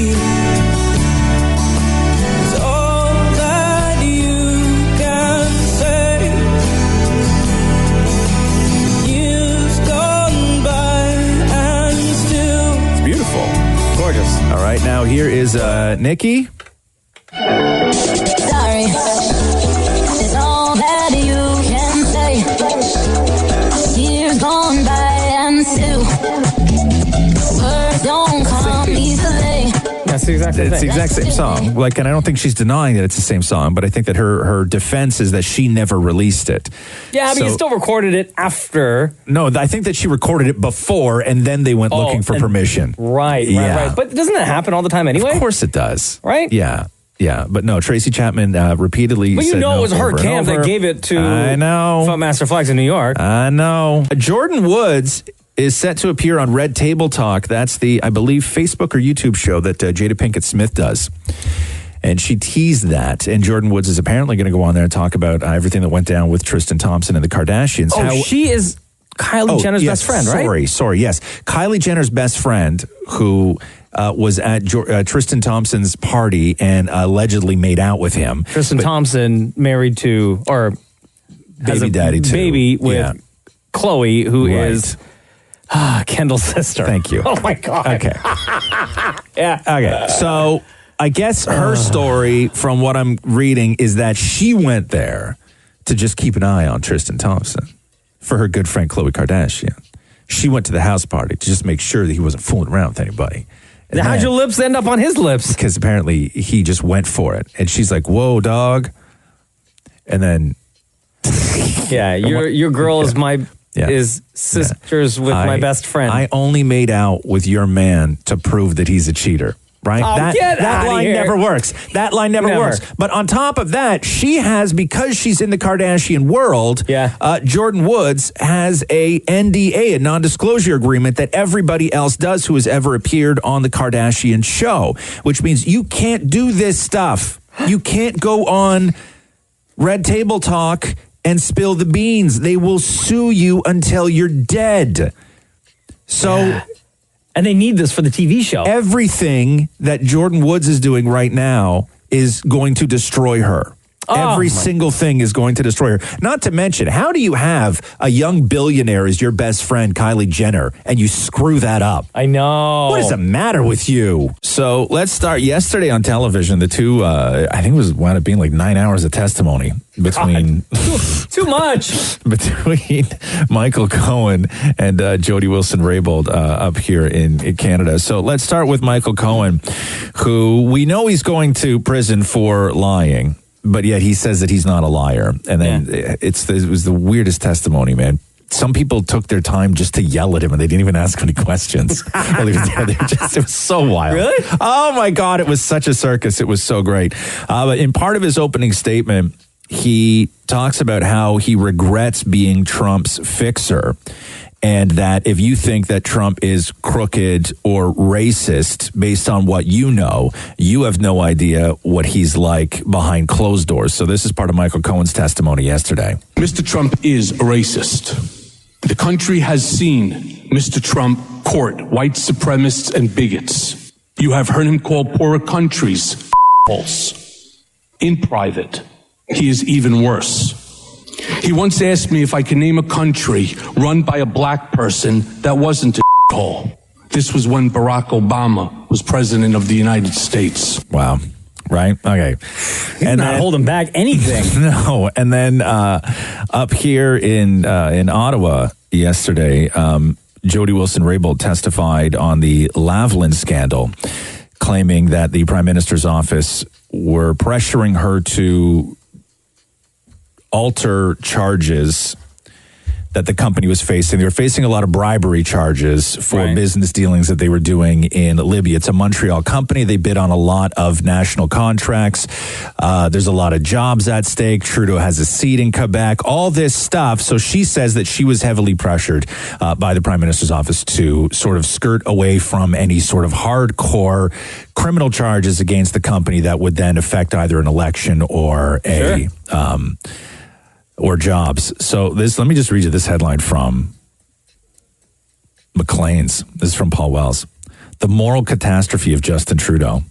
What Jody Wilson-Raybould described today is a sickening, smug protection racket, and it should make all of us question what we're willing to tolerate. Ooh, wow. So that's how much the tide has turned on Justin Trudeau. And can I just say this for anybody in this country and everybody in the States, what we're seeing right now in like 8 hours of testimony yesterday and all the scandals that are happening, this is what happens when you vote for somebody who is popular, famous, and good looking over somebody who is smart. And who knows what they're doing? That's what happens. This is what happens when you vote for somebody popular. This is what happens when you vote for somebody famous. This is what happens when you vote for somebody just because they're good looking over voting for somebody who is smart. This is what you get on both sides of the border. Wow, and Roz, you're all of that. Thank you. Here we go. The Roz and Mocha Show podcast. Oh my God, what? Okay, so Bohemian Rhapsody, huge movie this year, made a ton of money. Rami Malek won the Academy Award. Yeah. Queen opened up the Oscars. People everything. still talking about it. Yeah. So the version that they get in China of Bohemian Rhapsody, because they're super strict with censoring. Like super strict with censoring. So they're going to get a version of Bohemian Rhapsody without any gay stuff. Wait, what? So they're going to show the title and then the end credits? Basically. But then you have to start saying, okay, so what is gay? So is it just the scenes where like there's any like sort of kissing or male to male affection? Or like, are you considering some of the outfits that Freddie Mercury wore to be gay? Like, what is gay? Yeah, that's like, is it weird. just the straight up what you would consider visually to be a homosexual moment? Or are you considering, like, when you look at something and you go, well, that's kind of gay, right? Like, what are they cutting out? I don't know, because Freddie Mercury, that's what made him so fantastic, was that he was just this thing. There was the gay house party in the movie. Right. Oh, yes. There was the gay house party. There was the gay house party. There's all the AIDS stuff. Well, that's all gone, obviously. Yeah. There is him when he's in sort of cuddling with another guy. That's gone. Okay. Are they going to Photoshop his mustache off his face? Right. The tight jean shorts. Well, hold on now. Hold on now. That's universally okay. loved. Come on. But you're tucking in the white shirt into the jean shorts? Still, I'm adding that to the list too. That was a very macho look back in the day, Maury. Okay, who hasn't tucked their white tank top into jean shorts before? Raise your hand. My hand's not up. My hand's not up. Right. Okay, so we can all establish. Oh, sorry, my hand's up. Oh, no, it's not. Everybody in this room has at one time in their life tucked a white undershirt into cutoff jean shorts. Okay, we all know we have. My hand ain't up. They're cutting, huh? Yeah, so they just cut all So the it's going to be a 30-minute movie. Yeah, I That's guess crazy. so. I don't know what you're doing with that, man. Roz and Mocha Q&A. Ask Roz and Mocha, one of our favorite parts of the podcast, an exclusive to the podcast. You do not get this on the regular weekday show, where we take all of the questions that you ask on Instagram at Kiss925, and we try to go through as many as possible. And of course, we invite you to join us on an episode. And before we get to who's going to join us that asked a question, we're going to start off by talking to somebody whose boyfriend called and was on the last episode. Yeah, Spencer called us on the last episode of Ask Roz Mocha, and he wanted to surprise his wife, Brienne, on the podcast. So he wrote a poem for Brienne because Brienne apparently, I guess she's a new mom, and every night she goes and sits in the bath, maybe has a glass of wine, I don't know, and she just listens to the podcast, and he wanted her to sort of organically hear her husband on the show and reading a poem that he wrote to her. Hey, Brienne, how are you? It's Roz Mocha. Hi, good. How are you? Good. So when you listened to the last episode of the podcast and you heard Spencer on with us and then read that poem, where were you? Were you in the bathtub taking a soak? No, I was making dinner. You're making dinner? He was putting the baby down, so he was in the other room, and then the second I heard him, I was like, oh my God, I'm so embarrassed. And what'd you think of the poem? It was good. He's so good at doing that stuff, so he was in his element. Yeah. How old's your kid now? She's almost 8 months. Almost 8 months. And how's that been going for you? Good. We got lucky. Yeah. She's so easy. And so he had said to us that you like to go and take a soak and put the headphones on, listen to the podcast. And how long have you been doing that for? So I've probably been listening for at least 6 years. Damn. So then when I went on mat leave, then I was like, I'm thankful I have this. When you put the podcast on and you're laying in the tub, are you listening for like 3.5 hours? Pretty much. Like, that's pretty much the only time I get, because he works downtown and we live in Burlington. So I'll take my time and she's usually sleeping by around 7. So that's my time. So I get everyone fed, and that's me. Oh, that's real nice. And he really, I think the thing that really stood out in the call that we had with Spencer wasn't so much the poem, although the poem was awesome, is just how ridiculously in love this guy is with you. How did you feel about those comments he made? He makes them all the time. Yeah. Oh, that's real nice. I get to hear it quite often. So we're lucky. We're lucky to have him. Yeah, and I guess you think he's just okay, huh? Yeah, he's pretty good. Well, Brienne, we love you so much. Thank you for being a dedicated fan of the show, and thank you for listening to the podcast and the regular show weekdays whenever you can, and much love to you and your daughter, and of course to Spencer. Awesome. Thanks, guys. All right, now we're going to talk to Brittany. How are you? I'm good. How are you? Doing great. Welcome to the Roz Mocha Show podcast. Your area code here is 631. Where are you living? Long Island. Long Island, New York? Yep. Oh, damn. How did you discover the Roz Mocha Show? Oh, I'm from Niagara Falls, Ontario. Oh, okay. But what are my you doing? husband lives. He's from Long Island, so I came here for him. Oh, that's nice. Brittany, you wrote us this. What's your opinion on disclosing your past with your current partner? Yes. So, Brittany, how long have you been with your husband? We've been together 5 years, married almost 1 year. Okay. And is this a subject that has come up over the past 5 years or only recently? It was kind of like an unsaid thing. Like, him and we've never discussed our exes, our past, nothing. Yeah. But all of our friends do and our family do. Okay. And they find it so bizarre that we don't. Now, are you bringing it up with him or he's bringing it up with you now? No, neither of us. Oh, okay. I just wanted to know your opinion on it. I talked to him about it yesterday, and he's like, oh, no. Yeah. I think that you're either the type of person who's realistic or the type of person who's fooling themselves. And if you're the type of person who's realistic and you're grown and you get into a relationship with somebody, you can assume they have some sort of sexual history. Of course. Okay? And grown-ups do, and you're going to accept that. Or you're the type of person who's lying to yourself that thinks that they don't. Yes. I don't think that you're delusional where you think that your husband came with nothing, and I don't think he feels that way about you. Now, how much do you want to hear? Because the answer, the question that I always ask is, when you disclose everything, when it's full disclosure, right? I'm always like, what's the good that's going to come out of that, and what's the harm that can come out of that? Sure. Right? Exactly. Is it really going to help your relationship to know? Don't go into friggin' details and stuff. Yeah. Like, nobody wants to hear that.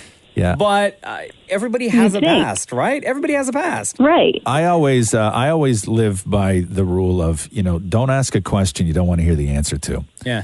And I'm that way with Catherine. Catherine's that way with me. Now, we know that she knows that I came with a long resume into this relationship.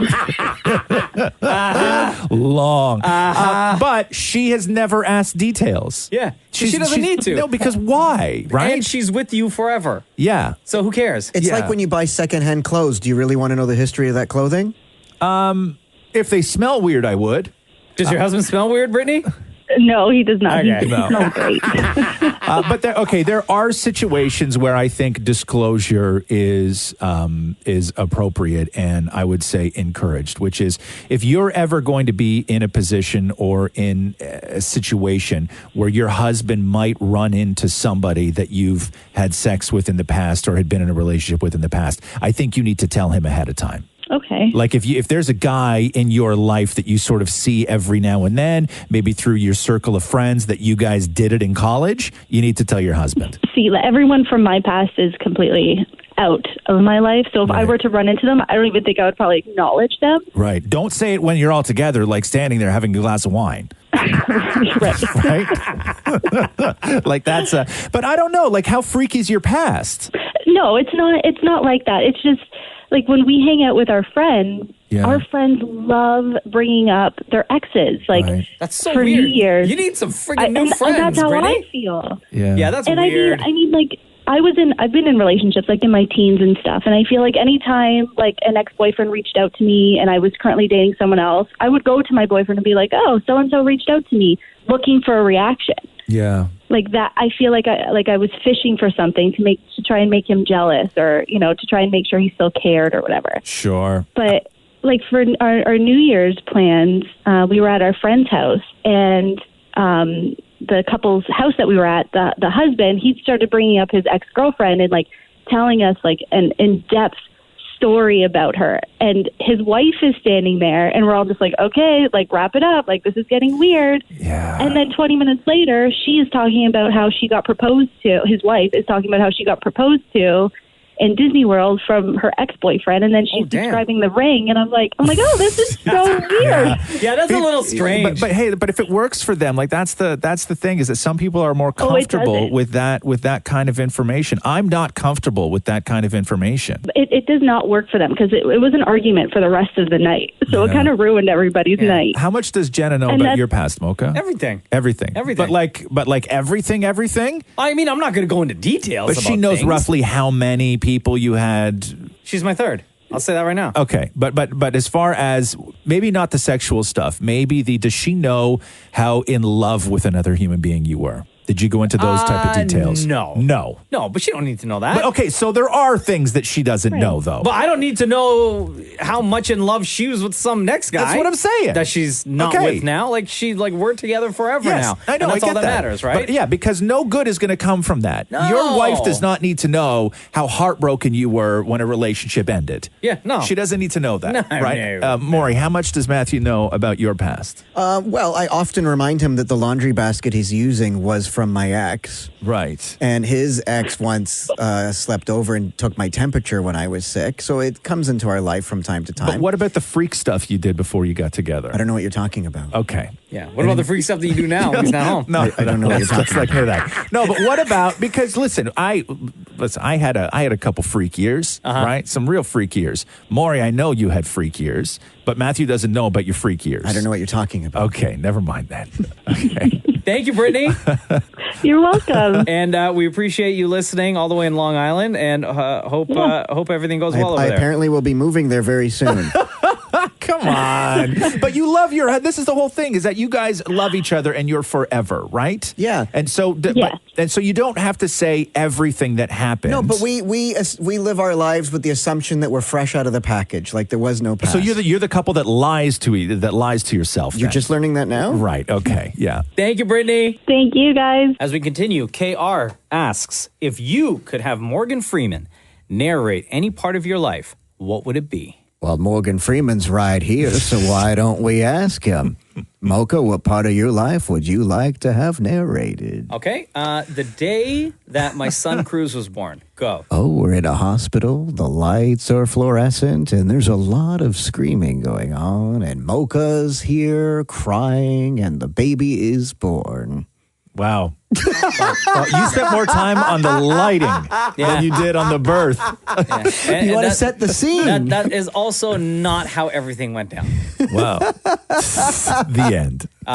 Roz, if Morgan Freeman could narrate any day of your life. Geez. Oh, it's a good day. No, you know what I think that I would actually like if I could have somebody narrate something is I would film myself cooking something very basic. And I would like to have Morgan Freeman do the narration. Like hot dogs. Like hot dogs, yes. Like I would microwave hot dogs. He takes out a bun from the package, makes sure that it's nice and firm, opens up the bun and puts it on the grill to sort of steam it up. A hot dog comes out of the package, 3 slits along the shaft, puts the hot dog on the grill, turns on the grill. Sizzling sounds are heard across the neighborhood. Hot dog goes in bun. How long have you been referring to a hot dog as a shaft? I'm going to say forever. I've never heard anybody. What else would you call it? I've heard people call it. I've heard people call it a wiener. I've heard people call it a hot dog, a frank. I've never heard somebody look at a hot dog and go 3 slits down the shaft. Never. Yeah. Never have I heard somebody call a hot dog a shaft. All right. This is getting weird. Next question. Thanks for having me. Oh, Cindy. Because this happened on the show this week and earlier in today's podcast. Has Dammit Maury forgiven Mocha for blocking him on Twitter? You know, I'm going to say why I don't. Because I don't think that Mocha understands that the reason I was upset is because to me, it was spit it out. It was like a sign of love. Okay. You know what I mean? And I don't think I appreciate why I was hurt for the fact that I actually really like the guy and I thought for a moment he was being serious. I don't think he gets that. Okay. I can see why you would say that. And I would say that to Mocha if I could. But you're not even looking at him. Why are you looking at me when you're saying all this? Yeah, because I have a problem looking at people when I'm talking. He was also about... looking at you when he was describing the hot dog as a shaft. Max, how much money would it take for Maury to read out all of his DMs? Oh, God. I hate you, Max. Maury, get your phone. No. Why? Because you haven't forked over any cashish. Just get. I'll give you $5 right now. Well, I deleted one text or DM yesterday because it would have got me in a lot of trouble. Because my friend Hot George asked me what it would take for me to be happier at you, and I asked him to send me a photo of his abs, and he reminded me that I was married. Wow. Damn. Wow, dude. Well, I kind of just said what that was, didn't I? Jeez. Get your phone. No. Why? Because it says here money. Yeah, no, how much? How much more? For the podcast. I think that it would be like something like $1,000. Okay, how about for one DM of my choosing? Yeah, but how about just handing Mocha your phone and you get to pick the app, whether it be Facebook or Instagram or Twitter, and he gets to go through all of your DMs that exist in that one Once we agree on a price, right? Is that how it works? Like you can't read it's not like a restaurant where you I would say eliminate later. That's like every restaurant. Yeah, but my DMs are not eat first, pay later. It's not like it's not like one of those restaurants where you eat first and pay later. You mean like restaurants? Like all of them? Okay, just one. Come on, for the podcast. Come on, man. Oh, for the podcast. Don't make me block you again, bro. Yeah. You know what happens, Maury?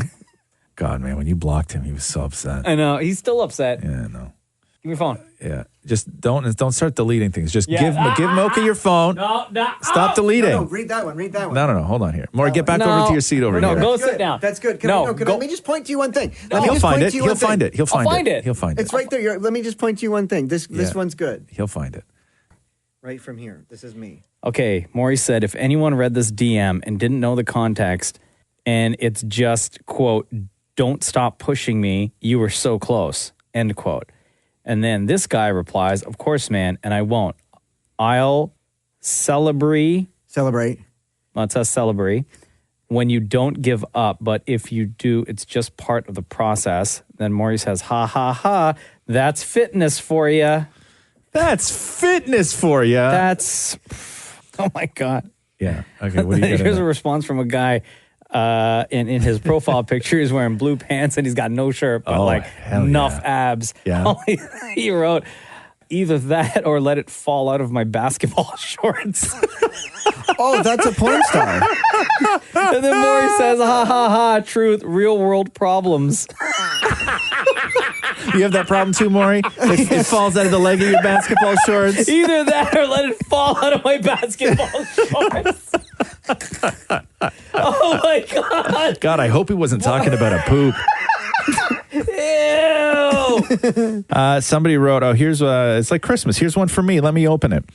The Pixel outfit wrote, Roz Weston, you seem somewhat of an introvert. At what point in your career in entertainment were you able to just stop or slow down the schmoozing and smiling and nodding? This is interesting. That is a great question. Thank you, Pixel outfit. I will say this. I have, whether it's television or radio or whatever it is, I have my whole life felt that my time in this business, that I was not welcome by the sort of inner circle, regardless of how successful that I was. And I've always said that with the jobs that I do in TV and in radio, and as high as you've managed to be able to get, I feel that I'm in the industry. I've never felt that I was part of the community. Okay, I understand. Right? I've never felt that. I've never felt that I was sort of welcomed by people who are in the community, because I would see people who would be in this business for a couple of years and the community is celebrating them. Sure. Right? Like they're part of this thing. They're part of the community. And I've never felt that I was part of the community. Ever felt that I was part of the community. People get invited to things that I don't get invited to. Yeah. People get asked to do things that I don't get asked to do. It's just it's a weird thing. So when I started feeling that way, I went the other way where I wanted no part of the community, and then I just became all about the business side of things. Sure. And now I do nothing. I do like nothing for. You do your job. I do my job, and I do nothing for the sort of community of people who do what we do. Yeah, but you don't have to, though. But even when I was younger, I refused. When they say when you're starting out that you got to go to, you got to go out, you got to be seen, you got to meet people, you got to make contacts and schmooze, as they always used to say. And I made a decision years ago that I would never kiss somebody's ass for a job. Never. I would never say something nice to somebody who I thought was a despicable person in hopes of getting a job. I just refused to kiss ass, and I think that started years ago with me. But I think that you can be successful without doing any of that stuff as well. Well, let's go on the flip side of that and answer this question from Joyce, because I think it's a great kind of parallel. Was there ever a point in your lives that you thought nothing was ever going to work out for you, and that was that? That was it. Where you thought that things were done? Yeah. Yeah, sure. Did you ever feel that way? Yeah, I have before. Yeah, because I'm a pessimist, right? And I've had some real terrible times in my life where everything just sort of happened all at once. Yeah. Like I'll never forget the most devastating time in my life. It was the same week. Everything happened in the same week where my marriage was ending. My father just told me he had cancer. I just lost my job, and I think it was about 2 weeks before Christmas. Oh my God, dude. Yeah, all in the same week. Holy cow, I didn't know all that. Yeah, all that happened in the same week. And it's at a point like that where you're like, I don't know what I'm going to do. Yeah. I don't even know where to start to try and get over some of this or fix some of this. But you do. And that's just the thing, is that you do. You're capable of... Human nature. You fight to survive. That's it. And you're capable of way more than you think. And I think that anybody who's going through any sort of tragedy or having to deal with a trauma or a loss or whatever it is, it never gets better, but it gets easier. And you are going to shock yourself with what you are able to endure. And I'll say that. Dan Maury, was there ever a point in your life where you thought nothing was ever going to work out for you and that was it? Yeah, when I lived in a basement apartment and it didn't have laundry, and my grandmother had to come get me every weekend, and we had to do laundry at her house. So you thought that was as good as it's going to get? What? I'm like, I'm never going to be able to do I'm going to always have to do my laundry at Nana's. You're always going to have to rely on somebody to do your laundry for you. Yeah, and she'd have to drive. Do you know how much all the way money there. you were making at the time? Yes, $23,000 a year. Yeah, and what year was that?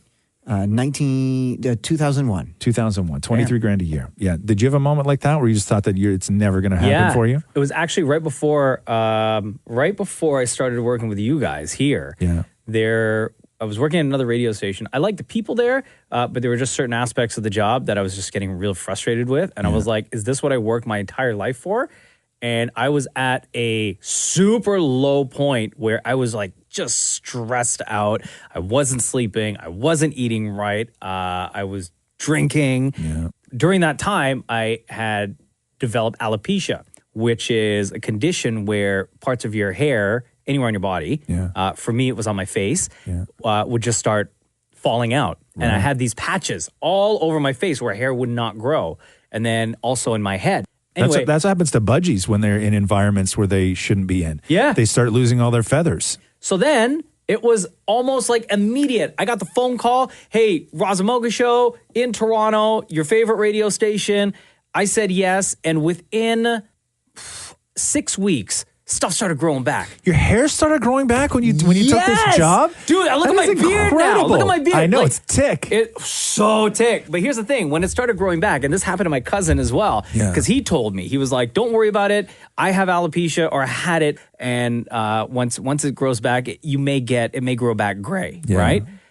Wouldn't you know, when the hair started growing back on my face, the patches were coming in gray. So it was like a salt and pepper all over. And I think that's why I have all the salt and pepper now. Also, dude, because you're 10 years older than you were then. Yes, it is. Yes, it is. The alopecia fixed itself. No, it didn't. The alopecia fixed itself. Dude, that's not alopecia. Your gray is not alopecia. No, anyway, so the point I was trying to make about the low point is that I was seriously contemplating leaving the radio industry. And I was like, at a point, I was just so mad and so upset. I remember I was on the phone with some DJ Climax, who's like one of my best friends. And I told him, I was like, listen, man, I'm ready to give all of this up right now and just go work at the mall. I used to work at the mall when I was a kid. I'll go back and work at the mall. That's got to be better than doing what I'm doing right now. And he talked me off the ledge. And then, like I said, got the phone call, come back to Toronto, work with you guys. And man, I'm now living my best life. And everything is amazing. I got a nice thick-ass beard. Alopecia cleared itself. You know what I'm saying? Yeah. This gray has nothing to do with age. No, it doesn't, huh? Yeah, okay. That's crazy, though, that you got so stressed out that you started to go bald. That's really wild to me. And then when the stress stopped, it all came back. That's incredible. It's so weird what the body does, huh? All right, let's continue with the serious questions. Snorlax says, hey, Roz and Mocha, you like pasta, right? Tell me, if you could pick one of each, a noodle, a sauce, a meat, and an extra item, what would your perfect pasta 4-item dish be? Oh. You think about that. I'll tell you guys right now. Because my immediate reaction is I just want to say a lasagna. Yeah, why couldn't you say a lasagna, though? And then I started second-guessing myself. If there's a superior, what's the superior noodle? What's at the top of the food chain? I would say spaghetti. Straight up spaghetti. Yeah. That's the top of the food chain. When it comes to pasta, I would say it has to be spaghetti. Okay. Because for me, would be spaghetti. The sauce would be a tomato sauce. The meat would be a chicken and pork ground meat mix with the sauce. And my extra item would be veal parm. Hold on now. Veal parm's a lot of items, though. What are you talking about? You got sauce and cheese on that, too. You sure do. Yeah, you do. That's too many items in your cart. Too many? Yes. Okay, fine. Can I add meatballs then? Yeah. So you could. So you're gonna. That's as my extra item. As my extra a item. meatball. A meatball. Okay. Yeah, I would allow that. Okay, one giant meatball. Okay, Maury. Macaroni. Yeah. Cheese. Yeah. Egg. Yeah. Corn.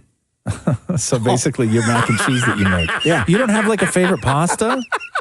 Well, I mean, like ground beef with pasta and sauce. But I mean, I much prefer macaroni. Why did you say it that way? Like you just smelled a bad smell. Like you don't like spaghetti? No, but I mean, what's my favorite? I don't like spaghetti because it's like I'm still a child and I need it cut up for me. Hold on a second here. When you eat spaghetti, somebody has to cut it up for you? Yeah. Why do you cut up your spaghetti? Because I don't like it when it slurps into my mouth and some of it sort of slaps your face. I don't like I've eaten spaghetti my entire life. I've never eaten spaghetti so much and slurped it that it like fling back up into my face. I don't like when it slaps my cheek. Also, out of the three people in the room here, who would you wager would be the most comfortable with slurping something up in their mouth and having the tail end of it smack them in the face? That's true. Right? Yeah. All eyes are on you, Maury. Yeah, it's interesting. I want to say lasagna because it is just the perfect everything when it comes to pasta. But I'm going to go out on a limb here and I'm going to say a really beefy, not necessarily tomato-y bolognese sauce. Right? Ooh. Really beefy bolognese sauce. So ground beef, lots of stock, garlic, salt, everything else. So I'm going to go with a bolognese sauce that's really beefy, tiny little bit of tomato, maybe like a tomato paste in there. And that is on what's the fat round noodle? Rigatoni? With a rigatoni. Yeah. And you mix it together in a bowl. So all that bolognese sauce goes inside the rigatoni. So when you bite it, it's like So it's stuffed. like in a cannoli. Right? Like a cannoli. Oh, so all of so that is good. in there. And then I'd put a little fresh cheese on top. And then my side, what were the rules again? So I could do my noodle. Yeah. A sauce. Yeah. A meat item. Yeah. And then an extra item. And then an extra item. I'm just going with straight up baguette that I just rip apart with my hand.